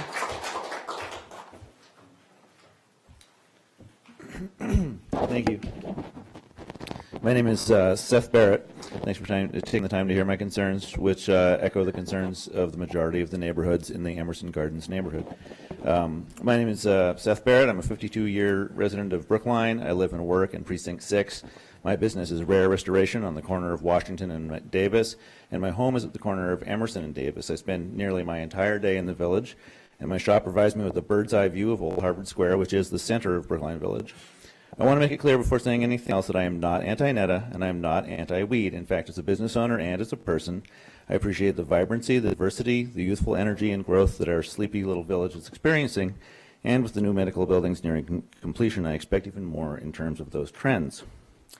I'm here because along with this growth, our neighborhood is experiencing difficulties. Some of the biggest problems that we're having are public consumption, public intoxication, public misbehavior, idling cars, and to date, little in the way of police response to the issue. This is absolutely a challenge during the day and affects my business negatively in a myriad of ways, but I'm most concerned about the evenings. Under the cover of darkness, with reduced police presence and most retail locations closed, public consumption and outright partying becomes a real tangible problem here in the village, at Emerson Park and White Place, in my driveway.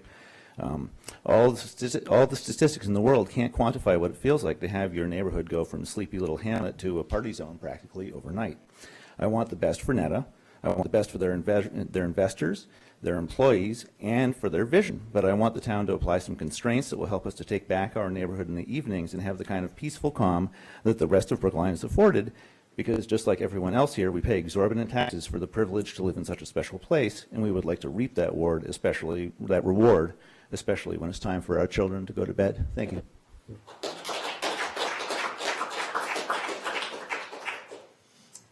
Hi, I'm Juliet Eastland. I live on Davis Avenue, and which is not even abutting NEDA, but I can testify to every single one of the nuisances that everybody else has said.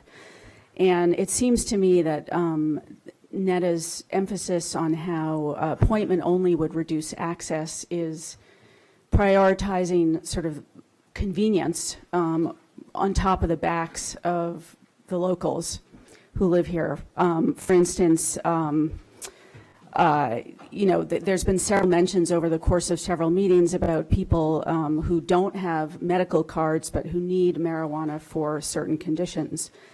I don't know why they can't get a medical card, but that's NEDA's responsibility to deal with, not ours. Likewise, NEDA can regulate appointments. They're not passive about this. I mean, I've heard a lot of, what are we going to do about appointments? It's up to them, so they can do it. Thank you.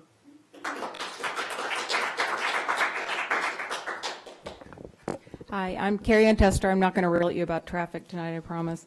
I was going to talk about 4 things, but one of them was appointments, and Dr. I think Albuquerque, Anna, covered that pretty well. The thing that came to my mind was Mount Everest this summer, people lining up.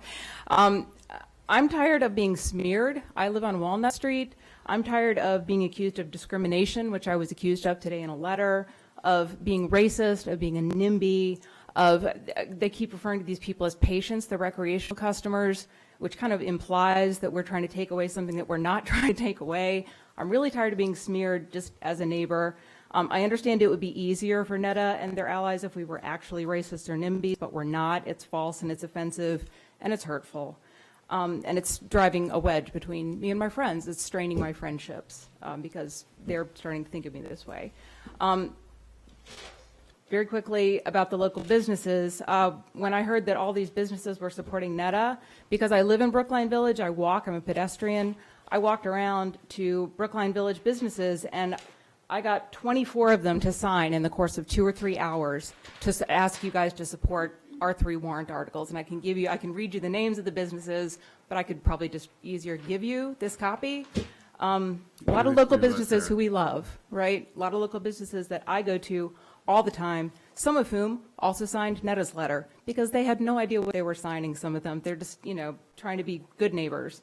So there you go. The last thing I want to talk about is the threats. I'm really tired of the threats. Telling us that people are going to go to the black market if we do this, that's a threat. That we're going to lose tax revenue, threatening us with tax revenue. Tonight we heard threats that there were going to be more cars in our village if we implemented these warrant articles. That's a threat. Threatening that their customers are going to hang around and disrupt our neighborhood, which I was really blown away by because I thought that we were the ones who were supposed to think their customers were unsavory characters.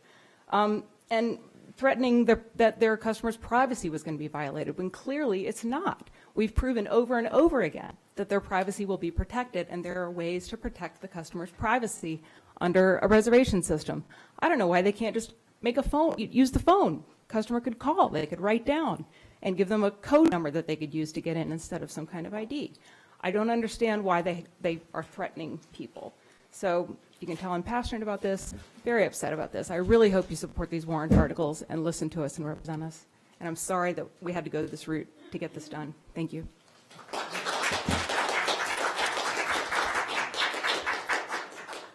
Hi, my name is Ben Gaddiosi. I live at 99 Boylston Street on Route 9, right next to the Homewood Suites.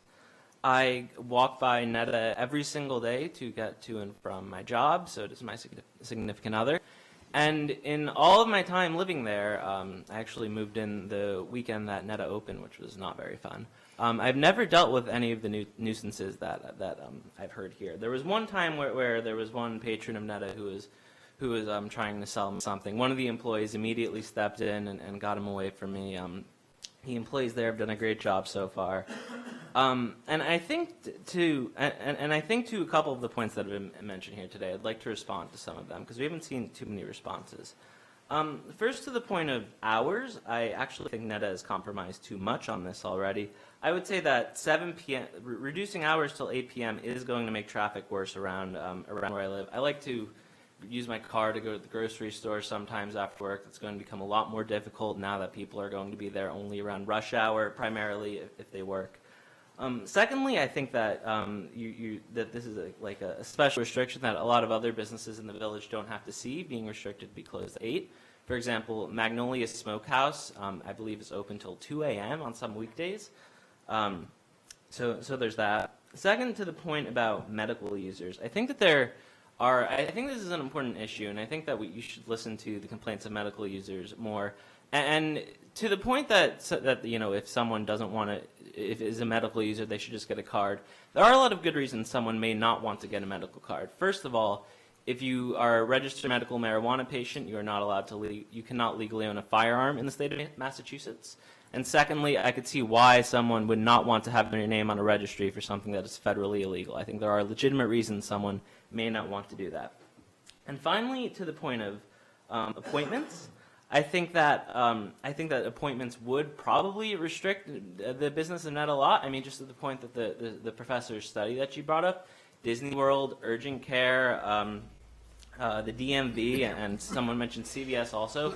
All these are appointment optional locations where you can show up whenever you want, or you can make an appointment, just like Netta is today. I think that that's the key to the point of the study that you cited, that they are appointment optional, which again is just how Netta is now. And I think that some of and I think to the point of people being turned away at the door of Netta, I think, the fact is the first marijuana dispensary in the Boston area was only opened in March. People have not lost their dealers' numbers now, and I think that if people are turned away from the door, it's not a threat. It is true that the black market will likely come back to this area, which I don't think anyone in this room wants. To summarize, I don't think that the board should be picking winners and losers in the business community in Brookline. I think that they should treat businesses fairly, and I think that if these restrictions are going to be imposed on marijuana businesses, they should be imposed on all businesses as well. But to that point, I don't think any of these restrictions should be imposed. I think Netta and other marijuana businesses should be allowed to operate freely, and as someone who walks by Netta every single day and will continue to for the long foreseeable future, I strongly encourage you to vote no to these warrant articles. Thank you. Hi, my name's Julia Vienne. I live at Davis Avenue by the corner of White Place, so about a block from Netta. I've seen all the disruption that my neighbors have talked about, so I won't get into that, the public consumption and everything. But I just want to point out, Netta is acting tonight like they are somehow being discriminated against more than any other business, that they are the aggrieved party. That they should be treated like anything else. Well, the drugstore, the CVS drugstore on Washington Street was never allowed to open in its full space because it was considered too large and too much of a traffic draw in that neighborhood. And even though it has a fairly good-sized parking lot, it still is subdivided and is never going to be allowed to use its full space. So for them to act as if they are being discriminated against when they have been given preferences that no other business would get. That I cannot believe any other business would get these kind of preferences. They have, up close to 4,000 customers, 3,500 a day, it's been said, and no parking lot. And would any other business be given this preference? I can't imagine. If they were selling teddy bears, we would still be complaining about the traffic. But you guys might be doing something more about it than if they're selling marijuana, because somehow it's like you can't touch them because they're selling marijuana, and there's some sort of discrimination there. I don't understand it. They chose to open in this location in a residential area with no parking lot. They could have gone farther up Route 9 and had a large building with a big parking lot, and probably could have kept whatever hours they want and have no problem. And they made this problem themselves. So, they chose to locate the biggest marijuana megastore in the entire country by a factor of 4 in the middle of a residential neighborhood with no parking. So please, at least pass these warrant articles to give us some relief from this monstrosity in our neighborhood. Thank you.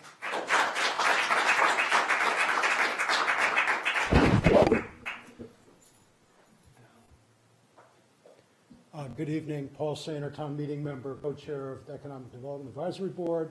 I'm not speaking on behalf of EDAB. We did not hear these articles and therefore didn't take a position. You've been spared tonight, compared to previous hearings, a lot of data. I'm going to comment on 2 points of data that the proponents have been using to advance their case.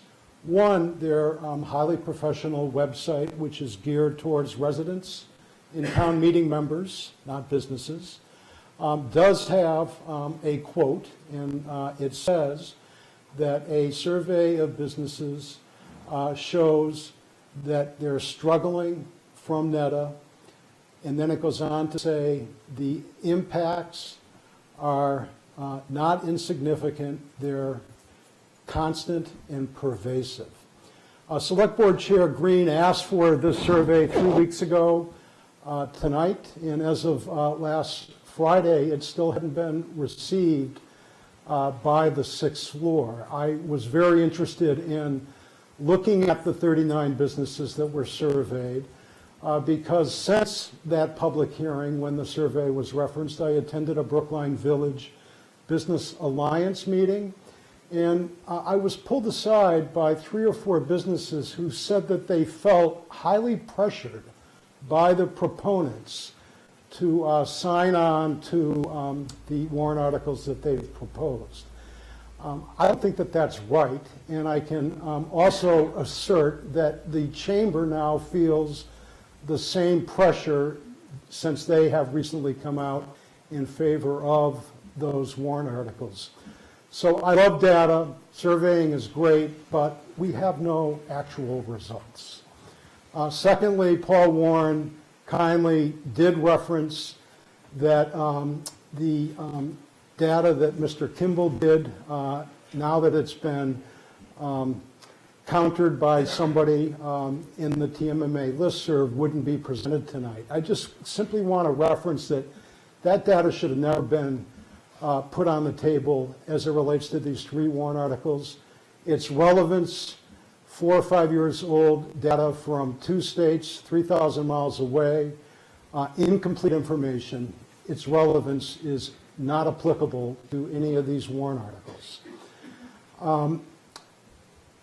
Mr. Kimball has indicated that Brookline Village isn't an appropriate site for this type of establishment. You just heard the previous speaker talk about Brookline Village, and in particular the corner of Route 9 State Highway, 200 yards from an MBTA stop, as being a residential neighborhood. We have essentially 3 sites in the queue for marijuana establishments in town. All of the locations are along major east-west corridors, specifically Route 9, Beacon Street, and Commonwealth Avenue, where there's slated to be 2 stores. And all of them are in close proximity to public transportation. Now, some feel that the only appropriate site for a marijuana store is basically a Home Depot type of setting with sea of parking. We simply don't have that in this municipality. The voters, by a factor of about 60%, voted to move forward with the ability to sell recreational marijuana in town. I am opposed to warrant Article 2. I want to just talk briefly about warrant Article 3, which hasn't gotten a lot of airtime tonight. I understand that the moratorium date for that has been pushed out. I can't remember the exact date. It just seems counterintuitive if we're trying to take pressure off of Brookline Village and potentially Coolidge Corner to move forward with those additional 2 locations. And not doing so seems to me to be contrary to the will of the voters and contrary to the Attorney General going after other municipalities, failing to follow through on the municipal edict.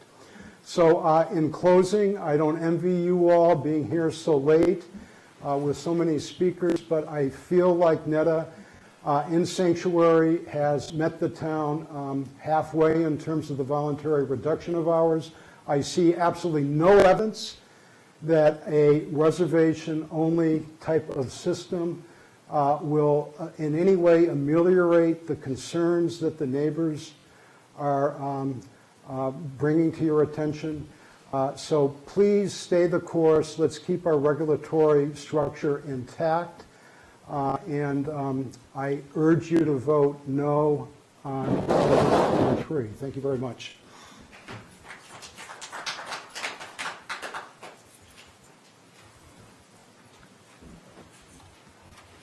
Hello, my name is Jerry Katz. I've lived in Brooklyn, 423 Washington Street for 30 years.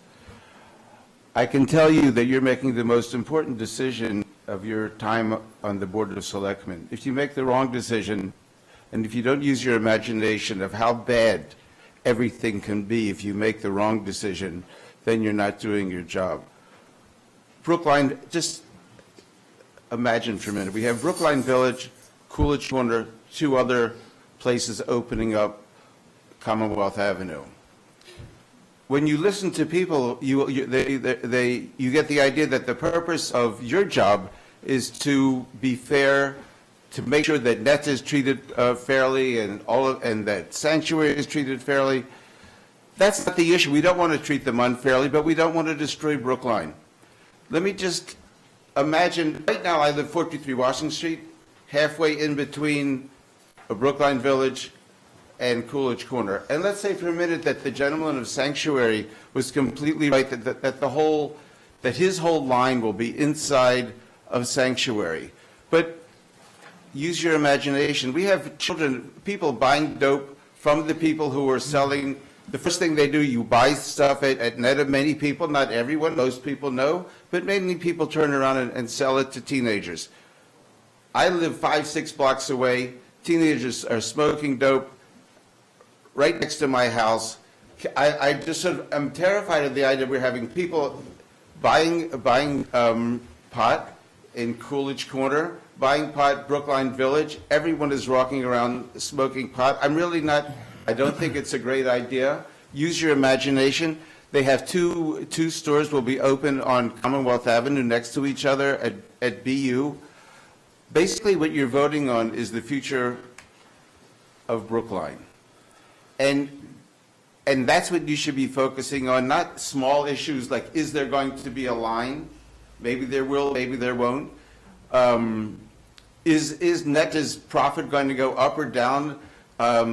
We heard all these people talking about Netta is the greatest place in the world to work. We have someone talking about his Bubby and Zadie, and he's working as if there's a kibbutz movement. We have African Americans, Jews working together. Do not destroy this utopian community. That has nothing to do with what we're here about today. Most of the stuff that we've heard from Netta and these other places are just diversions. The question is, what do you want Brookline to look like? You're going to decide. If you make the wrong decision, Brookline will regret it for the next 20, 30 years. Please consider everything, and mostly consider the way of life, the day-to-day life of the people in Brookline, Brookline Village, Coolidge Corner, Commonwealth Avenue. What do you want Brookline to look like? Thank you. Thank you.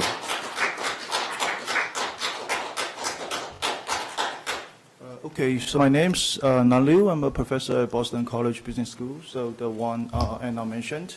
I just wanted to purely speak from academic point of view, my understanding of appointment scheduling systems. So I've been studying for that for decades. So one of the focal point in tonight's discussion seems to be whether there's a long queue, whether long queue is a frequent problem observed in the neighborhood.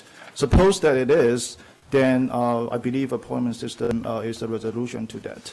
And there are a few, I think, misunderstanding about appointment systems in tonight's discussion I just want to point out. One is that there's a notion that appointment system may reduce capacity of service, which I don't think it is true. Appointment systems only regulate the time the customer arrives. It doesn't regulate how much time you devote to serve the customers, so it doesn't reduce the capacity.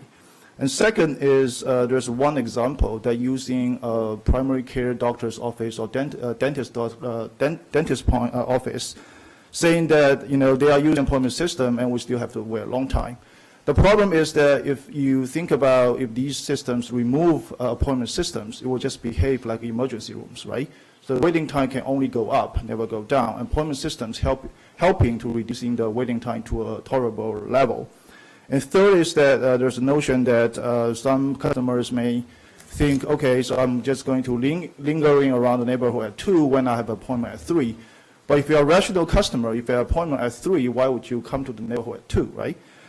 So my final comment is that, probably no products are required to use appointment scheduling, but, many high volume business voluntarily use appointment scheduling to reduce queues, improve services, and reduce the negative externalities on the neighborhoods. There may be some setup costs and there may be some adaptation periods, but it probably is a viable solution to improve the social welfare in the neighborhood. Thank you. Thank you. Mr. Kimball, you want to get the last word in? Hopefully only about 20. I just want to make a Oh, comment. wait a minute, Barbara Brown is going to get in the queue. I'm sorry. I just hate 11:15. I just came my from my house in bedtime. Brookline. She's come from like halfway around the world, so. Okay, let's get going. Yeah, simple. Just a comment on siting.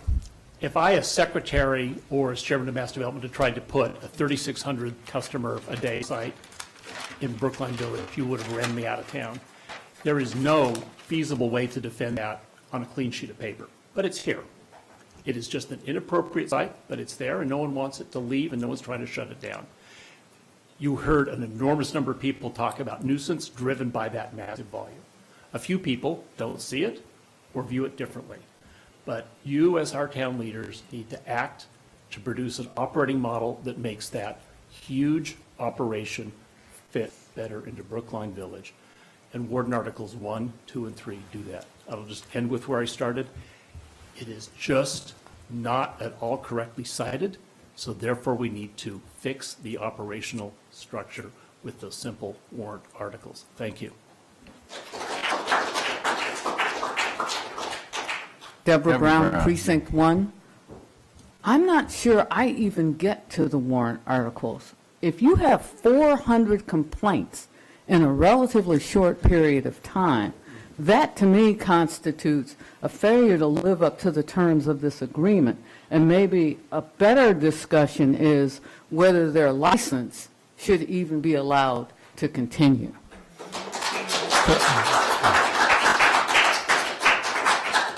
So I see Sergeant Hatchett in the back. Were there 400 complaints related to NETA in any period of time?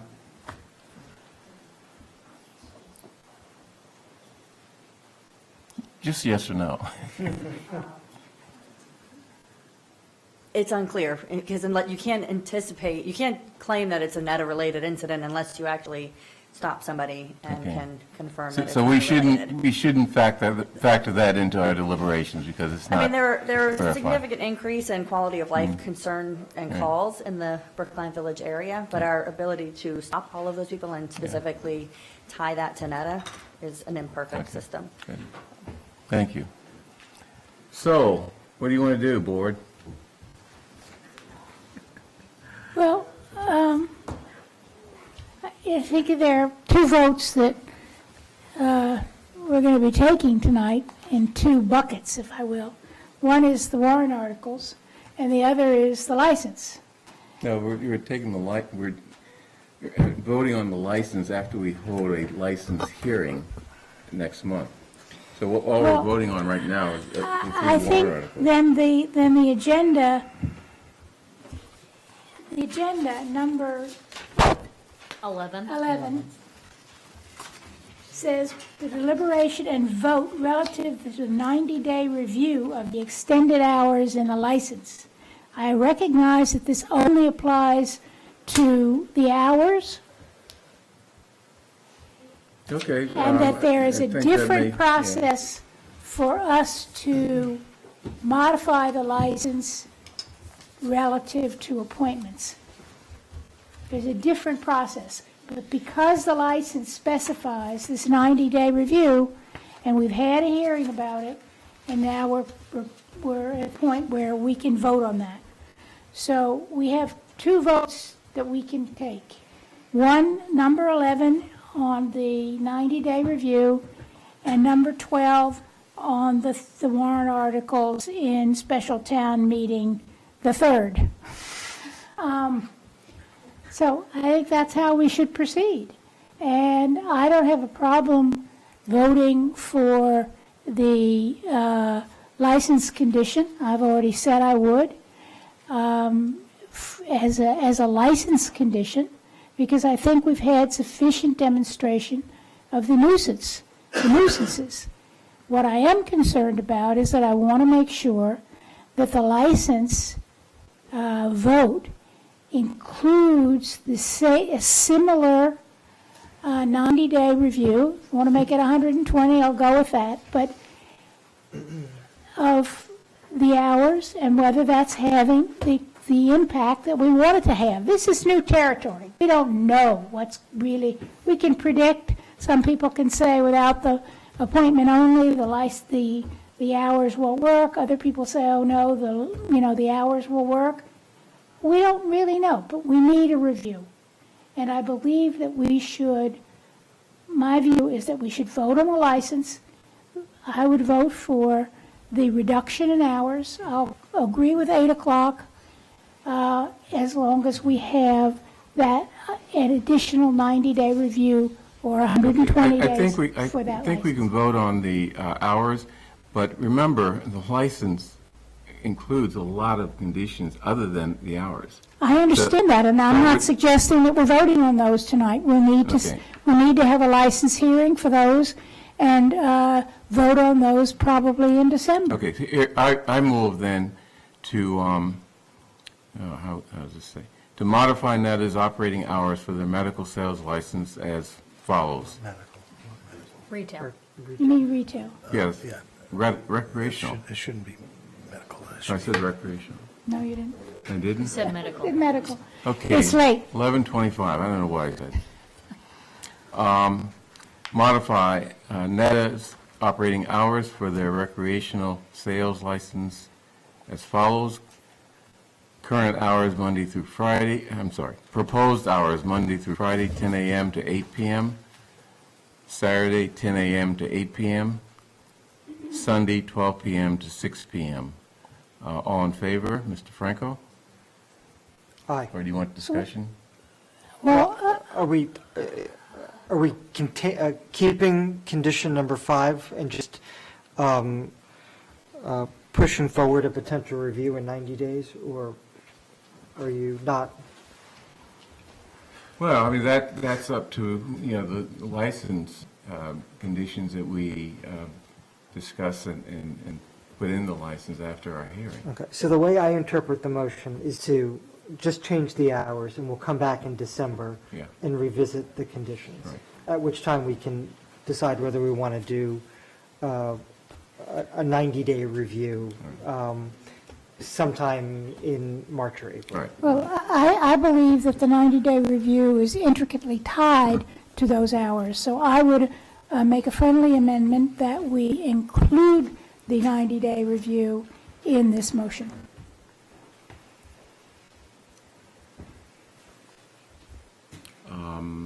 That's not a friendly motion or amendment. So. Well, it's an amendment. Okay, so let's vote on the amendment. And Can I ask- yeah, when would this take effect? that's the other thing we should talk about. NETA has suggested December 1st. I mean, I don't know, but I assume that it takes some time to get out the word and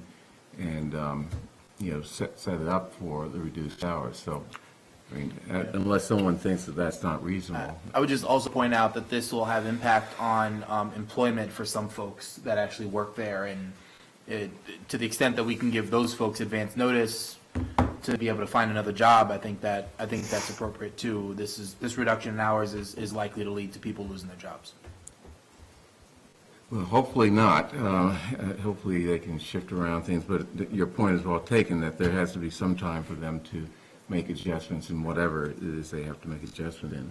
So, okay, articulate your amendment to, Well, the amendment will be the hours that you listed, 10 to 8 every day except Sunday, which would be 12 to 6. And that condition number 5 in the license, which is, if I can just go back and find it, hold on a second. okay, so condition number 5 relates to extended hours. And we're talking about reducing hours. So I think we really need to wait until we, have our license we review. were extending the hours from 7 to 10. Right.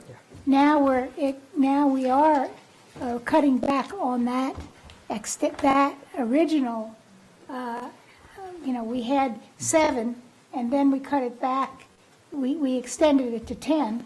Now we're only cutting it back to 8. I'm saying that we still need a 90-day review to determine whether or not we're going to cut it back further. That's all I'm saying, 90 days from when? from when it goes into effect. Okay. So that's, that results in... Yeah, I don't have a problem with December It results in 1st or 60 2nd. days from our license renewal. So I'm not sure that makes any sense. I mean, we can handle this when we do the license renewal, and we can come up with a date, either 60 days, 90 days, whatever, at that point. And right now, I don't think it's even relevant to the action you're taking. I don't I mean, agree, if but you- okay. but that'll Okay. depend on what the board wants to do. Okay. People ready to vote on that? Okay. Yeah. Yeah. It has to do with Netta only, correct? Well, we'll get to sanctuary in a separate motion. We can't have a 60 or 90-day review before we're open. Correct. So that's So what we're we'll talking get about to you Netta now, later. yes. Yeah. Okay, all in favor of Ms. Heller's motion or amendment to my motion? Mr. Franco? Can you repeat the amendment? This that- is about, go ahead. Sorry. Okay, the hours as articulated by Mr. Green, 10 to 8, every day except Sunday, which would be 12 to 6, with the condition that 90 days after those hours go into effect, we can have a review to decide whether or not to maybe move them forward, but or move them back. Can we include in that the effective date will be December 1st? Sure. Okay. That's okay. fine. So all in favor, Mr. Franco? Aye. Ms. Heller? Aye. Ms. Hamilton? Aye. Oh. Mr. Fernandez? Aye. I vote no. Okay, I guess I lost that one. So, okay, so number one, the hours that we talked about, 90 days after the effective date of December 1st, a review. Okay, do you have that? Okay, good. Okay, so let's move on to the next one, sanctuary. Oh, no, we have to vote on the main motion as amended. Oh, I'm sorry, okay. That amendment has been adopted by the board. We have to vote on the main motion now. Everyone understand that? Yeah, so let's just Okay. not lose track of the February 1st deadline that we set when we renew the license in Right. February, in December. Right. So, yeah, 90 days from December 1st is February Something, yeah. 28th or whatever. So, Mr. Franco? Aye. Ms. Heller? This is the main motion with your amendment. Okay, aye. Main motion. I'm too Ms. Hamilton? tired. Aye. Mr. Fernandez? Aye. And chair votes no. Okay. Okay. Let's move on to sanctuary. I move to modify sanctuary medicinals operating hours for their recreational sales license as follows. Monday through Friday, 10 a.m. to 10, sorry, Monday through Friday, 10 a.m. to 8 p.m. Saturday, 10 a.m. to 8 p.m. Sunday, 12 p.m. to 6 p.m. Yes. Did I get notice, or someone get notice of a hearing that we missed? Our license, we've never gotten a notice of a hearing on our license. Good point. It's not on the agenda, yeah, it's just Yeah. a matter. Okay. And Okay. it doesn't matter because we're not, it doesn't matter. Okay. You can do it Okay. in December because we're not going to be open like this. Okay. You're right. Thank you. Okay, so let's move on. Thank you for reminding me. Move on to the third special town meeting and warrant Article 1. I'd like to move no action on that since we've already addressed the issue of hours in the exact amount as provided in this warrant article. And I think it is important that the select board be the regulatory body, not sort of cumbersome town meeting process. So, any discussion or alternatives? I will go first. I would normally agree with the chair's assessment that this authority should only rest in the select board, but I think that we have failed to act in a timely manner, so I would like to vote in favor of this warrant article as a show of, I guess, support. I'll agree with that. Okay, put that in a motion. Favorable action? Okay.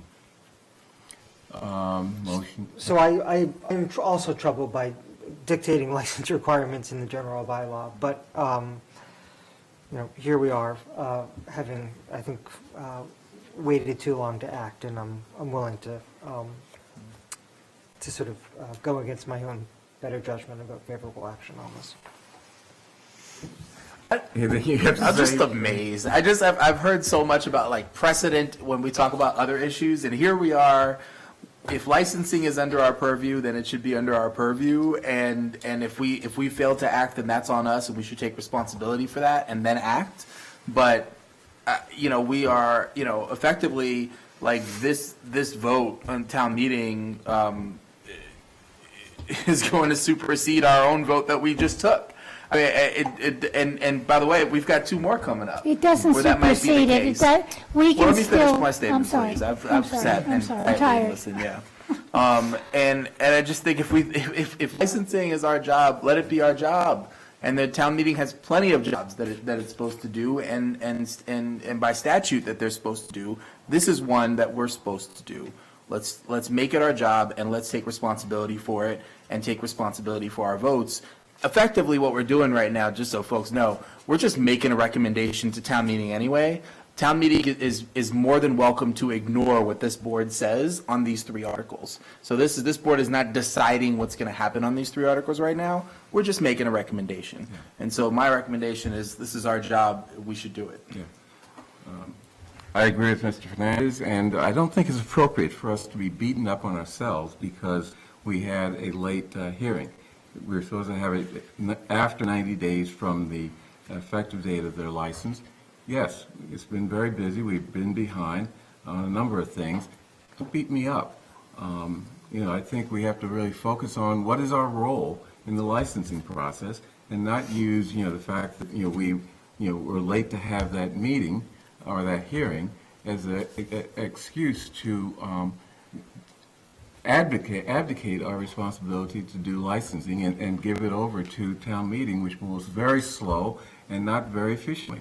So that's my opinion. Okay, so what's the motion? Motion for favorable action. Motion for favorable action, okay. Mr. Franco? Aye. Ms. Heller? Aye. Ms. Hamilton? Aye. Mr. Fernandez? No. The chair votes no. Okay. Article 2, amend the general bylaws by amending section 8.37.5, purchases from marijuana retailers. That's the appointment only. I move that we refer that to our recently established marijuana advisory committee. Anyone else have any alternative motions or amendments? I would support the article as written. It doesn't just require appointments. It requires appointments for consultations about products, et cetera. It's a reserve ahead basis for picking up a product. It seems to me that it could be an incredibly efficient way of NETA spreading the customer base out over the day and creating less pain for the neighborhood, less nuisance.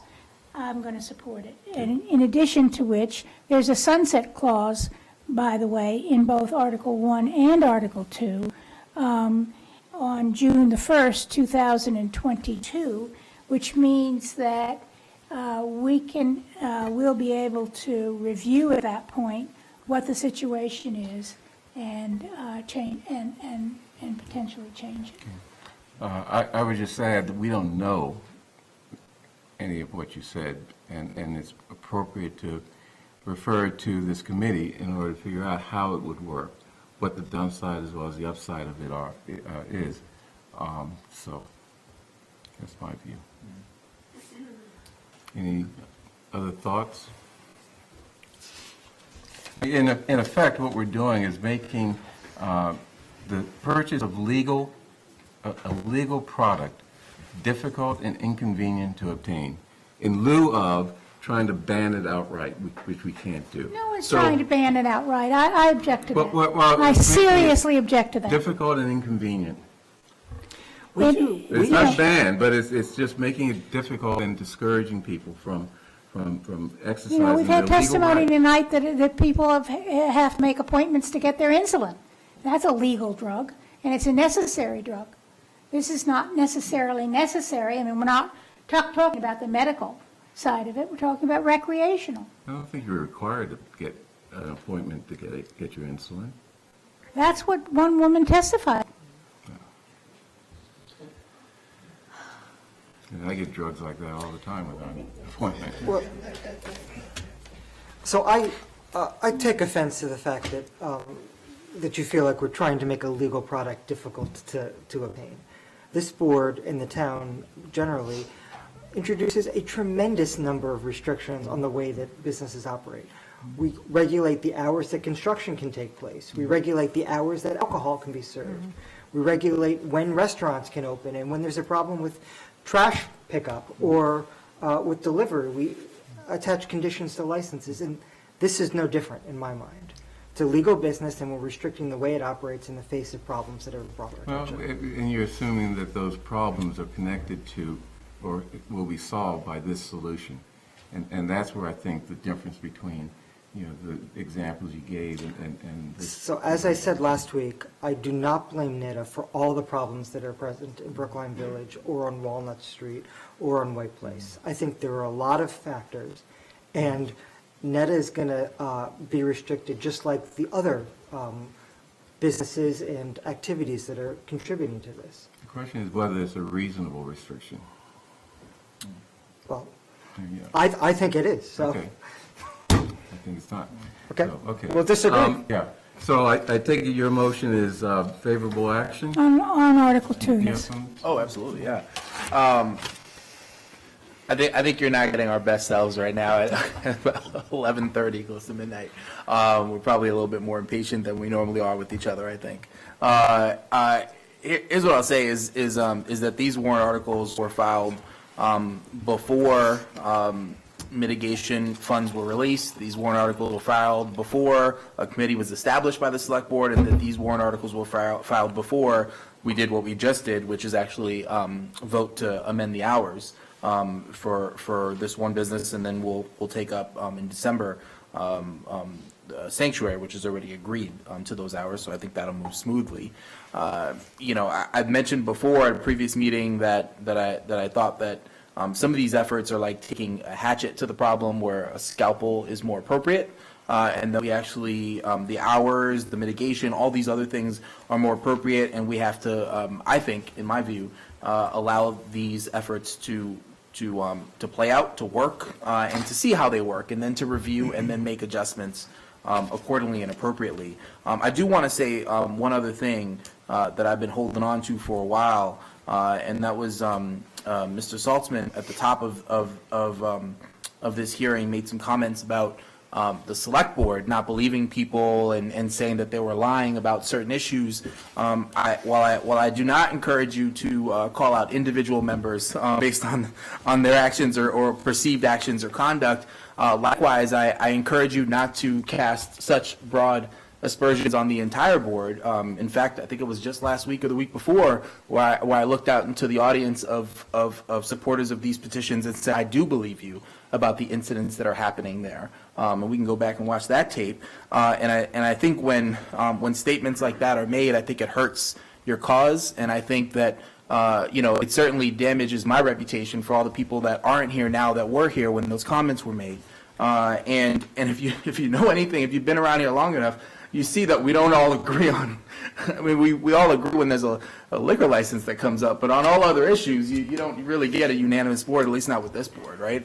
And in fact, there are other members of the board clearly that have been believing what's happening here. So I would just encourage you not to cast those broad aspersions on the entire board, and if you want to say something, say what it is. Anyway, but I thought that was important to say. People know who I was talking about. Well, I'm not concerned with that. I'm not concerned with that right now. I'm concerned, don't do that. I think that's not appropriate and that's unfair, certainly to me and to other board members too, I think. So with that said, I really do think that this, what's being proposed and the final part, not the committee part, I think we've already done that, but in terms of the moratorium, I think that's taken a hatchet to the problem and not a scalpel. And so once again, while we're not making a decision on whether or not this is going to, that would be a licensing decision we would make later on, my recommendation to town meeting will be that we not support Articles 2 and 3. So I've thought long and hard about appointment only. And absent the sunset clause, I probably couldn't get on board with it. but with a sunset clause and reviewing the traffic analysis report, I do think that we should play around with an appointment-only model and learn from it. So I think I will be supporting that in a vote. Okay, so I take it your vote is favorable action? No, I made a motion that we favorable action on Article 2. Okay. So all in favor, Mr. Franco? Aye. Ms. Heller? Aye. Ms. Hamilton? Aye. Mr. Fernandez? No. Chair votes no. Okay, warrant Article 3.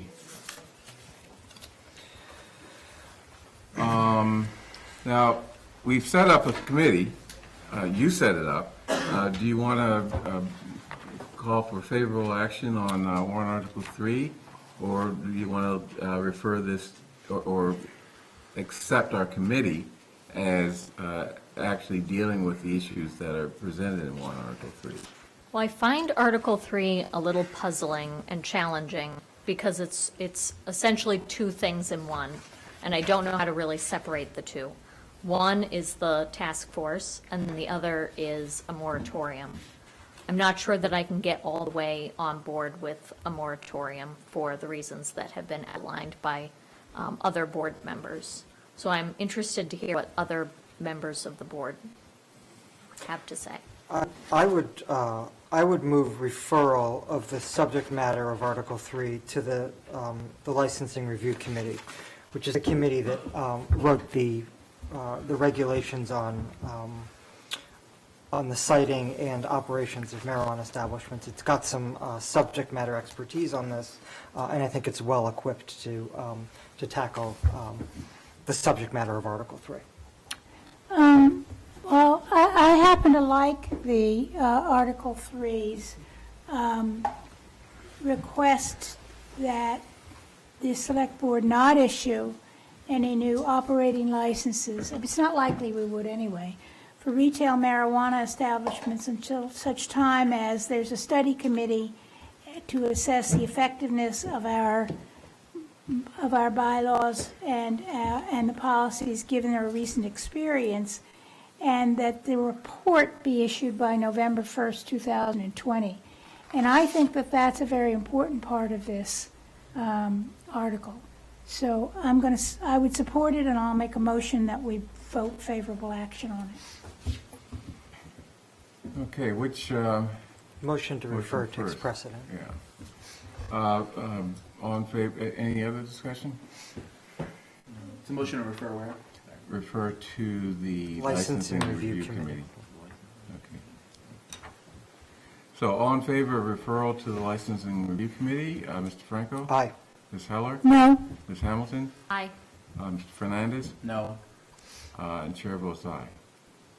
So we're referring that to the Licensing Review Committee.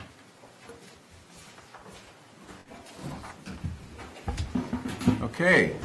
Good evening. Much for that.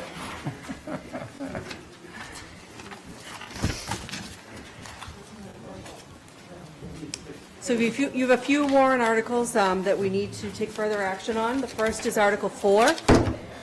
Earlier this evening, the board had a presentation from the interim superintendent of schools and the architect for the Driscoll School on the revised cost of the Driscoll. So the question is whether or not the board would like to amend their motion to revise the number in the appropriation article. The advisory committee is still holding at that 108 million number that was originally presented. And then you should also have in your packet a proposal from Harry Friedman, and he's suggesting that the number be revised down to 98 million. Okay. I move favorable action on the advisory committee resolution for $108.9 million. Any discussion of that? 108.9 or Right, whatever. 108.8? So I guess the question is if you can stay where you are, That's right. If we stay where we are, we don't have to do anything. Right. Okay. So the question is, do we want to reconsider? So, motion for reconsideration. Any discussion? No. Well, I think the central theme, at least for me, is we're hearing reports from our construction group that the numbers are coming in higher. We will probably need to tell the school committee to look at the programmatic decisions and assumptions that have been baked in and tell the construction team to work within $108 million. I'm comfortable holding the line at $108 million. I think that we have a responsibility to hold to that number because that's been out in the public space for so long, and we know that other projects are forthcoming. Some very difficult decisions are going to have to be made about the Driscoll project, and quite frankly, future projects as they come up. We're never going to get everything that we want. I mean, after seeing the presentation earlier, I don't know, and I take Mr. Levy's comments to mean, it looks like right now to do what was planned to do, to be done before, it'll cost $119 million. If we cap this at $108 million, that means a significant change. I can't imagine it wouldn't, a significant change to the scope of this school. I mean, it means literally cutting out classrooms. It means, it means something big. I mean, it means a redesign of the school. Yeah, it means smaller classrooms, among other things. Not necessarily, going knows through this what it on the means. high school now, so, you're cutting sometimes you're cutting the design of the structure of what you're doing, sometimes you're cutting the materials, you're cutting the scope of what you're doing, but generally not the classrooms. I mean, the classrooms are by MSBA standards, and I see, you may have to cut the number, but not the size of them. What number? The number of classrooms, but not the size of them. All right, that's what I just said. Well, we don't know that, so, but We anyway. don't, know that, but there'd be some significant change to it, which would require also some redesign, or some kind No, of. hopefully not too much redesign, because Hopefully not. then we run into. Even more costs. Well, so the other, I don't want to be clear, I don't have an alternative number here, Yeah. but the other problem with sticking with 108 is if we did want to incorporate office space into the Driscoll School, we heard that, I don't have the presentation in front of me, that's costed out at $2.5 million at the lowest figure for 4,000 square feet of office space. So I'm just pointing it out. Yeah. I think, frankly, I'm comfortable sticking with 108 for tonight, but I think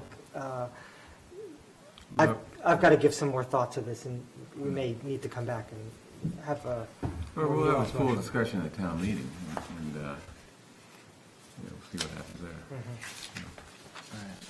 So, okay, I so. mean, I would recommend going up, frankly, to be able to cover these costs, but, yeah. To what, to 119 or to? I mean, we've got a couple options here. Yeah. In this one, anywhere from, if this includes the office space, these numbers, the 122.1 going all the way up to 124.3, depending on how much space for how many folks. It was 24, 40, and I don't know what the final one was. So, any interest in reconsideration? Anyone? So, we are where we were. Okay. The next item that you have is Article 25. The advisory committee voted a substitute motion to refer the subject matter of Article 25 to a moderators committee to make recommendations in time to bring a warrant article to the November 2020 town meeting. The petitioner is here. She's still moving her article. And Bernard, I believe that you provided materials to the board related to the work of the surveillance committee Right. and their recommendations around this article. Right. People have that? I believe it should have been forwarded earlier today to the group. I've seen this already.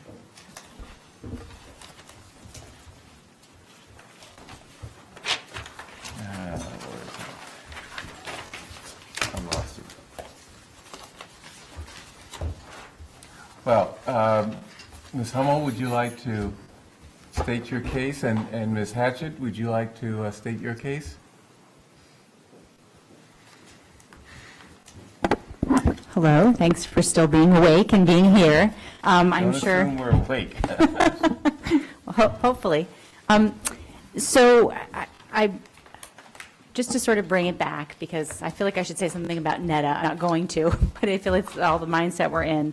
Maybe the school, but this warrant article, really, the intention has always been to prevent Brookline from using face recognition technology and surveillance throughout the town in spaces like the schools and the library. And I want to just make the point that the technology is, something that's layered on top of surveillance cameras or can be used retroactively on photos or stored feed, and it enables this pervasive automated tracking of people, their habits, associations, and movement through time. So we really shouldn't use it, or certainly shouldn't use it without a real thought before we decide how to use it. That means stopping it before we use it to make those decisions. I think it's also important to point out that we have over 246 town cameras, and that is excluding any and all police cameras. And it's excluding any shared private footage that town officials might gather as well. So our ability to capture footage is extensive. Layer face surveillance on that supercharges it in all the worst ways. And just my list from before, I won't go through the whole thing again, but this perpetuates racism in the worst way. It's the highest false positives impact minorities in addition to women and children. Face surveillance is the concern of many immigrant communities. We're supposed to be a safe haven community. It chills free speech and freedom of association. It enables warrantless searches. One of the League of Women Voters speakers who gave some testimony on at the State House when they started, made the comment that if you wouldn't authorize officials to just walk up to anybody and take their ID without asking, just be able to do that, then we shouldn't use face surveillance, because that's what it does. It's electronic, and you don't even know it's happening. So it also uses databases compiled of individuals that it's been collected without their knowledge or consent. It's heavily financed and marketed by the private sector despite these problems, and it's entirely unregulated by federal or state law. So I think clearly we should keep this in the barn until we decide how big a fence we need around it, how big a fence it ought to be. We don't have the technology now. We don't use it. And we have a unique opportunity to get out in front of this important issue. Senator Cream has proposed the moratorium at the state level. I believe you all received a letter from her a while back. This ban serves as our moratorium, practically speaking. We can, not delegate how we use it. If we don't do anything now, if we just stop, if we either do nothing, send it to some committee, or support the surveillance technology police use amendment, which turns the warrant article on its head, then we basically got the status quo or even worse. We are a town that values our police force and our community policing, but no free society lets the law enforcement dictate the law or sort of bumble into it. This technology in particular, for all the reasons I just stated, needs some real guardrails. And issues surrounding the perils of face surveillance are in the news weekly, if not daily. If there is any good use in the town in the future, it should be after a robust public discussion. So about the police or surveillance committee amendment, Casey will clearly speak to it, but it turns the bylaw on its head. It's deaf to the civil rights and civil liberties concerns, in my view. Instead of becoming this proactive government by passing the bylaw I put forward and greatly amended, which I'll speak to as well briefly, it does the opposite. We could be the first community to affirmatively allow broad use, and the words narrow and specific in that language are not narrow and specific. They are broad. They're not specified at all. It lets the police essentially make laws and rules for use and then report back later. Again, free societies don't let the police make the law. And it doesn't really provide for meaningful public transparency afterward either. It may, in fact, encourage use to help build a case for broader use in the future. So I think that it's a terribly awful idea, and I hope you don't support that. I did make many changes and clarifications to the original bylaw, as you asked, and in good faith. So to be clear now, the warrant article, which the new language is on page 25-11, unfortunately, not at the start. The warrant article doesn't prevent the police from collecting any evidence. It doesn't prevent them from acting on any warrant. It doesn't prevent them from cooperating with law enforcement agencies or using any phone or device that uses face authentication software to open. And it doesn't prevent them from using social media. Never did. It does prevent electronic warrantless searches. It does prevent normalization of government surveillance and tracking. It promotes racial justice. It protects immigrants' communities' privacy and free speech. You know, a lot of times we talk about giving up privacy to get security, which at some point is a false dichotomy. But for some people, privacy is security. And it also encourages trust of local government.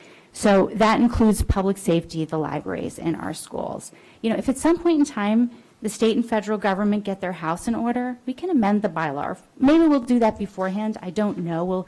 We should have this discussion, though, with a ban in place so it can be a reasonable, measured discussion with lots of real information and widely agreed on specific enumerated purposes.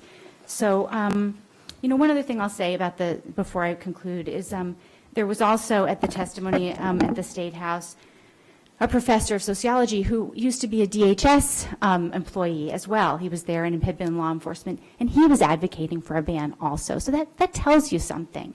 There, you know, we get the best laws when there is, the term I guess is friction, and we have to do it that way. You know, there are all sides at the table doing real work, and we can't do that if we're, you know, if we're thinking the ban, you know, we could be using it.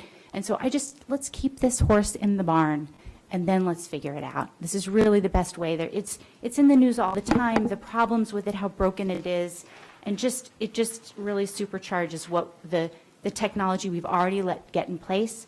And so I hope you'll support it, and then we'll move forward. Thank you. Thank you.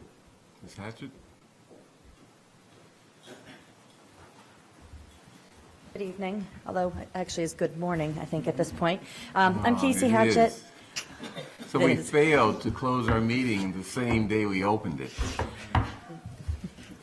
I'm Casey Hatchett, town meeting member from Precinct 12. I'm obviously also a Brookline police officer. I apologize for being in uniform. I didn't have time to go home and change after the last warrant article that I was here for. I'm also a member of the Surveillance Technology and Military Type Equipment Study Committee, and I'm speaking tonight on behalf of that committee in a majority vote in favor of a recommended amendment to warrant article 25. In May of 2018, town meeting voted on 3 warrant articles related to surveillance and military equipment. The unanimous vote by town meeting was a referral for study by a committee appointed by you, the Select Board. And since this May, the Surveillance Technology and Military Equipment Study Committee has been formed and consists of 5 residents, the petitioner, Amy Hummel, and myself included, 2 town department liaisons, and is chaired by Select Board Chair Bernard Green. Our mission statement instructed us to look at many challenges and benefits presented by surveillance technology and military type equipment as they relate to the particular realities of Brookline, not scenarios that may unfold in other less progressive jurisdictions. The committee undertook this effort at monthly meetings over the summer with a charge to review current technologies and equipment in use and to consider potential technologies going forward, their impact, issues of audit, restriction, regulation, and oversight, and how to balance our technological world with civil liberty considerations. Our effort initially was fact-finding. We learned things like the DPW has a drone, that the town receives no military equipment via the 1033 program, and that the police department doesn't currently own or deploy facial surveillance technology and is not looking to purchase or acquire it. At our first couple of meetings, we spent a good time defining our scope, and it seemed we were on a good path forward. Unfortunately, the submission of this warrant article has disrupted and delayed that process set in place to have a thoughtful and comprehensive review by our committee. In reviewing the implications of this warrant article, the committee found that there was not enough time before town meeting to even consider the full effect of this ban in town. Not enough time to fully grasp the potential uses of this technology today and in the future. Not enough time to inform the public and ourselves about the differences between widespread facial surveillance and case-specific facial recognition, which would be banned under this warrant article. And not enough time to consider some of the acceptable uses that together as a community we may agree are worth considering, such as identifying persons who are unable to identify themselves, like a lost or confused elder with Alzheimer's, or to assist in finding and identifying missing and exploited children. Uses that would fall under facial recognition software. At no time has anyone on the committee or from the town or the police department seemed to support or promote the widespread use of facial surveillance. In our discussions, the majority of the committee did acknowledge that there are many unintended consequences of this ban that are overwhelming and was overwhelmingly in support by the majority in creating an exception for law enforcement with oversight and reporting for the next year so that a proper review could take place. We appreciated that the petitioner did make some specific carve-outs to her warrant article based on concerns raised by the committee and by the chief of police, but the majority felt that the ban still went too far, and we need to do this right, and we will, given more time. In addition to the proposed amendment, the committee has committed to prioritizing this work ahead of reviewing other technologies under our review. We have all agreed that there is no compelling reason for our schools or other non-public safety town agencies to be using this technology prior to a proper and thorough review. However, we may find ourselves with dozens of employees or elected or appointed officials violating the ban unintentionally or even unknowingly when simply posting a picture from Brookline Day or town meeting on Facebook and Facebook automatically conducting facial recognition on those photos. The majority of the committee did recognize that there may be instances in which the police could and should use this technology to conduct community caretaking activities, to mitigate imminent threat to life safety, to identify persons unable to identify themselves or other exigent circumstances, and felt a ban could greatly inhibit those legitimate public safety functions. Additionally, we agreed that a requirement that the police department report any uses of facial surveillance technology to the select board is critical during the study period, and that a quarterly report on the committee's progress be submitted to the select board. Meanwhile, the police department agrees not to acquire or to deploy this technology.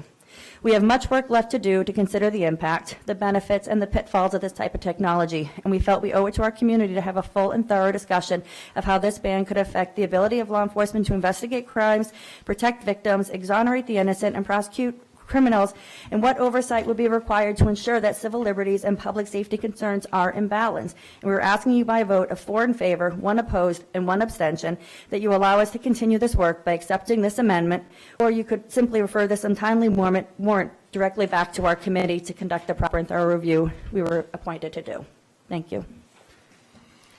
So I think I agreed to allow a couple people who called ahead of time to no. Is this a public hearing? No, it's not. We've already had it. I agreed to allow a couple people to speak who called ahead of time. Mr. Gordon. You didn't call ahead of time, Regina. Thank you. Neil Gordon, Precinct 1 Town Meeting member of the Advisory Committee. Speaking briefly this morning, I can't believe I had to cross that out, on behalf of Brookline PACS. The PACS Board is recommending favorable action on petitioner's motion, no action on amendments, and no action on referral to an insufficiently privacy-concerned surveillance committee. The flawed technology that is the subject of Article 25 is not ready for prime time. It's especially biased with false positives against women and those with darker skins. Let the ban, an ACLU priority, in the form of the petitioner's motion, be the default. We can tweak it from there over time. Our police chief wrote, quoting, "The department does not currently have or deploy real-time face surveillance and does not have software that runs face surveillance comparisons of any of our databases." He also wrote, quoting, "If passed as drafted, Article 25 will have catastrophic implications for safety in Brookline. With all due respect to the chief, PACS can't reconcile these statements, and we're not willing to compromise on massive and quite obvious privacy and equity issues." There are 2 quotes in the PACS report on Article 25. I'll read only the shorter one, with your permission. I'll conclude quoting Benjamin Franklin. "They that can give up essential liberty to obtain a little temporary safety deserve neither liberty nor safety." PACS urges a recommendation of favorable action on petitioner's motion. Thank you. The gentleman in the back, did you want to speak? Thank you. Yeah, briefly. My name is Sal D'Agostino, 1264 Beacon Street, number 5. I've actually been involved with this technology for about 40 years, and I'd like to point out sort of a global perspective on what's going on. If you look at what's going on in the UK right now, recently, their information commissioner actually said that there should be a pause on the use of what's referred to as live facial recognition systems because of its inability to fully understand the consequences of its use. The other thing, so just generally in terms of what's going on in the world where civilized countries are introducing what's currently best practice, there is a pause on looking at what's taking place here. The other thing that I would just point out in terms of the security versus privacy perspective is that basically you're managing risk. And if you don't know how to manage privacy risk, then you're not managing your security risk as well. So until you have a full understanding of the privacy risks involved, you're actually potentially increasing the risk from a security perspective as well. And so as a result, I think it's a very good idea to fully understand and put in place what would be referred to as a code of practice and a code of conduct around the use of this technology. And without that in place, there's really, I mean, in almost anywhere that you go forward with this, those really are the preconditions in order to put this stuff into use. And I'd be happy to serve as a subject matter expert to any of these committees. I provide that kind of work around the world. I've provided that to the Security Industry Association, which is the largest trade association of surveillance manufacturers in the United States. And as a resident of Brookline, I'd be happy to help in any way I can here. Thank you for your time. Could you send your resume to me at the Select Board? I'd be happy to, sir. Thank you.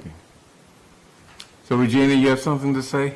I do. Although the gentleman before me was even more specific, I was going to affirm his point of view. Okay, then, thank you. I have 2 points. I attended a all-day security studies high level at Fletcher School, including government officials who do cybersecurity. The consensus was, do not do this technology. It will not be held safely. The gentleman said it with more specifics. I completely agree with him. The second point I want to make, because some of you are not on the board long enough or even involved in the town or even live in the town to know that every time an issue concerning lapel cameras, as well as cameras in the cruisers, has been refused by the union, according to 2 of the police chiefs I've ever consulted about this, Danny and Andrew. It's always opposed. So everybody who's going to be looked at with these cameras, the ones for surveillance, facial recognition, it's all being done on the side of the citizen giving. Whereas if they had the cameras in their cruisers and on their lapels, we would resolve several of the complaints. We'd know whether somebody was using guilty while driving. All those things get thrown out because there's no evidence. Cameras would be evidence. So let's not have this hypocritical discussion where everything that's being given is given on the part of the citizen and nothing on the part of the police force. Thank you. Mr. Ananian, I guess if I let Regina speak without going ahead, I have to let you speak. Please be brief. I will be very brief. I just wanted to reiterate my support for the petitioner's motion. I do, as I am on the surveillance technology and military technology oversight study committee, and you know, I did work with Casey on her amendment language, and I appreciate where that's coming from. But I just have to say, ultimately, I feel like it's not necessary. The police department is not currently using this technology. I'm fine with revisiting this and amending the bylaw at some future date when this technology, if and when uses for the technology appear. But at this point, I think the best solution is to do the moratorium as the petitioner proposes, with the exceptions that are in the petitioner's motion, and to give us some time. Thanks. Okay. Any discussion from the board? No, we want to go home. By the way, in the committee, I voted in favor of the amendment that came out of that task force that Sergeant Hatch was a participant on. Looking at the language, though, I do have a problem. You know, one of the problems I think we have is that we're not distinguishing between two things, and that is surveillance, facial surveillance, which is what you have in China, you know, where everyone, you know, get their digital template put into a database and you know, they're monitored around the country. And what's different, and that is face identification or facial identification, which, you know, is something that is legitimate, and I'm not sure that I want to ban. And I guess I don't expect any other board member to agree with me, but I would take out in the added or the amended language 3A and B, I'd take out B so that we don't allow use for you know, another year, but rather we force the select board in conjunction with the surveillance committee and, you know, the police department and other experts that we can pull together to actually come up with the specific and narrow purposes that we can approve for use of facial identification technologies. You know, other than that, you know, the ban would be in place, but you know, really forces us to come up with some type of regulatory scheme to allow appropriate use of that technology. And you have an objection to that, Ms. Hummel? I do. I mean, I think that there should be a discussion about this, right? That's why I brought the whole thing up. It's really important. But part of what you're talking about is, well, two things. One is possibly sending pictures to the RMV. I mean, we know because the ACLU sued them, that after 13 years of trying to do this, they have no protocols. They've never audited themselves, not once. You know, and what was the RMV? well, if you're talking about, I thought what you were referring to is what you had talked about in the surveillance technology meeting. We need a shorter name for that committee. And that you took the picture and just sent it to the RMV. I thought that's what you were referring to. No, I don't. Okay, then I retract that. I guess the thing is, there should be a discussion. My position is absolutely not to allow police use in the meantime while people burble up and figure what that's going to be. It's to put the ban on, and yes, please discuss it. Let's have a large, robust discussion and come to an understanding. I think there's a lot that all of us don't understand and know, and we can't make good decisions until we do. But the only way to do that meaningfully is to have a ban in place so we can all take a big step back and not stumble into some sort of solution or, you know, find some bizarre use case. I think the ban is our best, most solid route forward, and it really sends the right message to everyone working in town hall and in the schools and in the library and the town generally, what our position is in the meantime. And I want to comment too, and then I will stand back, is that it's like any other law that when it's new in town or any other rule, everybody figures out, you know, you do a little training, you let people know, people don't get slapped on the hand or fired immediately if there's a mistake made. It's part of a learning curve. That happens anytime something new happens. We do that all the time. So I'm not worried about that either. But I ask you to support the ban without that police use amendment because it turns it on its head. And again, it would make us one of the least progressive communities rather than one of the most if it allows some use in the meantime. You know, it's the people who need our protection the most are the ones who need the ban. Mr. Fernandez. Sure. I keep rereading the amendment from the surveillance, et cetera, committee, and I just don't like any part of it. I think the B, is a non-starter. The idea that, you know, I mean, I've heard comments leading into this that in my mind, I've heard people conflating face surveillance technology with other types of technology that are not that, including even literally iPhones. And so the idea of allowing use of this within the next calendar year, or like a year from this following year, through January 2021, and then letting us know within 30 days afterwards of how it was used, not before, but after, I think I can't even imagine. That, and then the other piece, I think that the first part where it says the department may use but not acquire or deploy this technology, I think violates the spirit of the article completely, which is this article is about whether or not this community thinks that this technology is even right to use, even if there are no false positives, even if it works perfectly.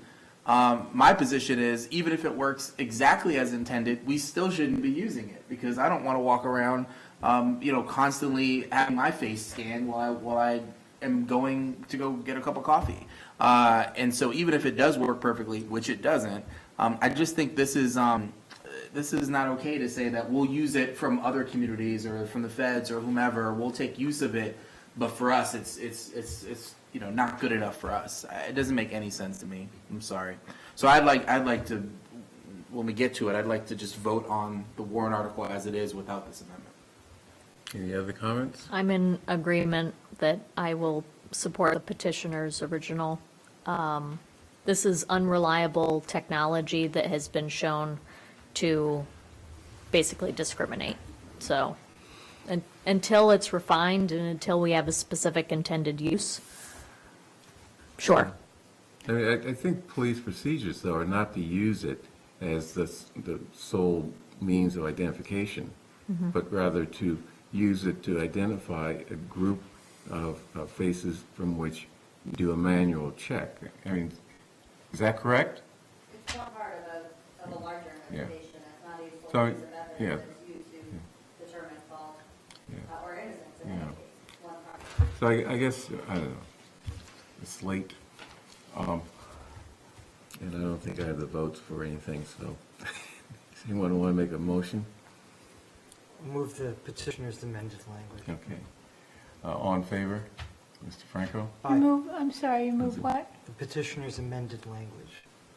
Oh, Which okay. is, 25-11. Yeah. pardon me? It's on 25-11 of the combined report. So, It's in your combined reports. okay, so when you say petitioner's amended language, you mean language that Sergeant Hatchett proposed? Or No. It's the not language? she's Okay. not the petitioner. The No, I know language that. that's on 25-11 of the combined reports. Okay. Any questions? Okay, all in favor, Mr. Franco? Aye. Ms. Heller? Aye. Ms. Hamilton? Aye. Ms. Fernandez? Aye. And chair votes, I'm going to vote aye. Okay. Anything else? The last article is Article 29. The board last week had voted on Select Board Member Fernandez's language. Since that time, the advisory committee has taken up the article.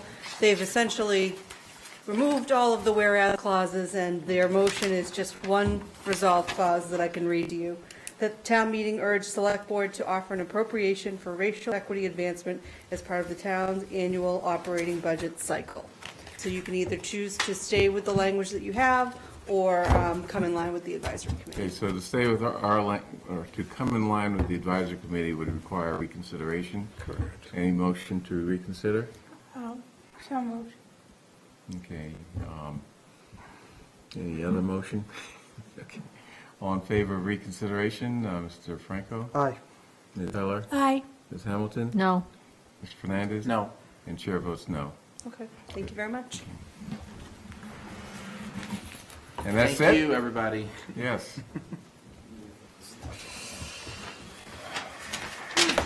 I think this is the latest.